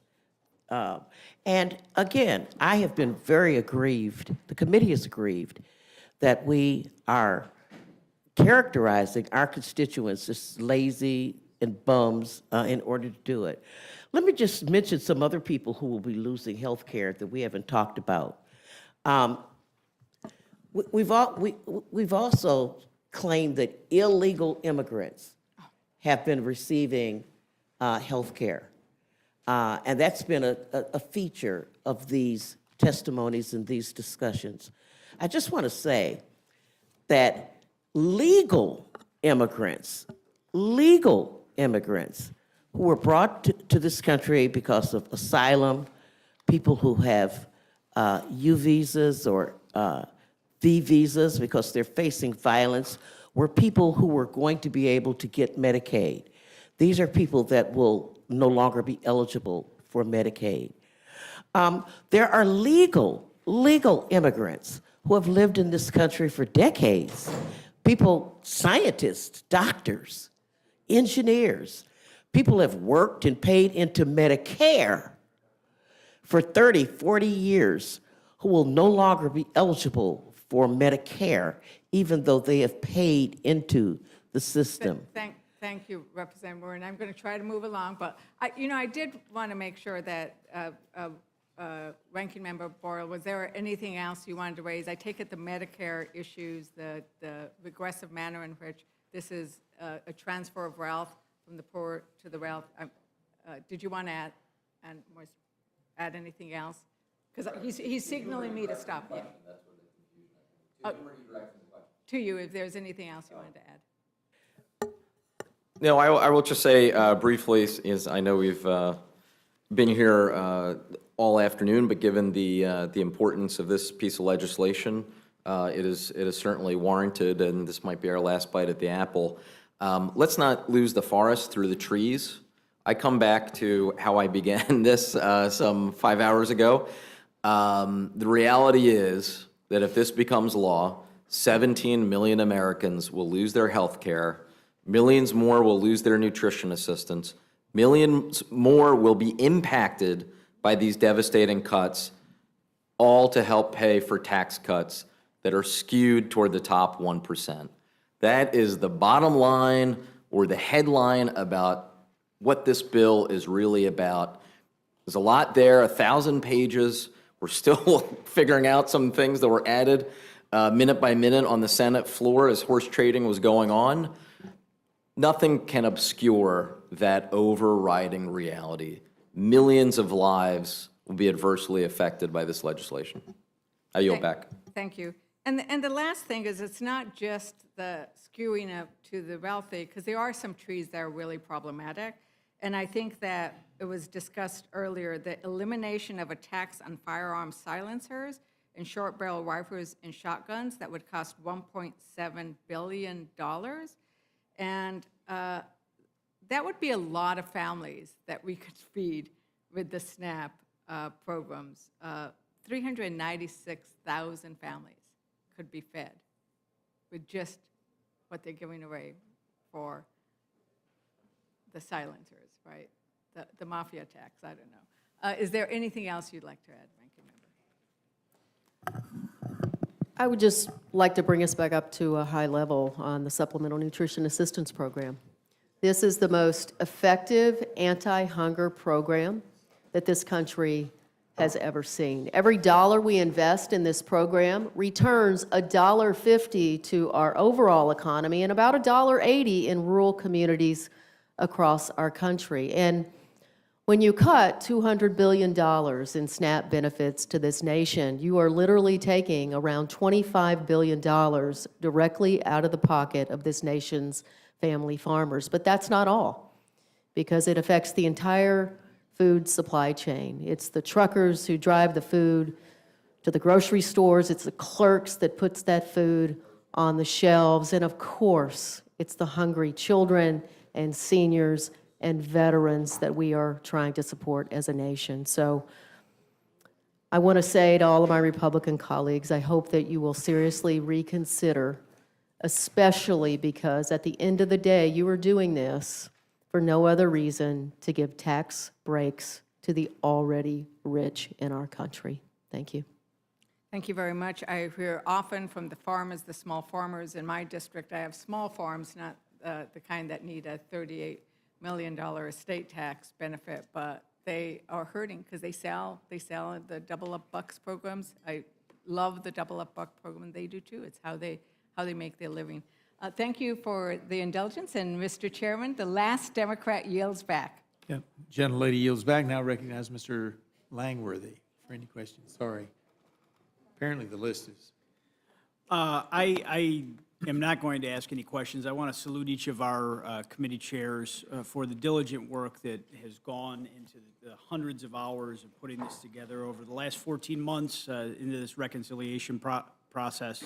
You know, I really want to salute Chairman Guthrie for the work of the Energy and Commerce Committee.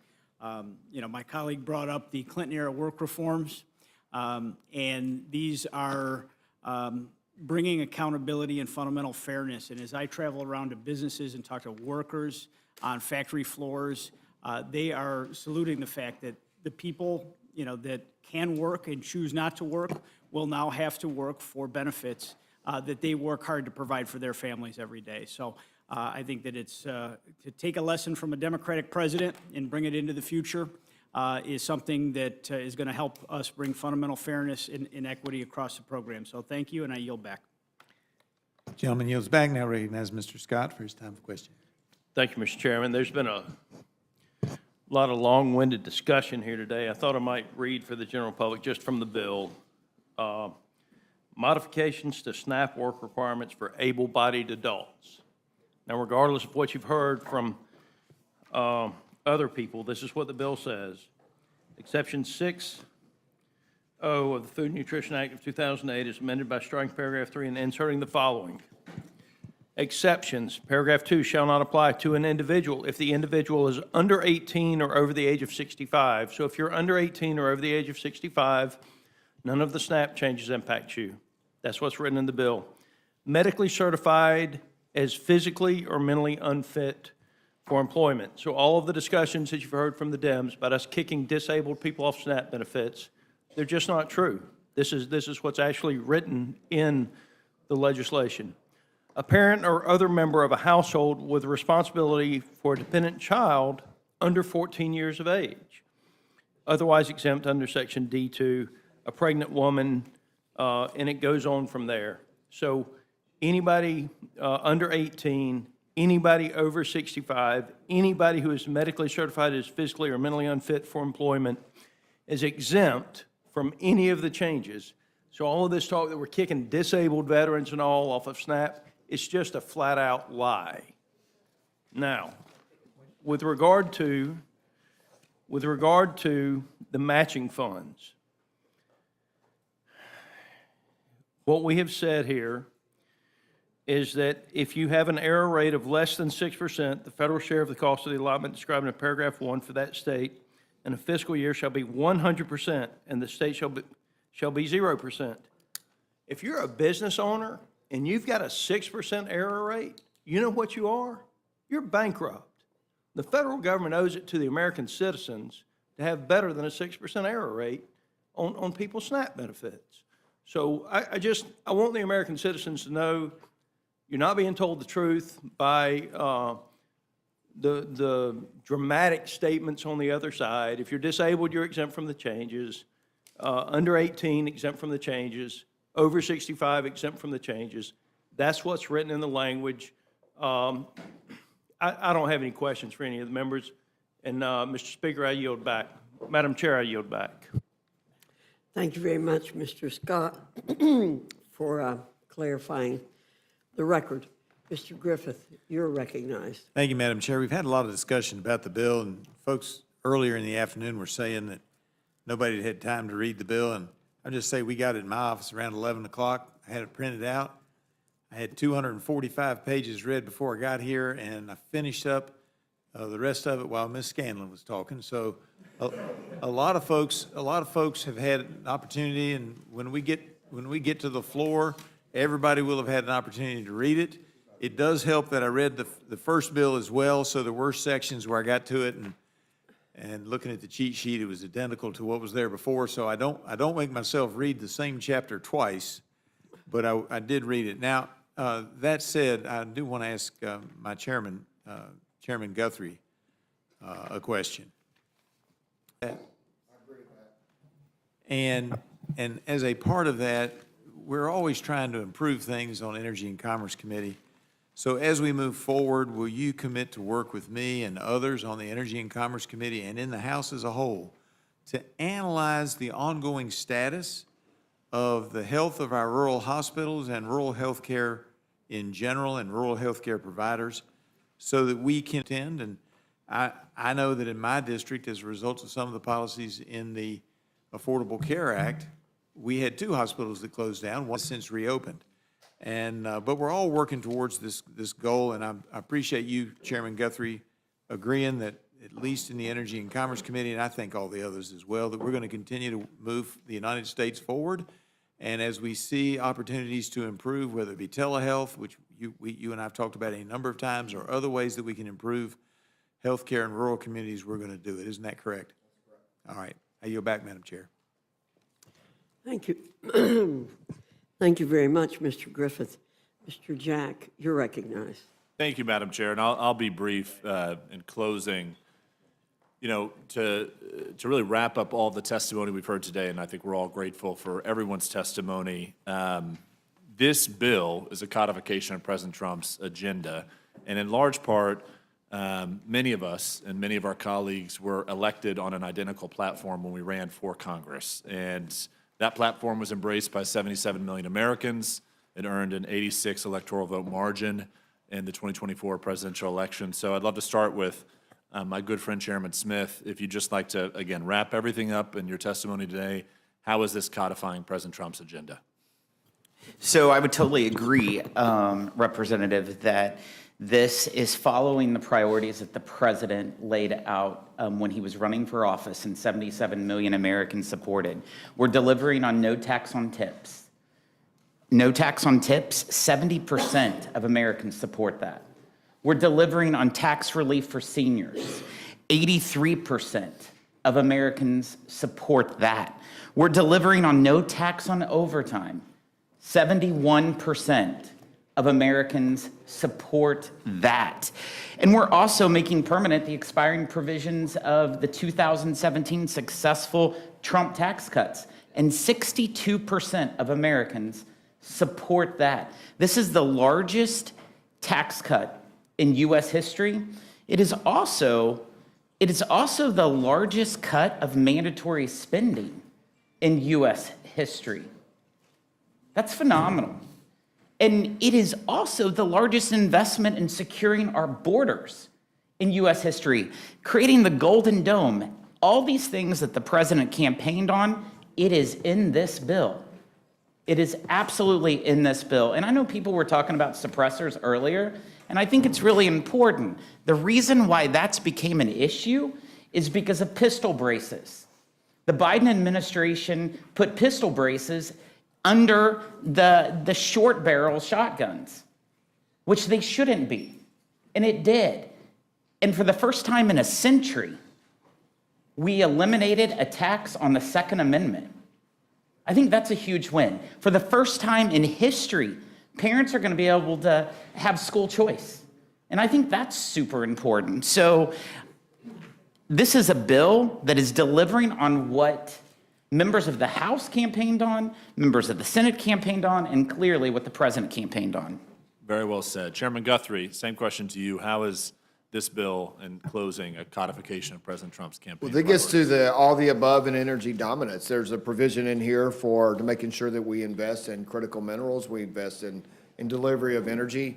And President Trump was very strong. This said that America was going to be energy dominant, and it's important that we are, given what's going on in the Middle East, and this bill delivers. Thank you, Chairman. Chairman Arrington, same question to you, my friend.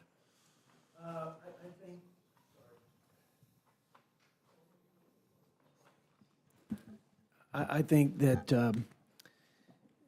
I think a reprieve from failed economic policies to unleash the spirit of our entrepreneurs and risk takers is in order.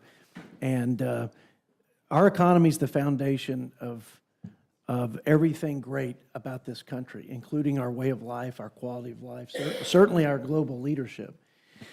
So, you know, there's always going to be more cuts for a budget chairman. There will always, cuts that I'd like to see materialize. But you've got to work on both ends of the equation. You've got to grow the economy while you're bending the curve on spending. And so I think it's substantial, the impact that these policies that President Trump implemented and executed on in the first Trump administration, and now we're doubling down on them. And I suspect, just like the first round, all boats will rise on the tide of prosperity. I think that's the key feature, quite frankly, of this. But the fiscal reforms are no small things. And again, I think they are there to serve as a sort of a win-win-win. Win for the program sustainability, win for those who are trapped in dependence, and a win for taxpayers who should not subsidize people who refuse to work, like the 4.8 million people that on Medicaid per CBO, or people who are here illegally. And so a lot of good things in here, and I appreciate the question. Thank you, Chairman Arrington. And lastly, Chairman Thompson, to you, how does this, your section of the bill, codify President Trump's campaign priorities and agenda? Well, thank you so much for the question. You know, President Trump knows that food security is national security, and that all relies on really the success of those hardworking families all across our country that are producers. Those folks that are farmers or ranchers or foresters, and this bill.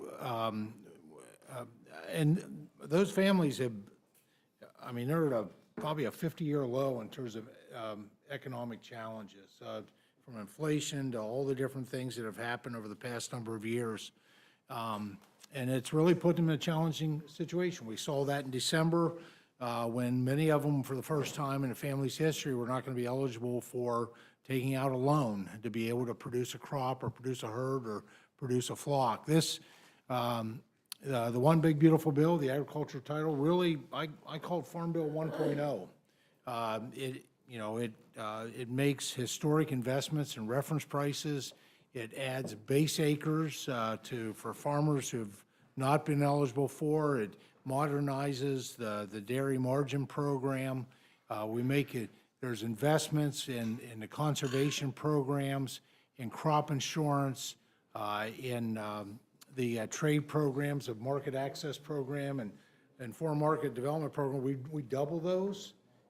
It has investments in research, investments in animal health, including our large animal veterinarians, and the three-legged stool when it comes to animal health. That's our laboratories, that's vaccination polls that we have started in previous farm bills, and our large animal veterinarians, and so much more. Specialty crops. This is most significant specialty crop.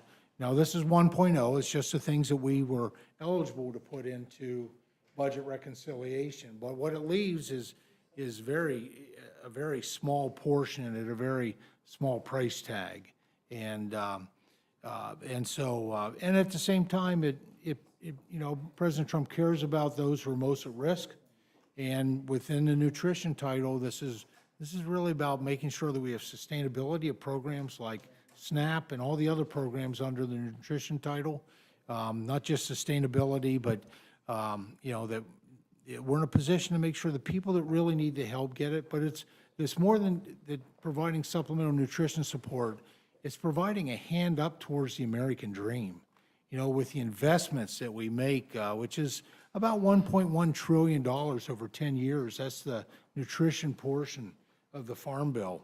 This really is about making sure that, folks have that opportunity to through SNAP employment and career and technical education, and have a shot at, reaching a rung a little higher in the ladder of opportunity. And I will say, I've seen that work. In my travels around the country, and I've done 115 listening sessions, with 42 states, 1 territory, I've seen it work. And when it works, everybody, our farmers, our grocers, our truckers, all do better because families are able to actually find they have more income. And at the end of the day, they're able to buy, they're not limited by what they're able to afford because we've given them a shot at the American dream, which comes through the dignity of work. Thank you very much, Chairman. I appreciate it. To our ranking members, thank you for your testimony. And Madam Chair, I yield back to you. Madam Chair, I just have a technical question. Yes, sir. Before you came in, Mr. Scott was reading about a provision on who's exempt from the work requirements under SNAP, and I was wondering where he was reading from because, the House version of the bill that you voted for took it from 18 to 7, and my understanding is that the Senate bill moved it to 14. So you said 18, and so I'm wondering, did something change? I'm on page 17. Yeah, well, That's the 18 is under the age of 18, at the age, or 14 is the age of dependence. Right, which is, he said 18, so it's actually 14. He might have misspoke. Well, 18 to 64 is when the requirements kick in. Yeah, so. Right, if you're 30, if you have a 14-year-old at home, you have to work, right? 14 or under, you're exempt. I don't know, yeah. Anyway, A parent or other member of a household with responsibility for a dependent child under 14 years right, of age. yeah, right. I thought you said 18, I'm sorry. No, so it's 14. Okay, 14, yeah. So you have a 14-year-old child who has health issues, whatever. Not You true. still have to work. If they're disabled, it's different. Right, well, or somebody who's is troubled in school, or whatever, who's not classified as disabled. Again, life is complicated. Thank you. medically certified as physically or mentally unfit for employment is exempt, and this is just the exemption from the work requirement. So the 14-year-old is alone all summer. Okay, thanks. That's- Well, you're that's working, not- yeah. Make a clarification. Well, and as I pointed out, there are many people who work full-time because they have to, and they choose not to be dependent on other people. They have 14-year-olds sometimes at home all summer long, too. And there were people who work full-time who still are eligible for SNAP. And that's a reality. And there are some who choose not to be eligible for SNAP or other taxpayer-funded programs. Ms. Houchin, you're recognized. Thank you, Madam Chair. I'd just like to commend our chairs for their hard work and leadership, Chairman Smith, Guthrie, Chairman Arrington, Chairman Thompson. Two of my chairmen are at the panel today, Budget and E&C, so thank you. What? Pick your favorite? I can't. I like you. I like all my children. No, I'm just kidding. But I do want to note that this is a bill. The One Big Beautiful Bill is a bill for hard-working Americans. It's a bill that will still protect our most vulnerable. There's been a lot of rhetoric from the other side about this bill that I want to just allow a couple of our panelists to respond to. One is on coverage loss. The Democrats keep throwing around numbers, exaggerating coverage loss numbers. In fact, the number of people that Democrats have said are going to lose access to health care, even when this bill was still in the House, went from anywhere from 13 million to 17 or 18 million. It was just a number that kept getting thrown around. But when I read the CBO analysis, that's not what I see. Chairman Arrington also pointed this out earlier. Chairman Guthrie, can you, and Chairman Smith, can you explain where those exaggerated numbers are coming from? And doesn't that include policies that the Democrats themselves have chosen to let expire that aren't even in this bill? There's a couple answers to that. One is some of those numbers are, you have to look, there are CBO scored numbers, but you have to look at who they are. So if you look at the 4.6 million, and now that the dates changed on work requirements, and there's some, that's a little higher, but it's people that are able-bodied that choose not to work, and it has the same exemptions that were just read. We also, in Medicaid, include people that have substance use disorder. They're going through treatment such as that. So they're truly able-bodied, and there are studies that say there are people that fit that category. The other one that's frustrating is like when you're sitting here listening to the back and forth, especially when they're going against my good friend Ways and Means chair about putting limits on how long tax on tips or 4 years or whatever. Well, one of the over 5 million of the coverage loss is from premium tax credits, which was in the IRA, when people who voted for the IRA chose to fund programs like green energy funds, where there was a nonprofit that was politically connected, created itself, 1 month, put $100 in its checking account, got a $2 billion grant, paid $847 million. So I think my friend from New Mexico has left. But when she goes and visits her hospital and she sees people lost coverage because that tax credit expires, she made that a priority over insuring people. That was a decision. I mean, if the shoe fits on both sides of the feet, and if she's going to say that's your priority there, it's her priority as well, and she has to own it. Chairman Smith. Yeah, I would follow up with Chairman Guthrie. According to CBO, the numbers that they provided, they said 4.8 million would lose their health insurance who are able-bodied adults who just choose not to work. And so that is what CBO showed in regards to that. But it also provided, CBO said that 1.4 million will lose it because they're illegal immigrants. And then 1.6 million will have access to other forms of subsidized health insurance, including the option to stay on Medicaid.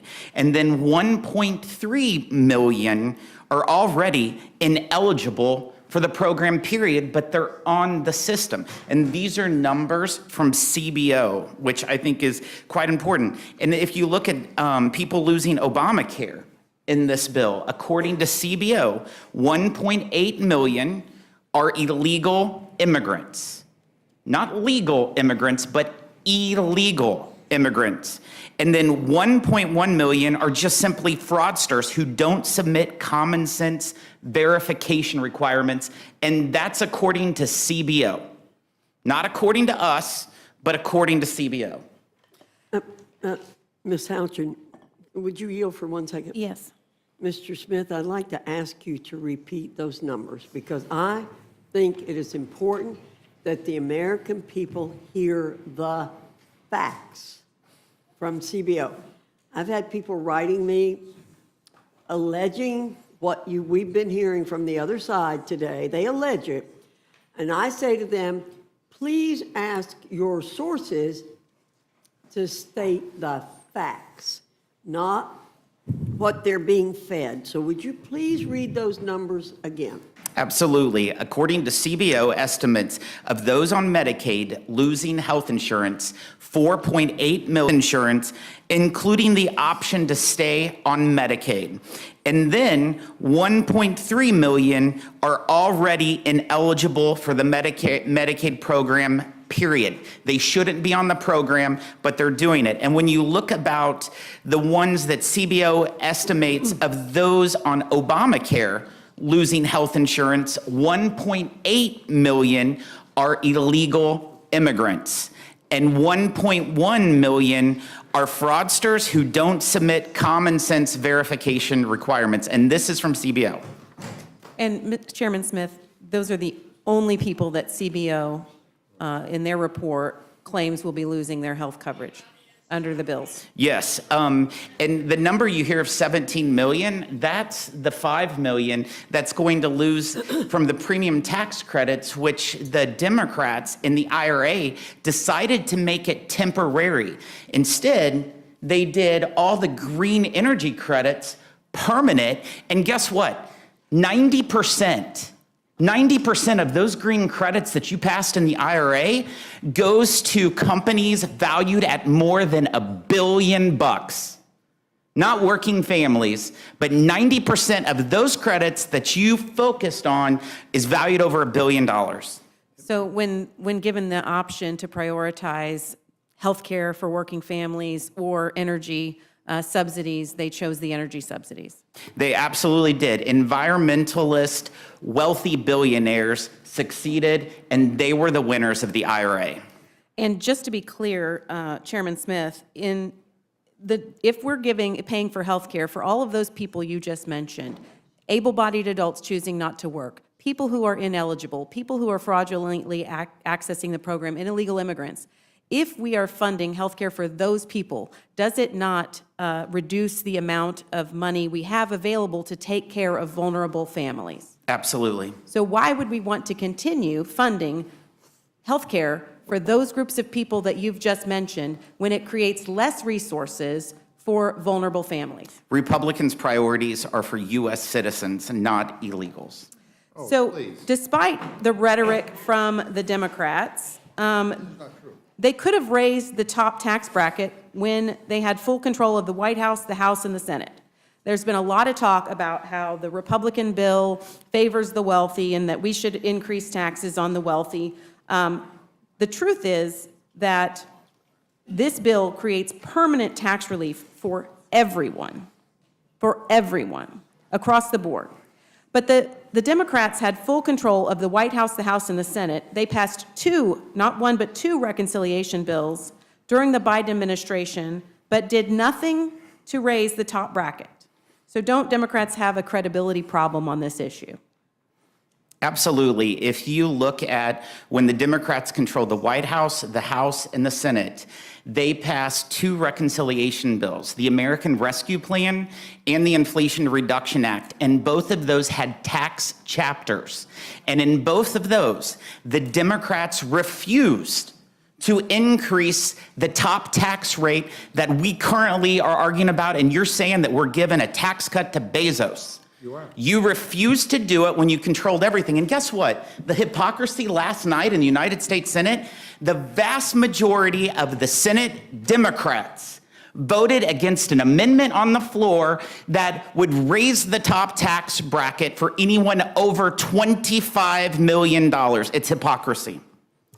Well, thank you, Chairman Smith. Thank you to our panelists for your long testimony. I will reiterate, this is a bill for working families. It's a bill that will help the hardest working families have tax relief. We're unleashing American energy. We are securing the border. We are providing for our defense. No bill is perfect, but this one big beautiful bill is a good bill. I thank the panelists and I yield back. Madam Chair, that's a misinterpretation of the CBO report that we just heard here today. Well, It's not, it doesn't say what it does. And yeah, and this bill does give a tax break to Jeff Bezos. And I don't think he deserves one, quite frankly. $50 million for a wedding. Mr. McGovern, thank you very much. Hearing no other questions or seeing no other member who has not spoken, our panel is dismissed. Thank you very much for being here and for your patience.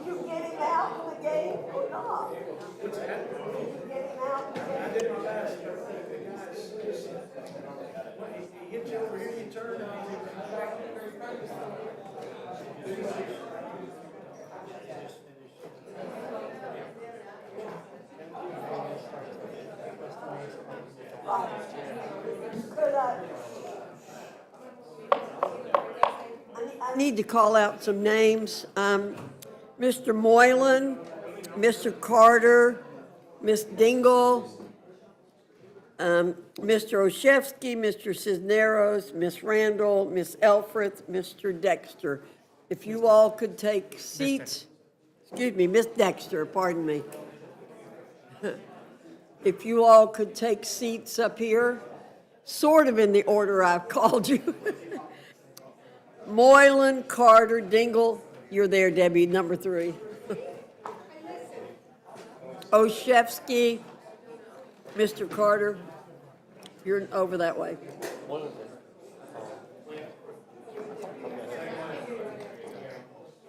Mr. Cisneros right there. Miss Randall. Miss Elfreth. Miss Dexter.